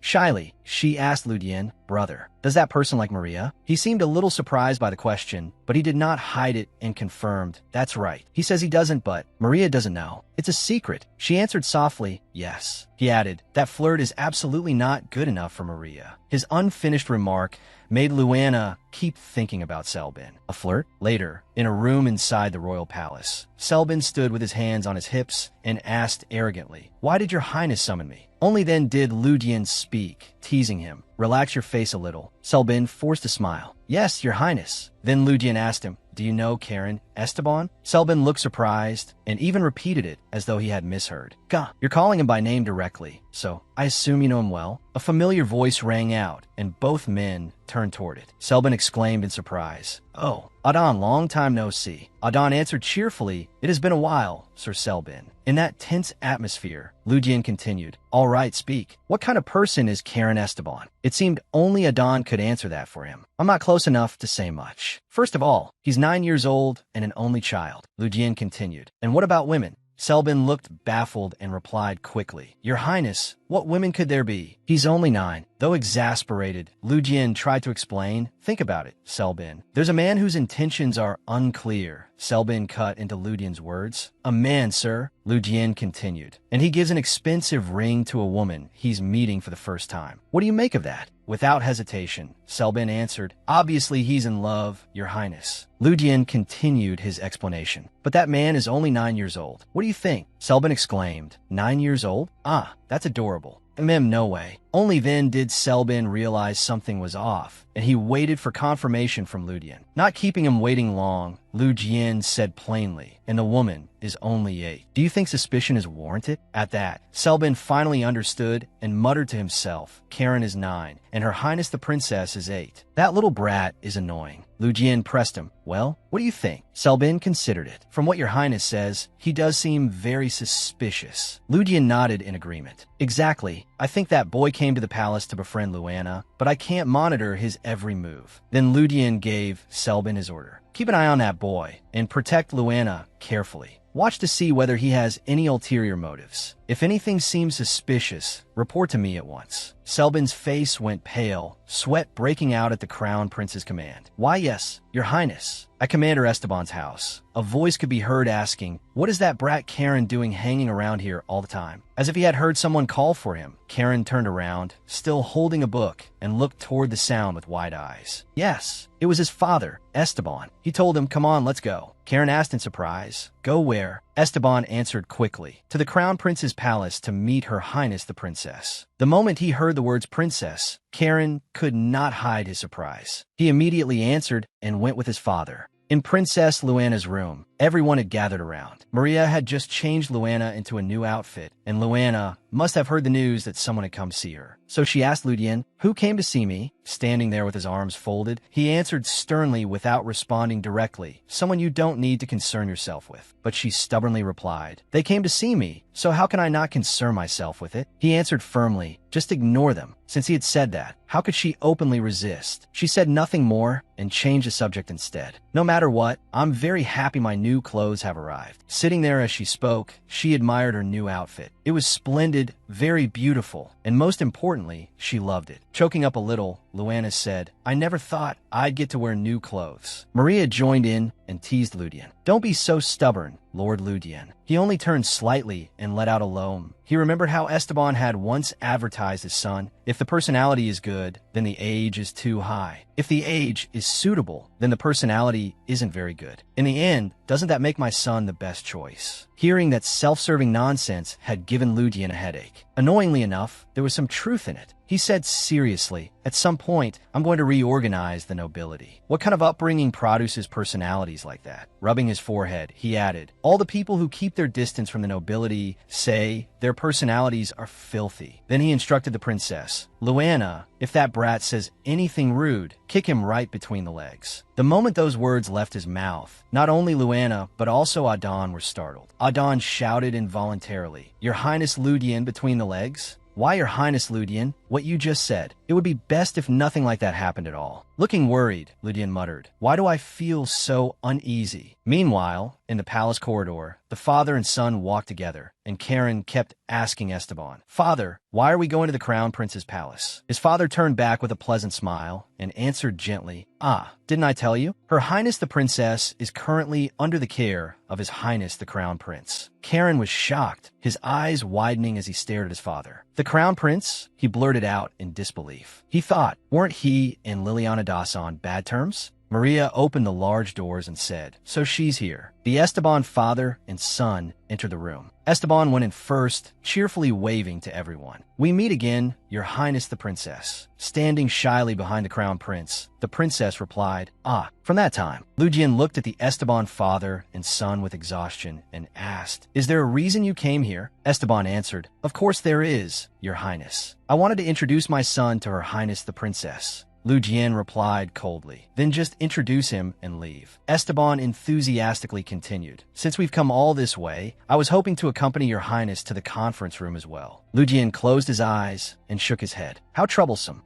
Ignoring Lu Jian's complaint, Esteban turned, placed a hand on Karen's shoulder, and said to Princess Luana, Well then, Your Highness the Princess, though he still has many shortcomings. This is my son. I hope the two of you will spend a pleasant time together. His name is Karen Esteban. Before the princess could answer, the crown prince spoke again. I'm not pleased about it, but you should at least know each other's names. As he spoke, he brought Luana forward to introduce her to Esteban and his son. Karen looked her up and down with a scrutinizing gaze. Blonde hair, definitely different from the second prince. His lips pressed into a thin line. Still, she was Liliana's daughter after all. Wait, something wasn't right. At that moment, the bracelet the princess was wearing happened to catch his eye, and he froze. That bracelet, memories of the past, came flooding back. It was the bracelet he had personally put on a girl whose face had been hidden. His thoughts tangled. Could it have been taken from that child? Lost in thought, Karen turned when he heard Esteban urging him. Karen, greet Her Highness the Princess as well. He faced the princess, and though unwilling, he still introduced himself politely. I am Karen of House Esteban. I hope for your guidance in the future. She looked at him carefully, surprised, with a faint sense of familiarity. Karen Esteban, this boy, I feel like I've seen him somewhere before. But when? Esteban glanced at his son suspiciously, surprised by the sudden change in attitude. On the other side, Ludian had his own thoughts. If he saw the bracelet and still reacted like that, then they definitely didn't recognize each other. He bent down and whispered in the princess's ear, Luana, do you remember what I just told you? The princess looked up at him innocently and asked, what did you say? Patiently, he reminded her again, urging her to put all her effort into it. Before he could even finish, she seemed to remember and replied, ah, that. He immediately praised her. Good job. Just then, Aiden spoke up in reminder, Your Highness, you should leave soon. Esteban turned and said to Maria, then I should be going as well. Before leaving, he waved his hand and instructed Karen, son, don't regret it later. Do your best. Not understanding what his father meant, the boy tried to ask again, what do you mean by that? By then, the crown prince and Esteban had already stepped outside. Esteban then asked Ludian, from your reaction, it seems Your Highness the crown prince already knew, didn't you? Ludian pretended not to understand, his voice cold. Knew what? Esteban continued, that my son was the one who gave her that bracelet. After pausing for about 2 seconds, Ludian said, the Duke already knows as well. To reassure the crown prince, Esteban hurriedly explained, please don't worry, Your Highness. I may be curious, but who would dare speak carelessly about the royal family? Ludian turned and shouted right at him, except you. Esteban laughed excitedly. What do you mean, Your Highness? I don't quite understand. I'm very discreet, Ludian replied. What I mean is, not everyone is like you. Everywhere, there are people who crave things they shouldn't. Esteban nodded in agreement. There are certainly people like that. Only then did Ludian lay out what truly worried him. That doesn't apply only to adults. Children are reflections of their parents. Everyone ignores that truth. Even if they hide it now, once words are spoken, they can't be taken back. I worry that even just 1 or 2 careless remarks could hurt Luana.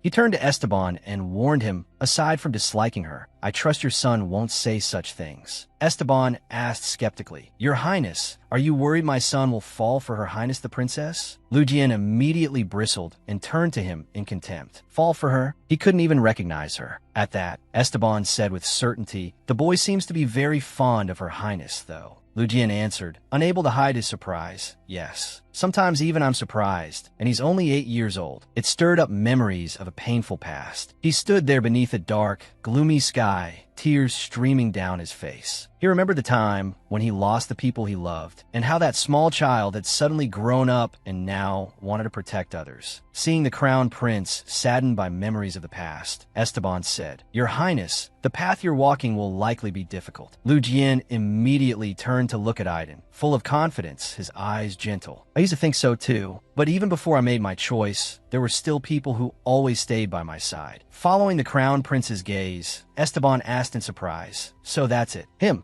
Aiden smiled and hurriedly denied it. I haven't done anything. Suddenly, Esteban recalled Maria. Suspicious. He wondered, was the maid I saw today the daughter of one of the crown prince's former guards? A thought flashed through his mind. If it were me, could I accept the child of the person who drove my loved ones to their deaths? He truly didn't want to think about it any further. He turned back and praised the prince instead. I have high hopes for the Empire's future, Your Highness. Lu Jian responded confidently. Nonsense. Esteban laughed heartily and said, Anyway, Karen and Her Highness the Princess will get along and play well together, right? Lu Jian answered, Not sure. We'll have to go see. Under the deep blue sky, Luana clutched the bracelet tightly, tears threatening to fall, as though she were holding back some grievance. Meanwhile, Karen was kneeling and looking up at her, utterly bewildered, not understanding what was happening. Just what was going on with our young pair. A few hours earlier, after everyone had left, only Karen, Luana, and Maria remained. The atmosphere turned awkward. Karen and Luana stared intently at each other until Maria had to break the tension. She said to the princess, Lady Luana, I'll prepare a place for you in the garden. Luana lit up at once and happily agreed. Then bring some cacao too. Maria did not forget to turn and ask Karen, Young Master Esteban, do you have any requests? He replied calmly, I'm not picky, so anything is fine. I'm not such a childish child that everything needs to be sweet. Hearing Karen say that, Luana was momentarily stunned. Is he mocking me right now? She stood still, her mind racing over the other child's behavior. She had felt it for a while now, his hostile attitude toward her. But why? I haven't done anything to that boy. Young Master Esteban, right now. Maria started, but before she could finish, a small hand stopped her. Maria, Princess Luana continued, We'll head to the garden first, so take your time. Maria was worried and asked with concern, But are you really all right, Your Highness? Luana answered cheerfully, My brother already taught me, so it's fine. Maria relaxed a little and finally understood.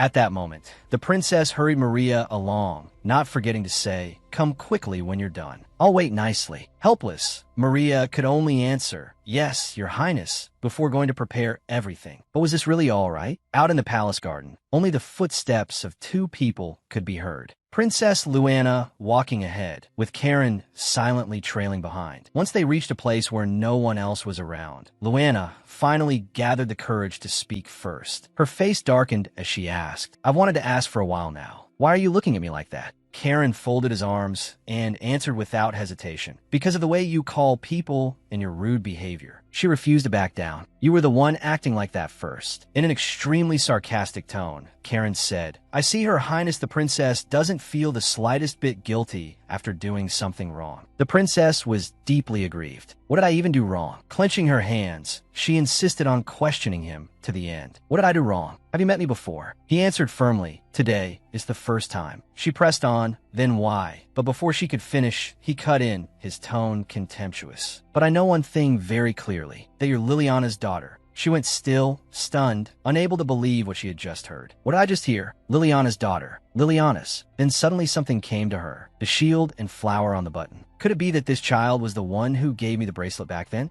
The moment she thought that, she became strangely excited, her eyes shining with hope. She raised her hand and showed the bracelet, about to ask him, could it be? But before her small hand could fully rise, Karen's firm grip stopped it. Before she could even finish speaking, he cut her off. I really hate people like you. People who shamelessly covet things that belong to others. She frowned, her arm tightly gripped. Are you pretending not to know? Karen immediately raised his voice. This is a bracelet I gave to someone else. Suddenly she froze, stunned, her beautiful eyes widening as she stared at Karen. Someone else? Don't tell me. He doesn't recognize me? She stammered, Wait, but he bombarded her with questions. Why do you have this? She resisted. That hurts. Let go, she said. She was still terribly disappointed. After a moment of silence, she wondered, why isn't he recognizing me? Why? Why doesn't he know? Then she firmly ordered, let go. The one who gave me this bracelet was you. It was as though lightning struck Karen. He released her hand, his eyes wide with shock, dazed as if trying to confirm what he had just heard.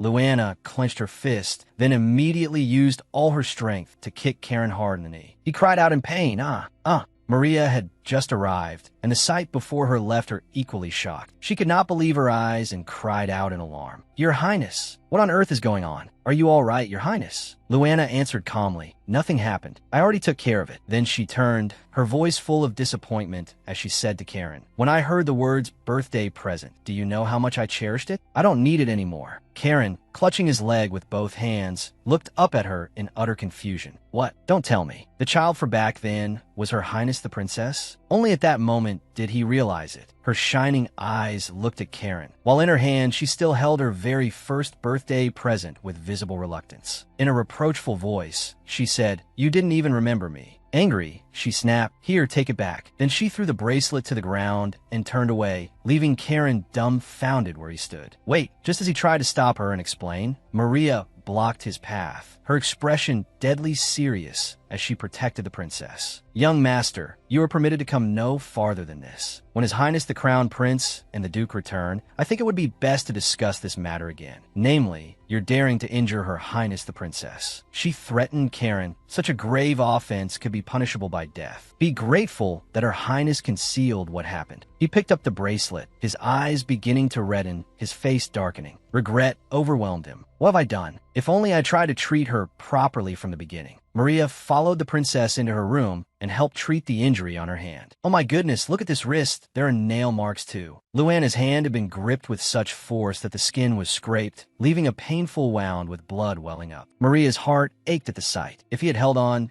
just a little tighter, things might have been much worse. The princess tried to excuse it. "That didn't happen, though." Maria, surprised, asked, "Are you protecting young Master Esteban right now?" Luana defended herself. "It's fine because I settled it myself," she told Maria with a trace of lingering regret. "That bracelet was a gift from House Esteban. I cherished it very much, so I was always curious about who gave it to me. It was the first gift I ever received in my life. But now that I've returned it, it has nothing to do with me anymore." Maria, holding the medicine box and preparing to leave, still tried to ask, "Does it really have nothing to do with you?" Luana pulled the blanket over herself and reluctantly answered, She turned her face inward, quiet and full of complicated feelings. "Even though I don't want to think about it, I can't stop caring. I think I had already started seeing him as a friend before I learned the truth. I really got carried away." Outside the main room, Karen rushed in anxiously to look for the princess, but only found Maria. Worried, he asked her, "How is Her Highness the Princess? Is she badly hurt?" Maria replied sternly, "I will personally report this to His Highness the Crown Prince, so it makes no difference whether you come here again or not." Karen fidgeted, rubbing his hands together. He was truly full of regret now and pleaded, "But may I please see Her Highness the Princess one more time? I really want to apologize. Even if it's only in words, please." Maria could not bring herself to refuse. She could only sigh. "All right." Inside the small room where the princess sat, she was still wrestling with herself. "Part of me wants to charge him with assaulting royalty and punish him, but he's still just a child." "Yes, a child." Outside, someone else stood restless and deep in thought, holding the bracelet in his hand, anxious, remorseful, and reflecting on what he had done. Luana remained seated there, as if sinking into her own world, muttering under her breath, still unable to control her emotions. Looking at Karen's state, Maria made a bold decision and decided to give him one more chance. But on one condition. "Promise me you will never hurt Lady Luana again. This is for Lady Luana's sake. Come with me." Standing before the door, Karen Esteban sighed. I truly don't know why." He suddenly remembered his father's expression. So father knew too, and only I didn't. He thought, "No, this is because of my prejudice against Liliana's daughter. It's my fault for not properly trying to know that child." Karen said, "I was really incredibly stupid." At that moment, Luana appeared in from outside the door. "You're not talking about me, are you?" Karen raised his voice. "Wait, no, hold on. Please don't close the door, that's not it." He took hold of Luana's shoulders and said, Tell me no. Let me say it." Luana answered gently, "All right, you don't have to be so formal." Karen said, "Yeah, I'm sorry." Luana thought it over. In the end, he had gotten angry at a princess because of that child, and he was clearly showing remorse. "How could I stay angry any longer?" Luana and Maria went into the room. Luana said, "Hey, that's enough. It looks like you're reflecting on yourself, but that's not necessary right now." Karen rubbed the bracelet, hesitating. Luana turned to Maria and said, "Maria, that snack you brought earlier, can I eat it now?" Maria replied, "Of course, Your Highness. If you plan to eat outside, I'll prepare a fresh serving." Luana smiled. "Since Karen said he doesn't need sweets, bring us something really bitter." Maria answered cheerfully, "Yes, Lady Luana." Hearing the two of them, Karen grew confused. What is this? Is this my bad luck?" Luana and Karen then sat down to eat together in the garden. Karen spoke up, At that time, Luana replied, "Is there something you want to say?" As Karen lifted his teacup, he said, That." Luana watched his movements. Karen continued, I'm sorry." After taking a sip of tea, Karen thought in confusion, "What is this? Is there medicine in this tea? Why does it look like this?" Seeing Karen's expression, Luana burst into laughter. "What's wrong? You were acting all grown up, but you can't drink it either? Do you want to spit it out?" Karen's face turned pale. And without a word, he stood up and walked out. Luana said, well, we're outside anyway, so just spit it out and come back. Maria and Luana were both delighted, high-fiving each other and laughing. Huh? Luana said, seriously, how can anyone drink something like that? Maria laughed. At some point I started looking for it, thinking that maybe when Lady Luana grows up, she might come to enjoy it. Luana denied it at once. Absolutely not. Karen returned and sat back at the table. Luana cheerfully offered, are you all right? Want some cacao? He hesitated a little. Yet he still lifted the teacup and drank again. Luana asked, that tea didn't seem very good, did it? Karen agreed. It's an insult to tea. Then Luana casually said something that made him freeze. It's the kind of tea my brother likes. She laughed and held out her little finger to him. But I hate that tea too, so I'll keep it a secret. Promise? Luana thought, all right, enough teasing for now. Then she asked, Maria, what do friends usually do together? Maria replied, friends, Your Highness? Let me think. Luana said, what do you usually do at times like this? Karen answered, I practice swordsmanship. At that moment, Maria suddenly realized something. Luana continued asking, even in your free time too? So practicing swordsmanship can become a hobby. Is learning swordsmanship fun? Karen answered, yes. I like swords. Luana marveled. Oh, and thought to herself, are all people my age like this? They like something and learn it. I want to try learning something too. She fell silent. It's fine. Luana, that won't happen anymore. Back then, I was different from who I am now. Snapping out of her thoughts, Luana smiled and said, what should I do? I can't think of anything worth doing. Karen nodded. Maria suggested. Then how about a simple game? Luana asked a game. Maria said, if you go to the room next to the drawing room, there's a game board Lord Rudon often plays with. It's very fun. Luana happily said, then let's go. Karen replied, okay. Maria said, you two go into the drawing room first. I'll follow after. Luana turned back and asked, you're not coming with us? Maria replied, I was planning to bring up some more snacks as well, since there isn't enough left. Luana wondered, really? I don't think we ate that much. Karen suddenly noticed something strange from Maria's expression. He took Luana's hand and pulled her along, saying, she said she'd come after us, so let's go first. Maria agreed. Please go to the drawing room first. I'll bring them right away. Luana said, come quickly. Maria gave a faint smile. Then suddenly her expression changed. Who's there? Selbin Asian had caught a maid and forced her kneel, saying, well, shall I hold her down a little longer? The maid protested, W8. Maria said, thank you, Lord Selbin. Then, raising her voice angrily, she asked, well then, whose orders were you following when you came here? The maid pinned to the ground by Selbin panicked and stammered. And no, it's not like that. Under Selbin's scornful smile, she continued faltering, I just thought no one was here. Wearing the same mocking expression, he said, so, because there was no one in the Crown Prince's palace, you came in? Why don't you make a proper excuse? Maria looked at her and said, judging by that uniform, she must be a maid from the inner palace. The maid immediately said, I didn't come here on that person's orders. When I saw young Master Esteban enter the palace, while restraining her, Selbin said, whatever your intentions were, that was still Her Highness the Princess's seat. Intimidated by his oppressive voice, she said fearfully, yes. Then her eyes widened in shock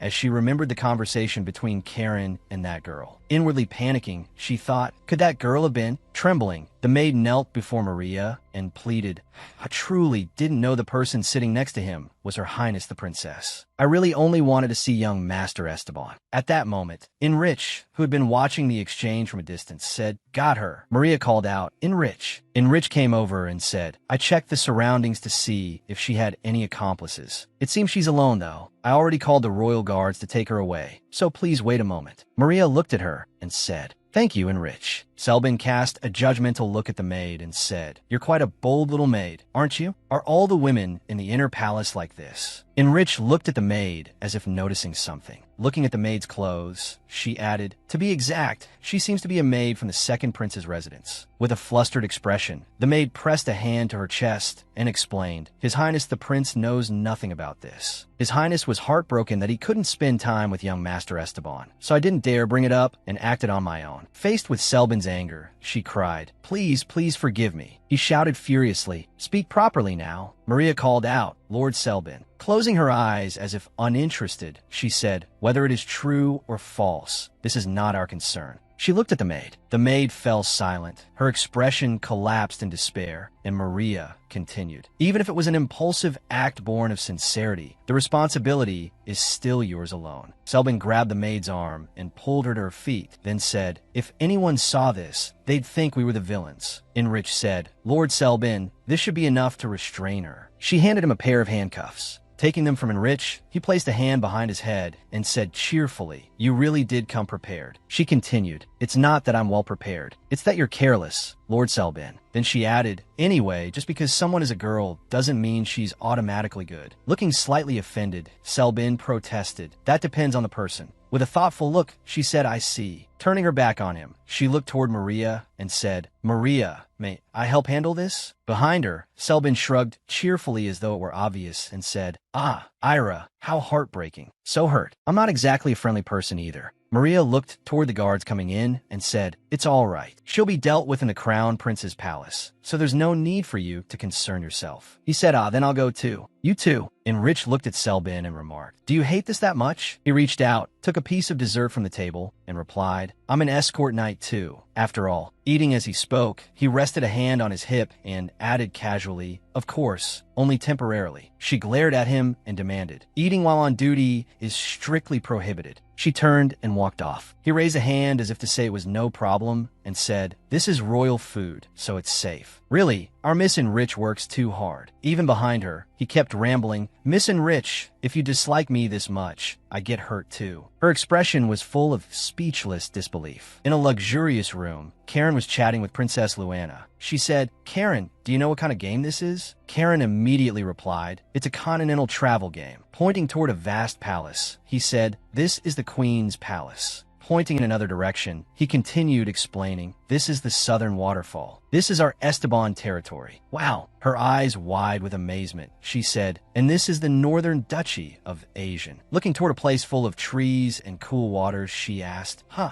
what's this?" He replied at once, "A small oasis in the capital of Taeyon." Standing there and looking at the continent game board, he added, "There's a rumor that it's been drying up lately. This game board seems to be a model made some time ago." She quietly murmured, "Taeyon." In her mind, she thought, that's a name that isn't unfamiliar at all. Her eyes widened as she thought, "I think it's one of the memories I lost." She stretched out her hand toward the oasis in the capital of Taeyon. Sensing Karen's puzzled look, she thought again, "If I look a little more closely, will I remember?" Seeing this, he called out, "Luana." She flinched, startled, her eyes wide. Turning to look at him, she said, "Huh? Were you calling me?" A little awkwardly, he asked, "What were you doing?" That, looking at Luana's back, he thought it felt like she might be drawn in and disappear at any moment. So, I can't exactly say I called out in a panic. From the doorway, Selbin entered and said, "Greetings, Your Highness the Princess. It's good to see you again." She turned around with an annoyed expression and said, "Selbin the Playboy." Karen and Luana walked toward Selbin, who was standing with Enrich, and as she walked she asked, "Where's Maria?" He said, "Am I late?" "Please forgive me, Your Highness." Looking at him in surprise, Karen asked suspiciously, "You, why are you here? I heard you had to return to your estate." Looking at him cheerfully, Selbin said, "I only arrived the day before yesterday. For the time being, I've been assigned to escort Her Highness the Princess." Standing behind him, Princess Luana looked toward Enrich and asked, "Who's that person over there?" Selbin said, "Ah, let me introduce her. This is Lady Enrich, who will be escorting Your Highness together with me." Enrich placed a hand on her shoulder and introduced herself. "I'm Enrich. I don't have a family name because I'm a commoner, so you may call me whatever you like." With a cheerful face, Luana said, "Nice to meet you. I'm Luana." Enrich bowed to her and said, "It's late for a formal greeting,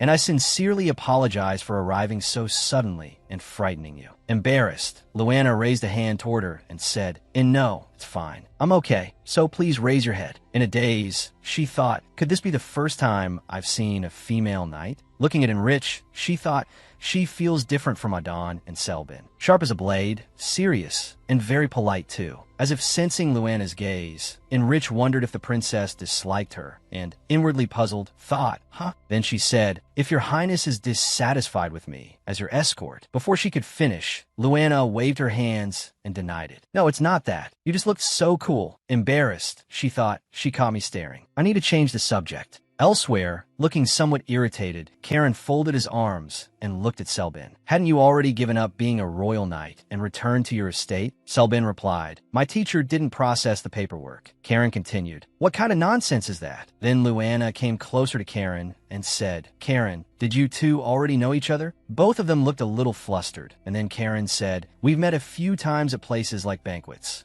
Selbin chimed in. We occasionally talk like this too. With a face that clearly said they were not close, Karen said, we're not close. We just know each other by face. Looking troubled, Selbin continued, you're treating me so coldly today. Everyone turned to the sound of a voice. Is it noisy because there are so many people? Maria came in, pushing a cart full of delicious food, and said happily, I'm glad everyone is here. There's a bit more than usual. When everyone saw the table being set with food and drinks, someone exclaimed, wow, delicious scones, right? Except for Enrich, who remained standing behind Princess Luana's chair. Everyone sat around the table and listened as Maria introduced the dish. This is a dessert you can spread with jam and cream however you like. Luana exclaimed, oh, it's my first time eating scones. Her eyes sparkling with delight. She said, both the jam and the cream look so delicious. Hesitating, she added, which one should I eat first? As she picked up the towel to clean her hands, someone said, ah, Lord Ludian. She called brother. Ludian said, so today's snack is scones. He gently picked her up and sat her on his lap, then continued. I came as soon as the meeting ended. Perfect timing. He added, scones nearly caused a war of pride between the South and the North. Hearing that, Enrich and Selbin thought, the South? The North? Looking completely confused, Luana said, a war of pride? Taking a scone, Ludian said, you don't need to know. It's a pointless debate about which should go on first, jam or cream. Kindly feeding her a bite, he continued. Whenever scones appear, they start arguing. Then he asked, so, is it good? Chewing the pastry, her cheeks puffed up adorably like little buns, she said, yes, it's very good. Before her words had fully ended, he happened to notice the bandage on her hand. His expression stayed the same, but his voice turned darker. In a low voice, he asked, your hand, is it injured? Startled, she thought, all right. I forgot to take the bandage off. Stammering, she said,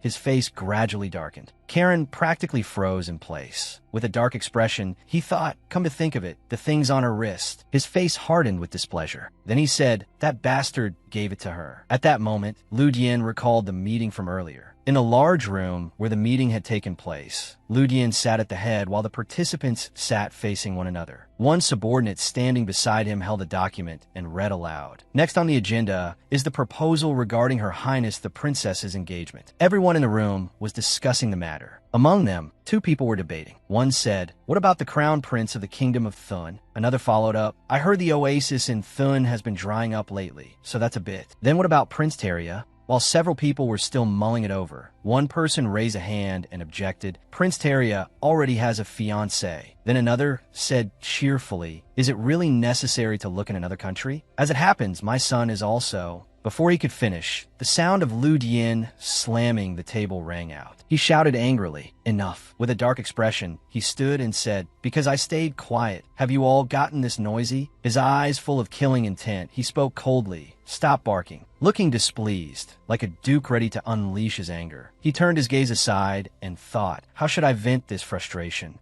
At that moment, Luana, sitting in his lap, comforted him. Brother, really, nothing happened, so don't be too angry. He reined in his emotions and replied, very well. If you say so, then I suppose so. Looking out the window, he continued, young Master Esteban, since the Duke said he would get into the carriage first, you'd better take your time going. His expression darkened again as he added, on your way. Tell the Duke to give up his foolish dream. Karen answered, yes, understood. Then he suddenly stopped. Turning back toward the princess, he said, and, if possible, may I come again next time? She smiled brightly and replied, of course. Maria walked over to Luana and said, I'm sorry, Miss Luana. She turned back, surprised.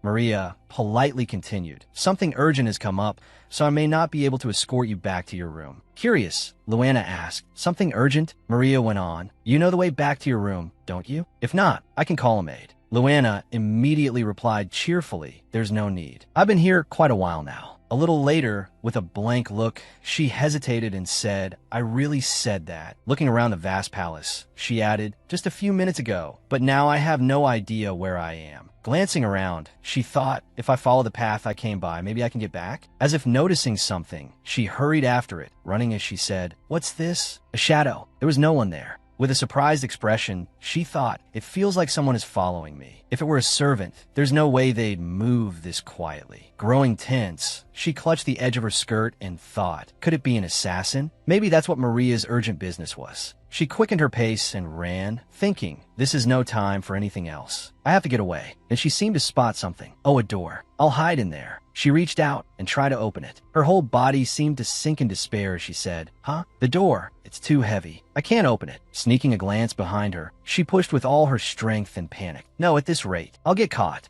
A hand reached out toward her. Frightened, she shut her eyes. That hand landed on the doorknob. The door opened. Puzzled, she murmured, A voice said, "You wanted to go in here, didn't you?" Turning to look at the other person, she asked in surprise, "Oh, Enrich." She replied at once, "Yes, Your Highness the Princess. Have I made some mistake?" Luana looked at her and asked, "You were beside me from the beginning, weren't you?" Enrich replied, "Yes." Then she continued, "Since our greeting the day before yesterday, Lord Selbin and I have been taking turns staying near Your Highness." Luana looked up at her with wide round eyes and said, "I had absolutely no idea." Enrich replied, "I didn't want to make the person I was escorting uncomfortable." Luana asked, "I heard Adon walks right beside you." She replied, "Lord Adon is His Highness the Crown Prince's guard knight." Still looking confused, Luana said, "Enrich, you my escort knight, right? Then shouldn't you stay by my side like Adon does?" Enrich explained, "There are two kinds of escort within the palace. One is staying by your side and protecting you as a guard knight, and the other is protecting you discreetly to prevent potential threats." Closing her eyes helplessly, Enrich said, "Up until now, I only focused on covert protection and failed to notice the danger right in front of me. That was my fault." She lowered her head, looked at Luana, and said, "I'm sorry. This is my first time taking on a public protection assignment. I'm sorry for startling you." Luana reassured her, "It's fine. By the way, when I ran just now, you ran with me too, right?" Enrich answered in a doubtful tone, "Yes." "Have you run before?" Luana put her hands on her hips and said loudly, "Anyway, from now on, stay by my side, okay? It would be troublesome if someone were hiding nearby and following me." She replied, "Yes, I'll remember that." Enrich asked quietly, "Then should I close this door?" Luana turned back toward the room and said, "Oh, right. What is this place?" Her eyes lit up. Looking at the paintings, she exclaimed, "Portraits, and not just one." As she walked, Enrich explained, "This is where portraits of former members of the imperial family are displayed." As Luana admired the portraits, she marveled inwardly. Wow, so that was what my brother looked like when he was younger. And that's His Majesty the Emperor, so there was a time like that. Suddenly, she stopped. She halted in front of a large portrait. Her Majesty the Empress and my brother. Her gaze fell on the Empress's hand, gently resting over her stomach. No, there was one more person. That child, who should have been loved by everyone from the moment she was born. The Empress's real daughter. She stood there motionless, staring at it. Then Luana suddenly reached out and touched the place where the Empress's belly was in the portrait, thinking to herself, how strange. This feeling is oddly familiar. Why is that? Then a voice asked, "What are you doing here?" Enrich and Luana turned around at the same time. Enrich spoke first. "Ah, Your Highness the Crown Prince." Lu Jian stepped forward, lifted his little sister into his arms, and said, "You weren't in your room, so I was very worried." Luana looked up at him and asked, "What?" "Brother, your hair," Luana cried out. He avoided the subject. "Ah, it's nothing important." But Enrich already knew the reason. She thought to herself, "I know it's because Your Highness was frantically searching for Luana." Lu Jian asked his sister, "Then why didn't you go back to your room? Why did you come all the way here? This is very far from your room." Avoiding his gaze, she answered, "I got lost." He repeated, "Lost?" Luana replied, "I felt like someone was watching me, so I ran." At her words, Lu Jian's voice immediately dropped as he pressed. "Who was it?" He thought anxiously, what if? Liliana placed a hand on her chest and said with a smile, "I heard Luana's maid led her away." She demanded, "Release that girl at once." Lu Jian crossed his arms and said coolly, "Did you come all the way here just to say that?" Then he added sternly, "She is being punished for what she did. Anyone who saw it would think I imprisoned a maid for no reason." Though her actions did not show it, her words were pleading. "My son is very upset by her absence. Please be generous and let it go." Lu Jian silently watched Liliana with caution. This woman, to trap me and Luana.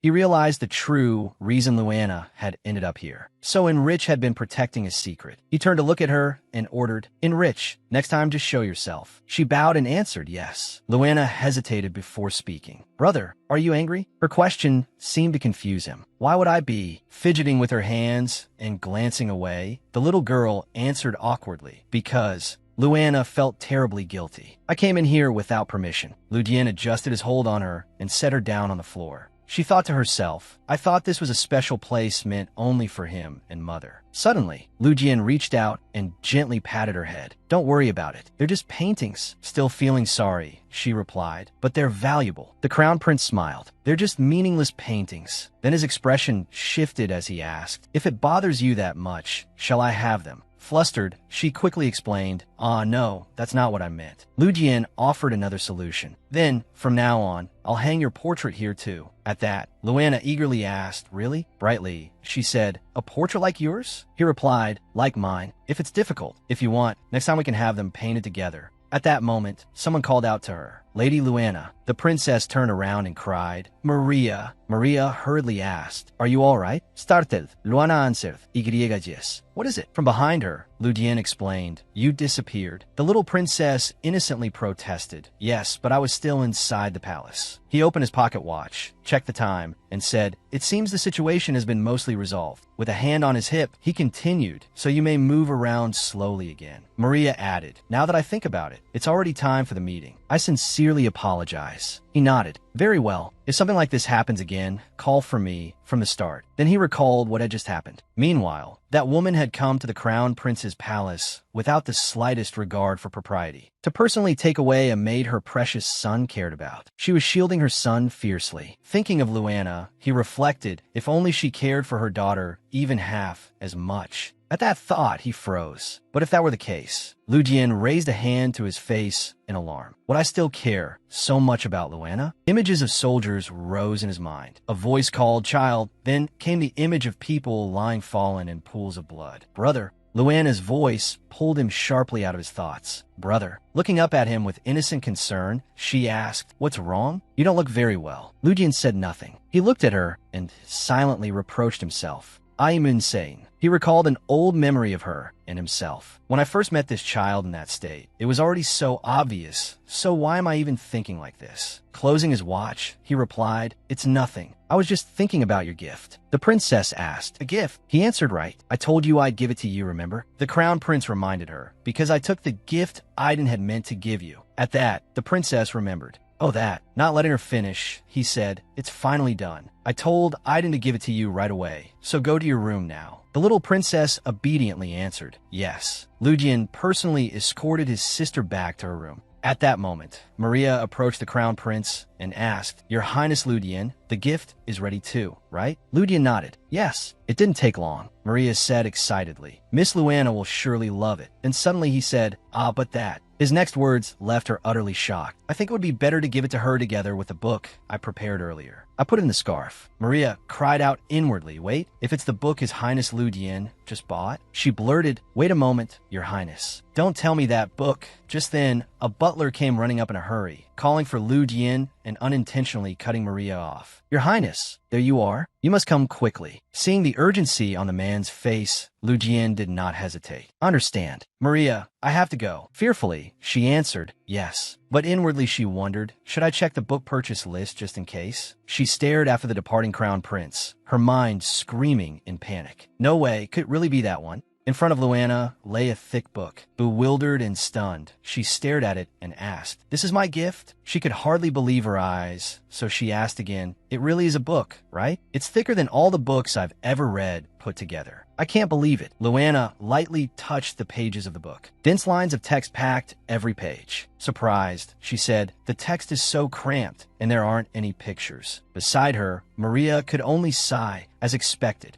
Suddenly, Luana closed the book and explained, But it's not that I dislike it. I'm just a little worried about whether I can carry it. She tried lifting it with her own hands, but it was not easy at all, and her hands trembled. With difficulty, Luana said, It seems heavier than I thought. Then someone's hand gently lifted the book for her. It was Enrich, standing modestly behind her as she said softly, Be careful. Don't let it fall. Luana replied, Thank you. Because the book was too heavy for her, she sat on her lap for a while and said to Maria, I don't think I can lift it by myself. Maria said worriedly, It really does seem heavy for you, Luana. Then Maria suddenly brightened and cheerfully told her, Then maybe there's a surprise gift hidden inside. You must really like it, right? Luana blinked in confusion at her maid's words and asked, A surprise gift? Maria leaned close to the little princess's ear and whispered, That's a secret. Oh my, what kind of secret could it be? Then she added, His Highness Lu Jian loved this book very much when he was little. Luana turned the pages one by one, examining them carefully, then asked, when he was little. Maria answered nostalgically. His Highness Ludian liked history from a very young age, so he read that book many times. He could read it alone, but he said it was very boring, so he decided to read it together with others. Prince Ludian really had always been affectionate, even as a child. Remembering that time as well, she continued, but there were days when they would even quiz each other on it. Beside her, Aiden smiled brightly at the fond childhood memory and chimed in. After that, it became common for the three of us to test one another. Luana asked curiously, Echem? 3. Aiden immediately explained, Ah, yes. As I mentioned before, my younger sister Asin was there too. He continued, my mother was His Highness Ludian's wet nurse, and my father was his teacher, so naturally we ended up playing with His Highness as well. Luana still had something she did not understand. Your brother's teacher? The knight said, my father passed away not long ago. A brief silence fell after Aiden shared that, and the atmosphere turned solemn. Sensing it, he hurriedly added, Oh no, it happened in that sort of way. He lived a life he could be proud of. But for some reason, Enrich shot him a judging look after hearing Aiden's story. It turned out she had heard a rumor that he had died in an attack not long ago, and that the one behind it was supposedly a concubine. Enrich silently watched him from afar. Maria seemed to understand her doubt and noticed that puzzled expression. But in order to let the conversation continue naturally, she raised a finger to her lips and signaled Enrich to stay quiet, wearing a gentle, easy smile. Aiden then continued talking with Luana. Come to think of it, Asin said she wanted to meet you. Luana looked surprised. Really? She was so delighted that she sprang to her feet at once, dropping the book from her lap in the process, and exclaimed, Me too. I want to meet Asin too. Suddenly, a sharp scream rang out. The scene changed. The conversation with Aiden was gone, and now Crowned Prince Ludian stood there with his arms crossed, speaking to the little princess. So he said, the book fell on your left foot, and you got hurt. Good grief. If there were an award for the clumsiest person on Earth, I would definitely give it to you, Luana. The little girl still replied, It's not badly hurt. Her left foot was now completely wrapped in bandages, and even so she still said, I'm really fine, but going back to when she had first been injured, Maria had repeatedly asked, Did the book hit your foot? Her foot had already swollen, and it clearly was not fine. Restless, the maid urged the palace physician. It must hurt, but she keeps saying she's fine, so you absolutely have to examine her carefully. Luana kept trying to reassure her. Maria, I'm really all right. Having treated nearly everyone in the palace, the physician was already very used to the reactions of patients' loved ones, and he judged, although it's swollen, it doesn't seem to be a serious problem. He thought to himself, when others keep worrying, I should present a more concrete course of treatment. Even if the conclusion is the same, they won't believe it unless I persuade them. He decided to move on to his final method. The physician calmed Maria by offering a solution. You definitely need to be careful for the next few days. I think if we bandage it, she'll be fine. Meanwhile, Luana insisted, It's not that bad. Ignoring her protests, the physician said, Freilier, people like your highness the princess must be careful even with small injuries like this. Luana looked bewildered and unconvinced, so she protested, No, you can't. And that was how her injury ended up bandaged. Seeing how things had turned out, Ludian said, I don't think the book is necessary anymore. But the little girl stubbornly insisted in a pleading tone, No, I really like it. Then she held up the item that had been tucked inside it, a golden, luxurious, glittering page marker. She added this too. Luana continued, It was inside the book, right? It sparkles, so I really like it. The little girl kept admiring the bookmark in her hands, enchanted by how pretty it was. She looked so adorable. Seeing her delighted expression, the prince and Maria each said, I'm glad I gave you something like that. I told your highness from the beginning that just that would have been enough. Thinking it over, Lu Jian felt guilty and said, In any case, you got hurt because of the gift I gave you. He then suggested, Should I give you something else you want instead? Hearing that, Luana's eyes widened as she repeated, Something I want. Then, full of excitement, she asked him, In that case, can I go outside the palace? I want to go to Aiden's house.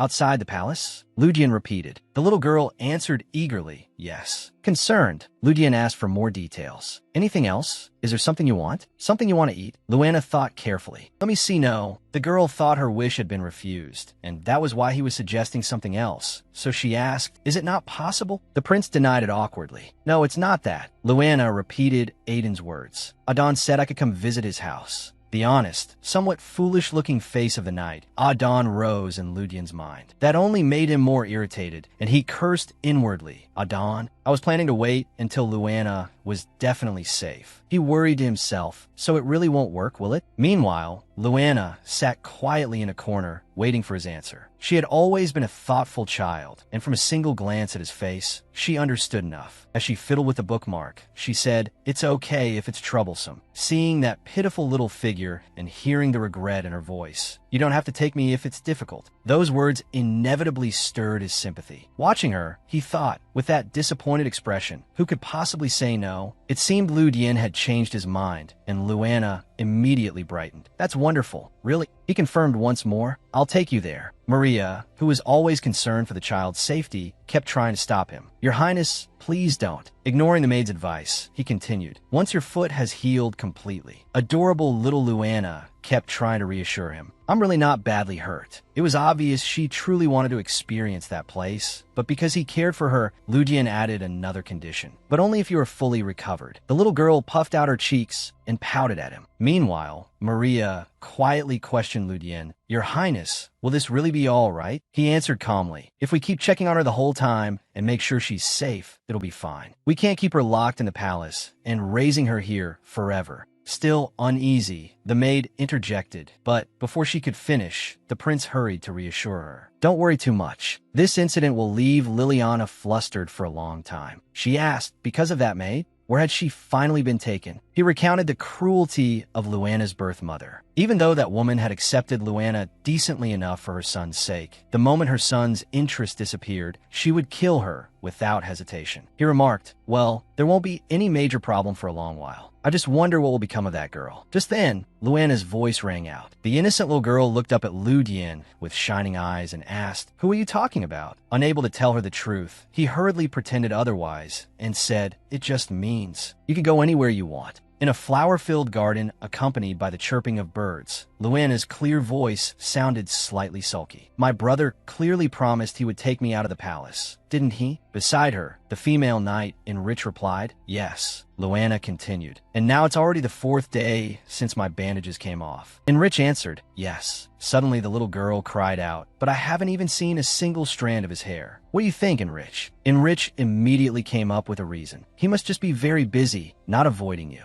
Luana's tone softened, tinged with hurt. "I've still been waiting. Do you think he's deliberately not coming?" Enrich quickly reassured her. "There's no way that's true." Just as Luana was about to say something else, Selbin suddenly appeared, stepping between her and Enrich. He said, "May I speak with you for a moment?" Startled, Luana fell backward and cried out, "Ah, you scared me, Selbin." Selbin immediately explained, "Sorry. It was time for the shift change." He went on, "Lady Luana and Enrich, you two seem so close that I'm getting a little jealous." Luana wondered if the people in the palace were all competing to startle her every single time. Selbin asked curiously, "So what were you two talking about?" The little girl bluntly replied, "You wouldn't understand, Selbin." Pouting, Selbin said, "That's harsh." But then he suddenly thought of something. "Ah, if Lady Enrich guarantees it." Enrich shot him a look. "Why should I do that?" Selbin put on a flattering expression. "Come on, between us." Enrich replied coldly, "I don't know what sort of relationship you think we have, but I'm certainly not close enough to guarantee anything for you." At that, Luana hugged her knees and said sadly, "Actually, it's nothing special. It's just, maybe he's avoiding me on purpose." Hearing that, Selbin seemed to understand something. "Lately, I think His Highness has just been in a bad mood." She asked, "In a bad mood?" He continued, "A lake near the capital suddenly dried up. Because of that issue, the conference still hasn't ended, and the officials are working overtime and practically living in the palace." Luana asked in surprise, "How do you know that?" Selbin replied, "It came up at the nobles' conference." Then, with a serious expression, he added, "I heard it really dried up for no apparent reason. It's a lake that has existed since the founding of the nation, so people are talking about it a lot right now." Selbin went on to recount the legend of the lake. According to the tale, it had originally been only a small pond, but after the first empress prayed to it earnestly, it gradually expanded into a great lake. After hearing the legend, Luana asked curiously, "Really?" Selbin said gently, "Well, it's just an old legend. It's not hard to tell that some parts are true and some parts are false, right?" Selbin suddenly asked Luana, "But why are you looking for the crown prince?" She answered, "Well, Adon invited me to his house. My brother said I could go, but I haven't heard anything since then." "Quick on the uptake," Selbin said, "then don't keep waiting. Wouldn't it be enough to just go ask for permission?" The innocent girl asked, "But you just said he's in a bad mood. Wouldn't I only distract him if I went?"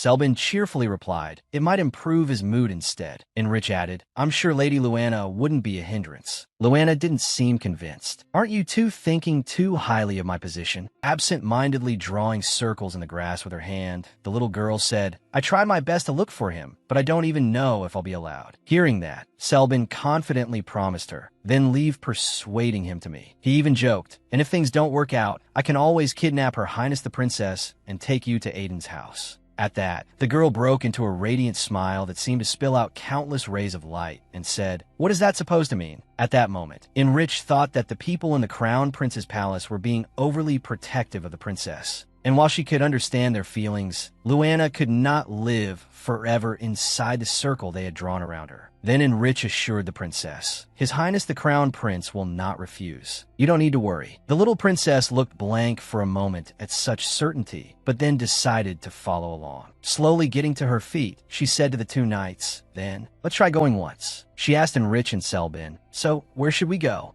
After that, they took her to a district in the city. Selbin asked, is this your first time here? Then he immediately explained, this is the boundary between the inner city and the outer city. Luana repeated in curiosity, inner city? Outer city, picking up a twig and drawing a diamond shape with two circles around it. He explained, if I were to show it like this is the inner city and this is the outer city. And this side is where we are standing now. The outer city is where His Highness the Crown Prince is. Beside him, Enrich added, if we go in that direction, we can get there. Looking where Enrich pointed, Luana saw a dense crowd of people and asked, but are there always that many people over there? Enrich added, if we go farther toward the outer city, there'll be even more. If you want to talk about real crowds, at the very least, it would have to be the night market. The little girl became curious about the night market. Selbin answered from beside her, it's a market that opens at night. It's held in the capital once a year for 1 week. There's lots of delicious food, not just from the empire, but dishes from all over the world gather there for those days. After explaining, he tempted her further. Later, why don't you go eat there with me? I can show you around. As she kept walking, she wondered whether she really had to go with Selbin. Someday, I want to go there with my brother. Suddenly, memories from the past surfaced. Whispers, the sneering criticism of adults. That is Her Highness the Princess. His Highness the Crown Prince treasures her. From those cruel words, the girl could feel the sharp stares directed at her. It's so frightening. At times like this, no one tells me what I'm supposed to do. Then something suddenly occurred to her. Isn't this just like when I met my brother and Her Majesty the Empress? At that time, my brother definitely. He had a cold expression and narrowed his eyes just a little. The two guards beside her suddenly looked at the little girl. Her face had turned serious, giving off an aura that made others afraid. The people in the street began moving aside to make way for her. Seeing that, the girl felt inwardly triumphant. That's it, I did it. She became so delighted that her mouth fell open, making Enrich remind her, Lady Luana, your mouth. Only then did the girl realize it, let out a small ah, and shyly covered her lips. Watching the princess, Selbin could not help but think of Ludian, who could make guards tremble with just a glance.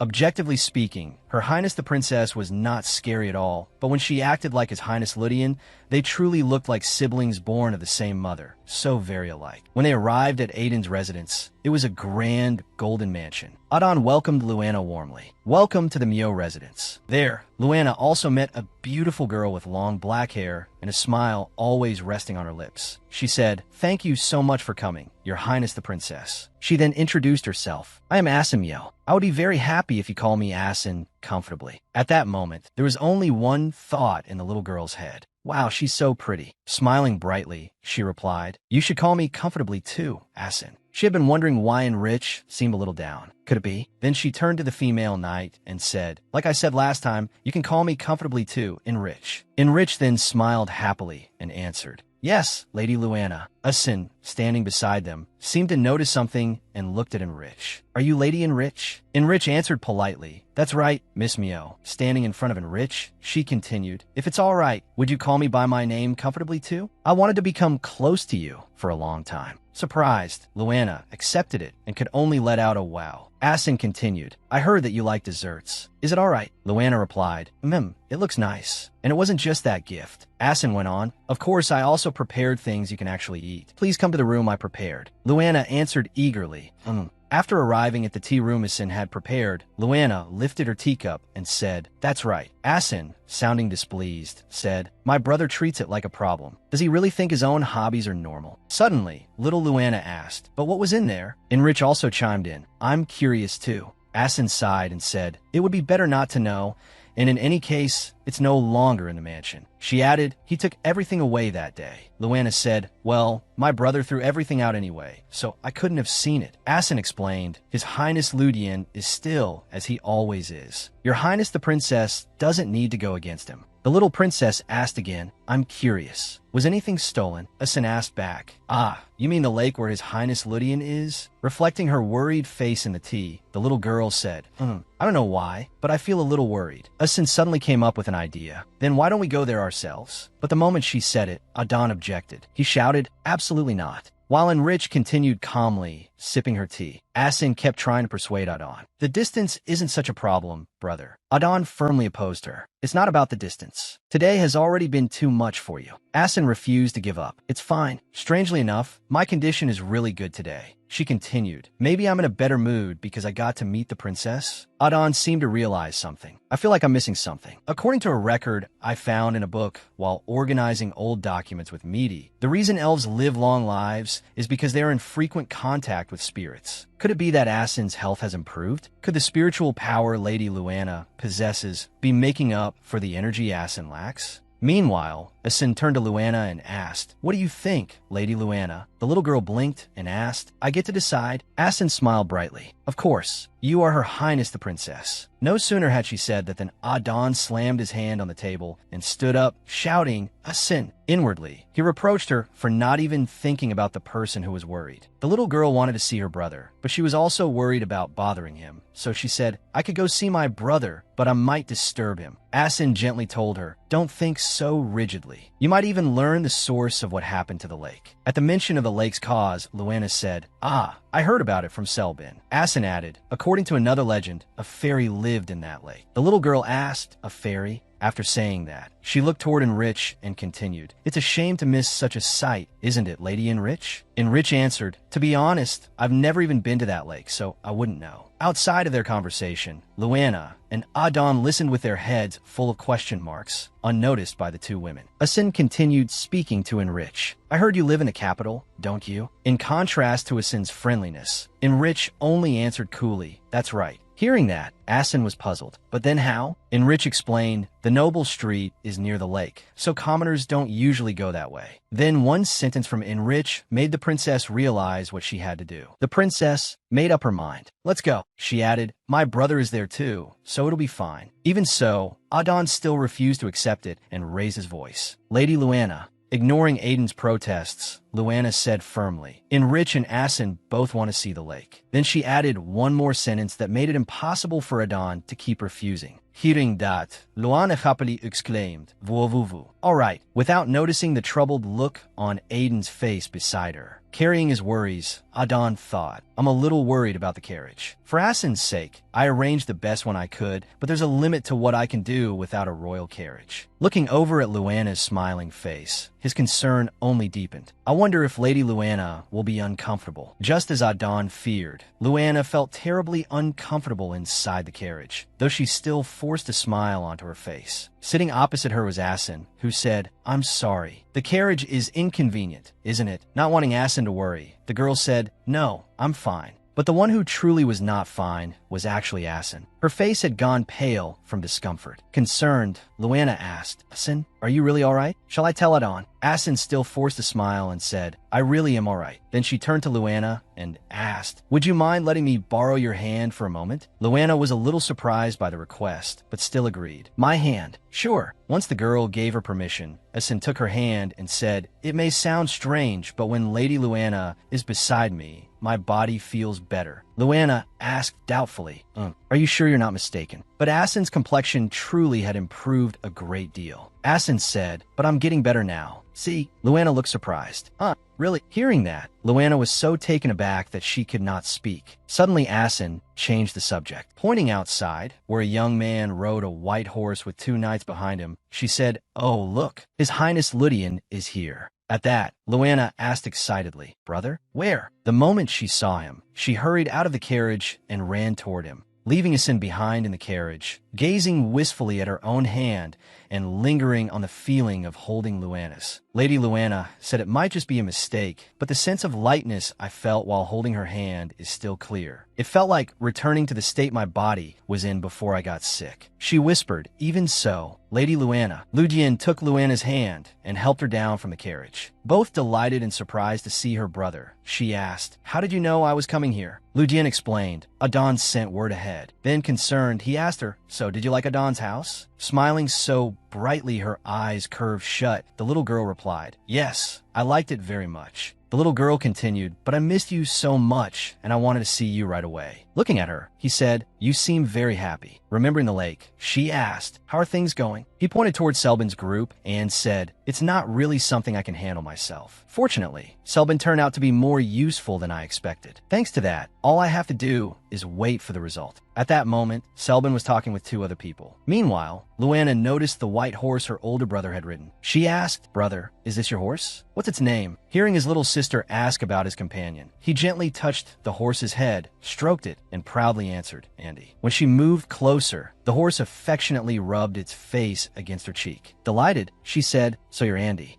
Then her brother said, "Luana, it looks like we'll have to go slowly down to the lake. Get in the carriage." At that, the horse strongly protested by shaking its head, making the Ridian siblings stare at it with countless question marks in their minds. Lu Jian closed his eyes, ignored it, turned to pick her up, and gently said, "Don't mind Andy. Just get in the carriage." Hearing that, Andy immediately acted. He quickly walked over to the carriage and blocked the door with his body. Then he closed his eyes and let out a strong breath. Annoyed, Lu Jian thought, "This brat." In her brother's arms, Luana watched the scene and said to the horse, "Why are you acting like this? You're not hurt somewhere, are you?" Then she said to her brother, "I think he wants to wait for me." But then she added sadly, "I don't know how to ride a horse. Of course I want to try riding one, but..." Hearing that, Lu Jian said nothing. He simply lifted her and placed her directly onto the horse's back. Startled, Luana let out a little cry. When she was sitting steadily on the horse, she said excitedly, "Oh wow." Standing below, Lu Jian smiled warmly and said, "Come on, let's head to the lake now." One big and one small sat together on the horse's back and slowly made their way to the lake. The little girl seemed impatient and asked if they could go faster. From behind her, Lu Jian gently replied, "Run? That might be dangerous. If you move carelessly, you could fall off." Hearing that, Andy turned his head and glared at Lu Jian. In a sulky voice, Luana said, "Do you think I'd fall?" Even so, Lu Jian firmly refused. "Of course not. If you want to run, wait until you're a little older." Luana, left with no choice, she answered, "Okay." Suddenly, the horse sped forward. Luana seemed startled, but Lu Jian remained calm and said, "You'll start seeing the lake now." Before her eyes appeared a narrow path lined on both sides with purple flowers, making Luana gasp, "Wow, it's so beautiful." Then she looked up at Ludian and asked, "Doesn't this lake have a name?" Surprised by the question, he only managed a short HM. Before she continued, "I don't think anyone ever mentioned its name." Hearing her ask, he began explaining. "They say the first emperor named the lake after the first empress. The problem is, that name doesn't appear anywhere." He went on to explain why that name had never been recorded at the time. Of course, you couldn't casually speak the name of someone of such high status. Even writing it down somewhere was considered disrespectful. Understanding, Luana asked, "Then if we knew the first empress's name, would we know this lake's name too?" He was a little puzzled as to why his little sister cared so much about the lake's name. He asked, "Is the lake's name that important? Right now, everyone just calls it that lake. Maybe that's its name now." As they approached the lake, the little girl was startled by the sight before her. The lake had dried up so completely that the bottom was visible. There truly was no water. Seeing this, her brother said, "If we go farther, there's still places with some water left." Enrich came up from behind and added, "More precisely, you'll see that it's all collected in a slightly deeper pit." Lu Jian said, "Luckily, they've already controlled people's access and strengthened surveillance along the border more strictly." Beside him, Enrich answered yes. Meanwhile, Luana noticed something.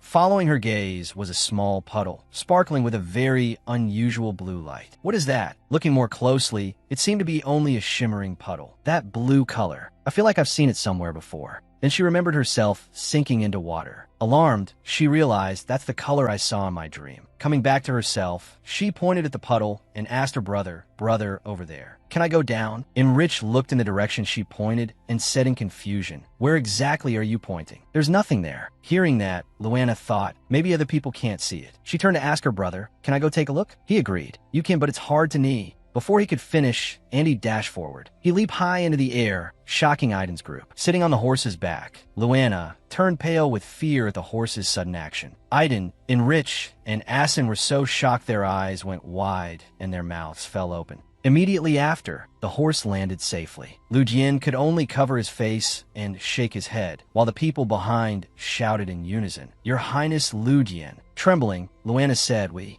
jumped over it. Worried, Lu Jian asked, "Are you hurt anywhere?" After landing, the horse turned back to look at them as if asking, "Didn't I do well?" Amazing, right? Lu Jian carefully warned Luana, "When I set you down, be careful." He also didn't forget to warn Andy, "I'm going to scold you later." Luana answered very politely, "Yes, brother." After he helped her down, she ran to the puddle and reached her hand toward it. She touched the water because she wanted to know for sure what it was. She thought that if she looked at it from up close, she might be able to tell. The moment she touched it, she became certain this was indeed the same color she had seen before dying in her dream. The water was pooled there, yet it felt very cool. What exactly is this? Before she could guess, a voice rang out inside her head. "Hello." Startled, she turned her head, searching all around, asking herself, what? Where's that voice coming from? And the water splashed upward together with a voice just like the one she had heard. "Here, the water. Put your hand in here." Hearing that, she wondered, could it really be this puddle? Following the voice, she touched the water again, and it spoke once more. "Good. To be honest, I thought I would never see you again." Then it continued with words she couldn't understand. "There wasn't enough time to do anything. I never imagined all the energy would disappear in an instant." Confused, the little girl asked, "Who are you?" The voice replied, sounding slightly disappointed, "So you don't remember. Our meeting was too brief." "I understand." The voice continued, "From the first time we met, I knew you were her final wish." Confused, the girl said, "Final wish?" Then the voice suddenly asked something that froze her in place. "Little one, how much of the dream do you remember?"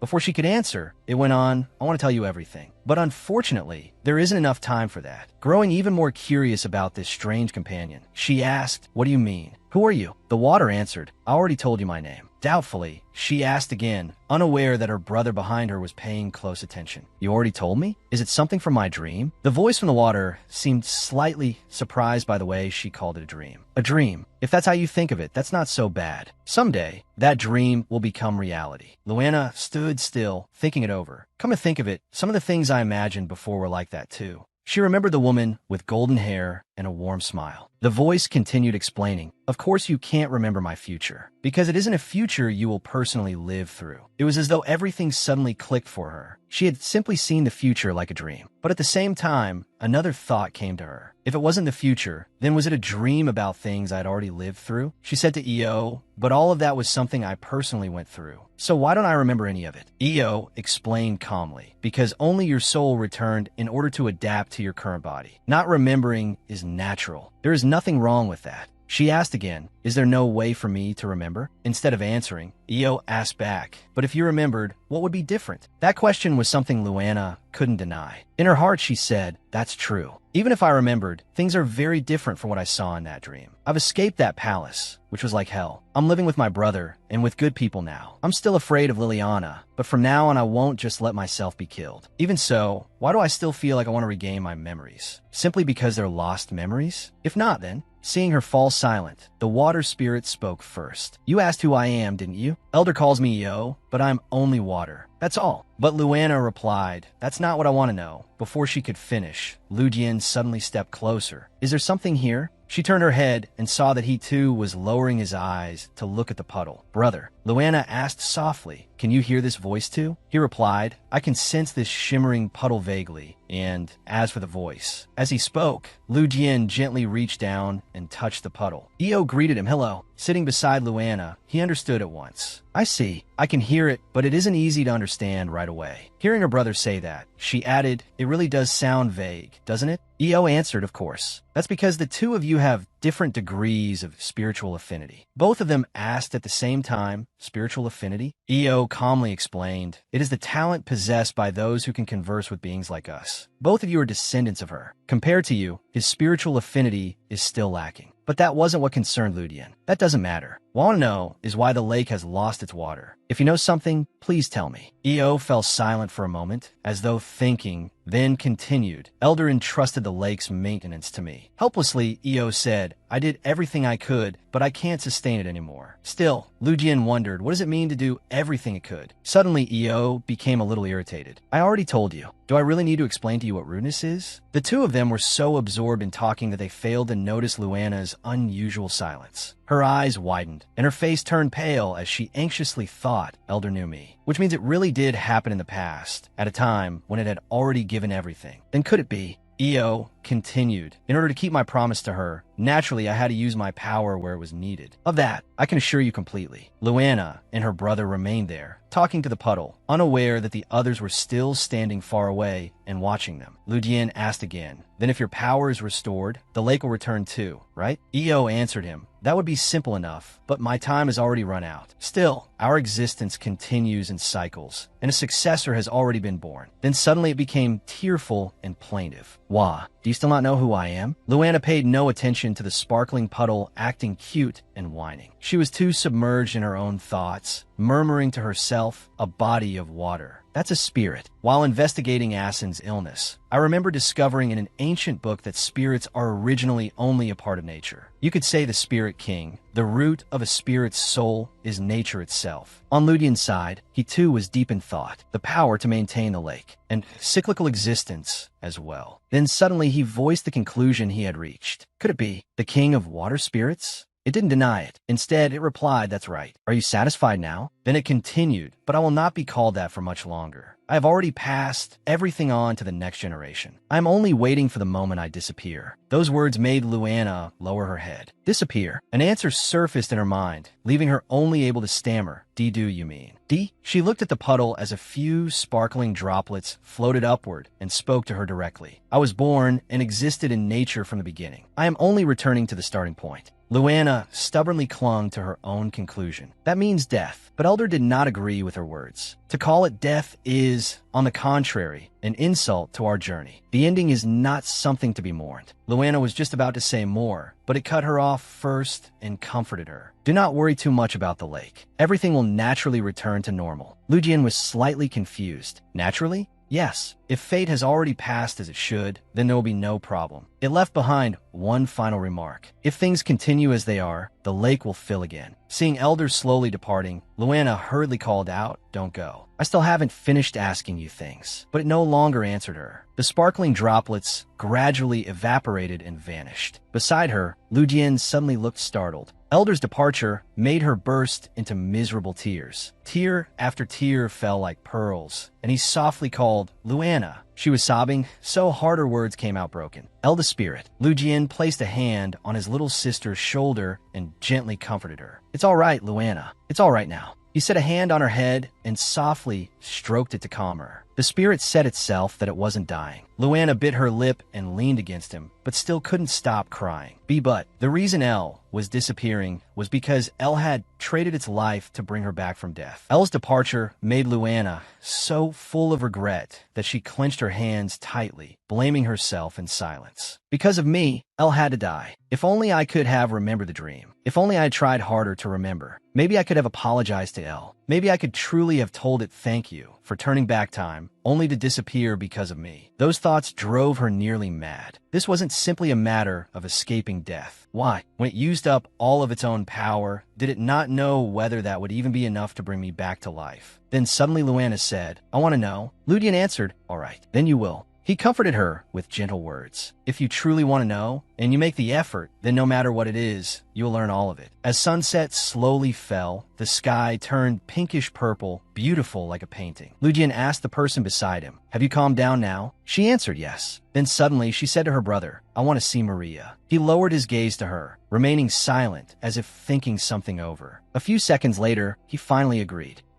Once the two of them were seated on the horse, Ludian said, "Let's go now." Luana raised her head to look at him. "Right now?" Ludian smiled and asked, "Do you want to go fast?" Luana answered honestly, "Yes, I do, but..." Before she could finish, he tugged the reins. The horse immediately accelerated and dashed forward, startling her. Once she had time to react, Luana opened her eyes wide in fear. Seeing that, everyone panicked and shouted, "Your Highness the Crown Prince! Your Highness the Princess! Are you all right?" When the horse finally came to a complete stop, Ludian stepped down, and Enrich and Adon came over. Covering his face, he said, "Your Highness, please preserve your dignity in front of Lady Luana." But Ludian, like a child refusing to agree, said back, "There's no need to be so tense, right, Luana?" His word made her realize, he did it on purpose for me. And then she smiled happily, thinking, "It's amazing. I was so sad just a moment ago, but when I'm with everyone and with my brother, I just want to smile." Then Luana bloomed into a bright, flower-like smile and answered, "That's right. It was fun." And quietly in her heart, she said, "El, thank you so much for letting me meet these people again. Really, thank you." Then Ludian's firm, masculine voice rang out, "We're returning to the palace now. Make the arrangements. Bring Luana's carriage as well." Someone, sounding slightly puzzled, answered, "Yes." Another voice cut in, "But, Your Highness, we still haven't found the reason." The man replied, "It won't be long before the lake is full again. In the investigation here, you found the cause, Your Highness." A delighted voice sounded from beside him. "So that means..." Ludian abruptly cut the speaker off. "Don't speak carelessly. That has nothing to do with whether the nation shows signs of ruin." He turned toward the attendants standing before him and continued, "I don't want another pointless commotion like earlier, so keep a careful watch on the surroundings." As soon as he finished speaking,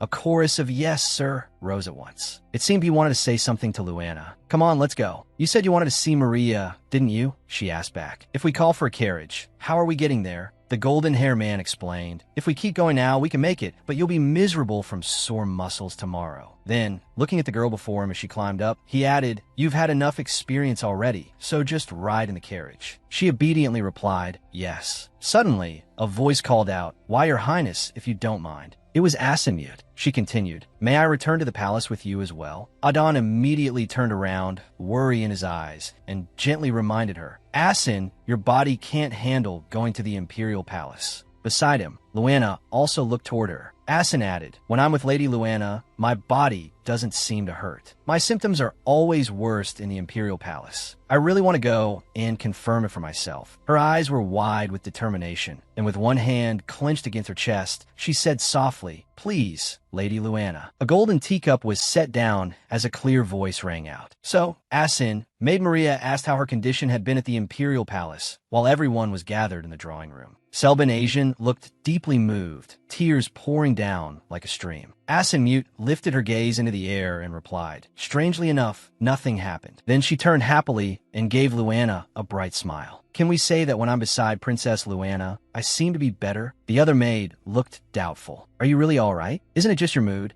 The blonde princess glanced slightly to the side, thinking, but even if it is just her mood. Asinmute's face lit up with interest, a radiant smile spreading across it as she lightly clapped her hands together. One thought flashed clearly through her mind. Her complexion is much better than when we first met. Maria spoke again, looking somewhat flustered. "Your Highness, what in the world is going on?" Her words faltered, but Lu Jian continued without hesitation. "We need to observe a little longer. It's too difficult to confirm anything immediately." Then she recalled how that tiny blonde princess had clung to her. Anyway, Lady Luana really was all right, wasn't she? The moment she saw me, she looked like she was about to burst into tears, and I thought something terrible had happened, so I was quite startled. Then a sudden statement came out. "I met the Spirit King." The maid with the blue ribbon behind them gasped in surprise. Yes, it seemed two people were speaking. The first began brightly. "The water spirit has returned to nature." The child was probably shocked because she thought it had died. The other quickly added, "So the Spirit King really does exist." Ludian spoke. "I wonder if strange things usually happen around Luana."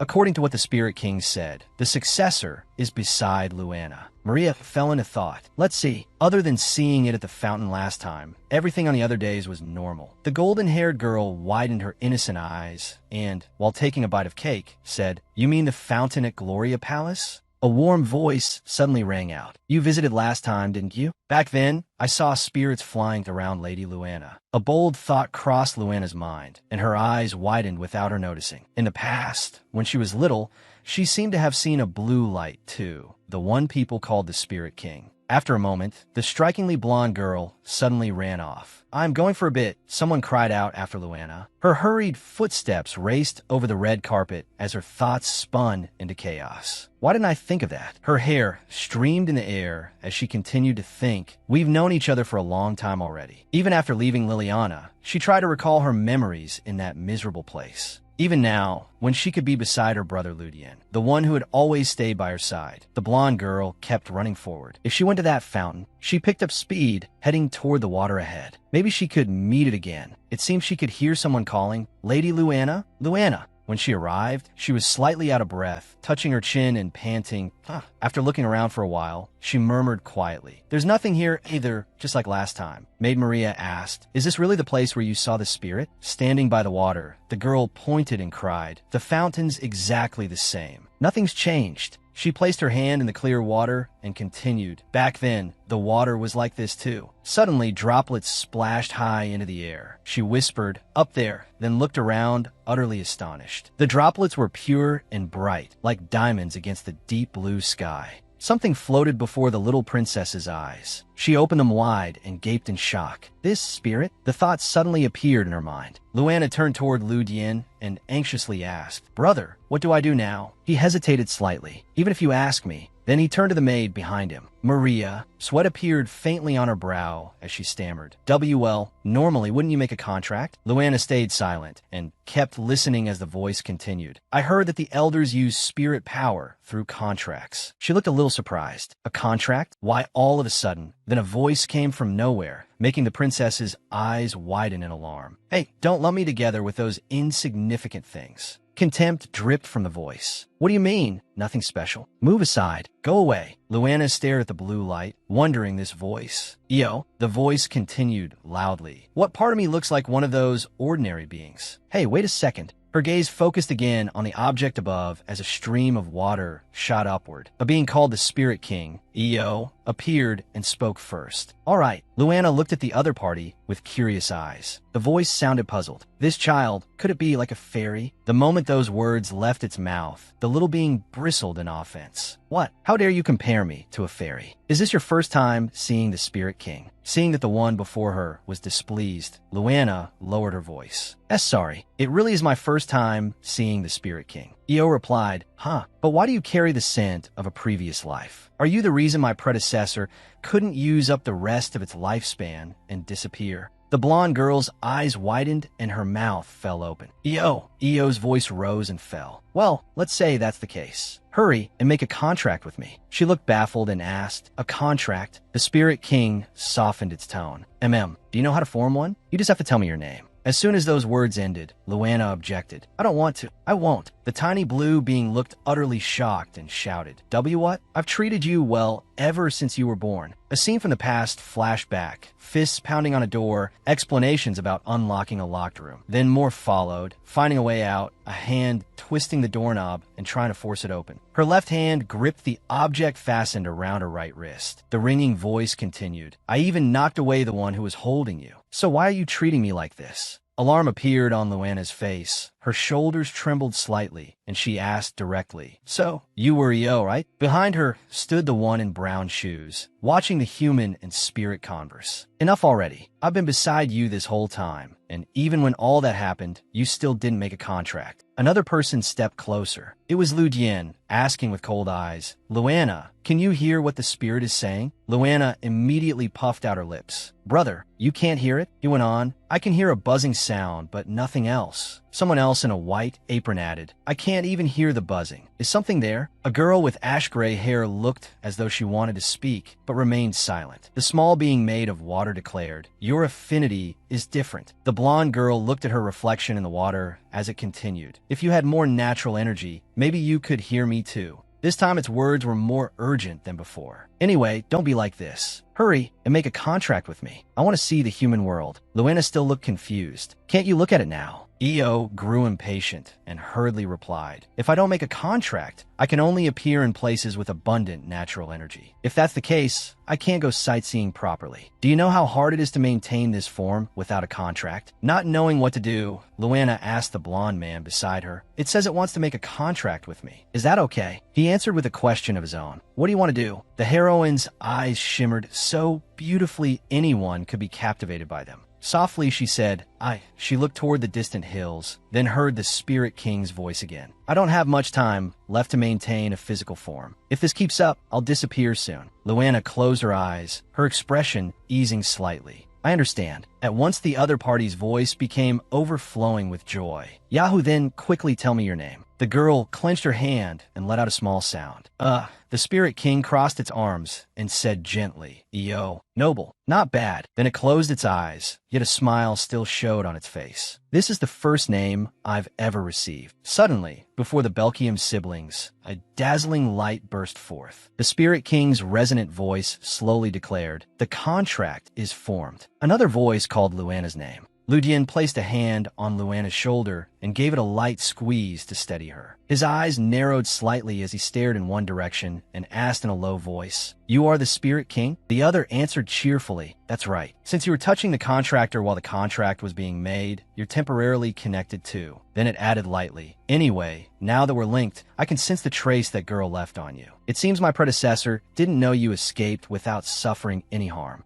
Suddenly, Luana turned to Ludian in confusion. "That girl," Eo whispered, "something like a curse that drains energy, weakens the body, and leads to death. Don't worry about it. It's only a trace. There's no problem now. If there's an issue, it would probably be over there. But that side looks fine now." Hearing that, Luana looked even more puzzled. "I don't understand anything you've been talking about." Suddenly, someone from behind called out, Lady Luana, Lady Luana." Asinmute lowered her gaze to her own hand and murmured, Why do I feel so well all of a sudden?" As soon as she said that, a man with hair like hers slowly approached, touched her lightly, and cried out happily, "What are you saying? Your body is better." The girl continued, "Whenever I entered the Imperial Palace, I always felt suffocated, but now I'm fine." The Spirit King immediately told Luana the truth. "That's probably thanks to me." "No, come to think of it, it's thanks to you." She looked baffled and said sarcastically, "What are you talking about?" Eo still patiently explained, "A large gap had opened around here, so energy was leaking outside, but our contract filled that gap." The blonde girl still didn't understand and glanced sideways at it. "What does that even mean? I don't get it." The other closed its eyes and answered quietly, "It's simply a law of nature. It's not something humans can understand or stop." Asinmute gently asked, "I don't really understand, but does that mean I'm fine now?" Then a somewhat familiar voice answered, "That's right." Adon firmly held Asinmute by the shoulders and gently soothed her. "Are you really all right?" The girl clutched the hem of her ankle-length skirt and answered softly, "Yes, I'm really fine." Lujian suddenly cut into their conversation. "Go to the Queen's palace." One of them asked in surprise, "Pardon?" The blonde man explained further, "Because Emma will be there." Both Asinmute and Adon looked shocked, unable to believe what they had just heard. Then they suddenly answered, "Yes." When only 3 people remained,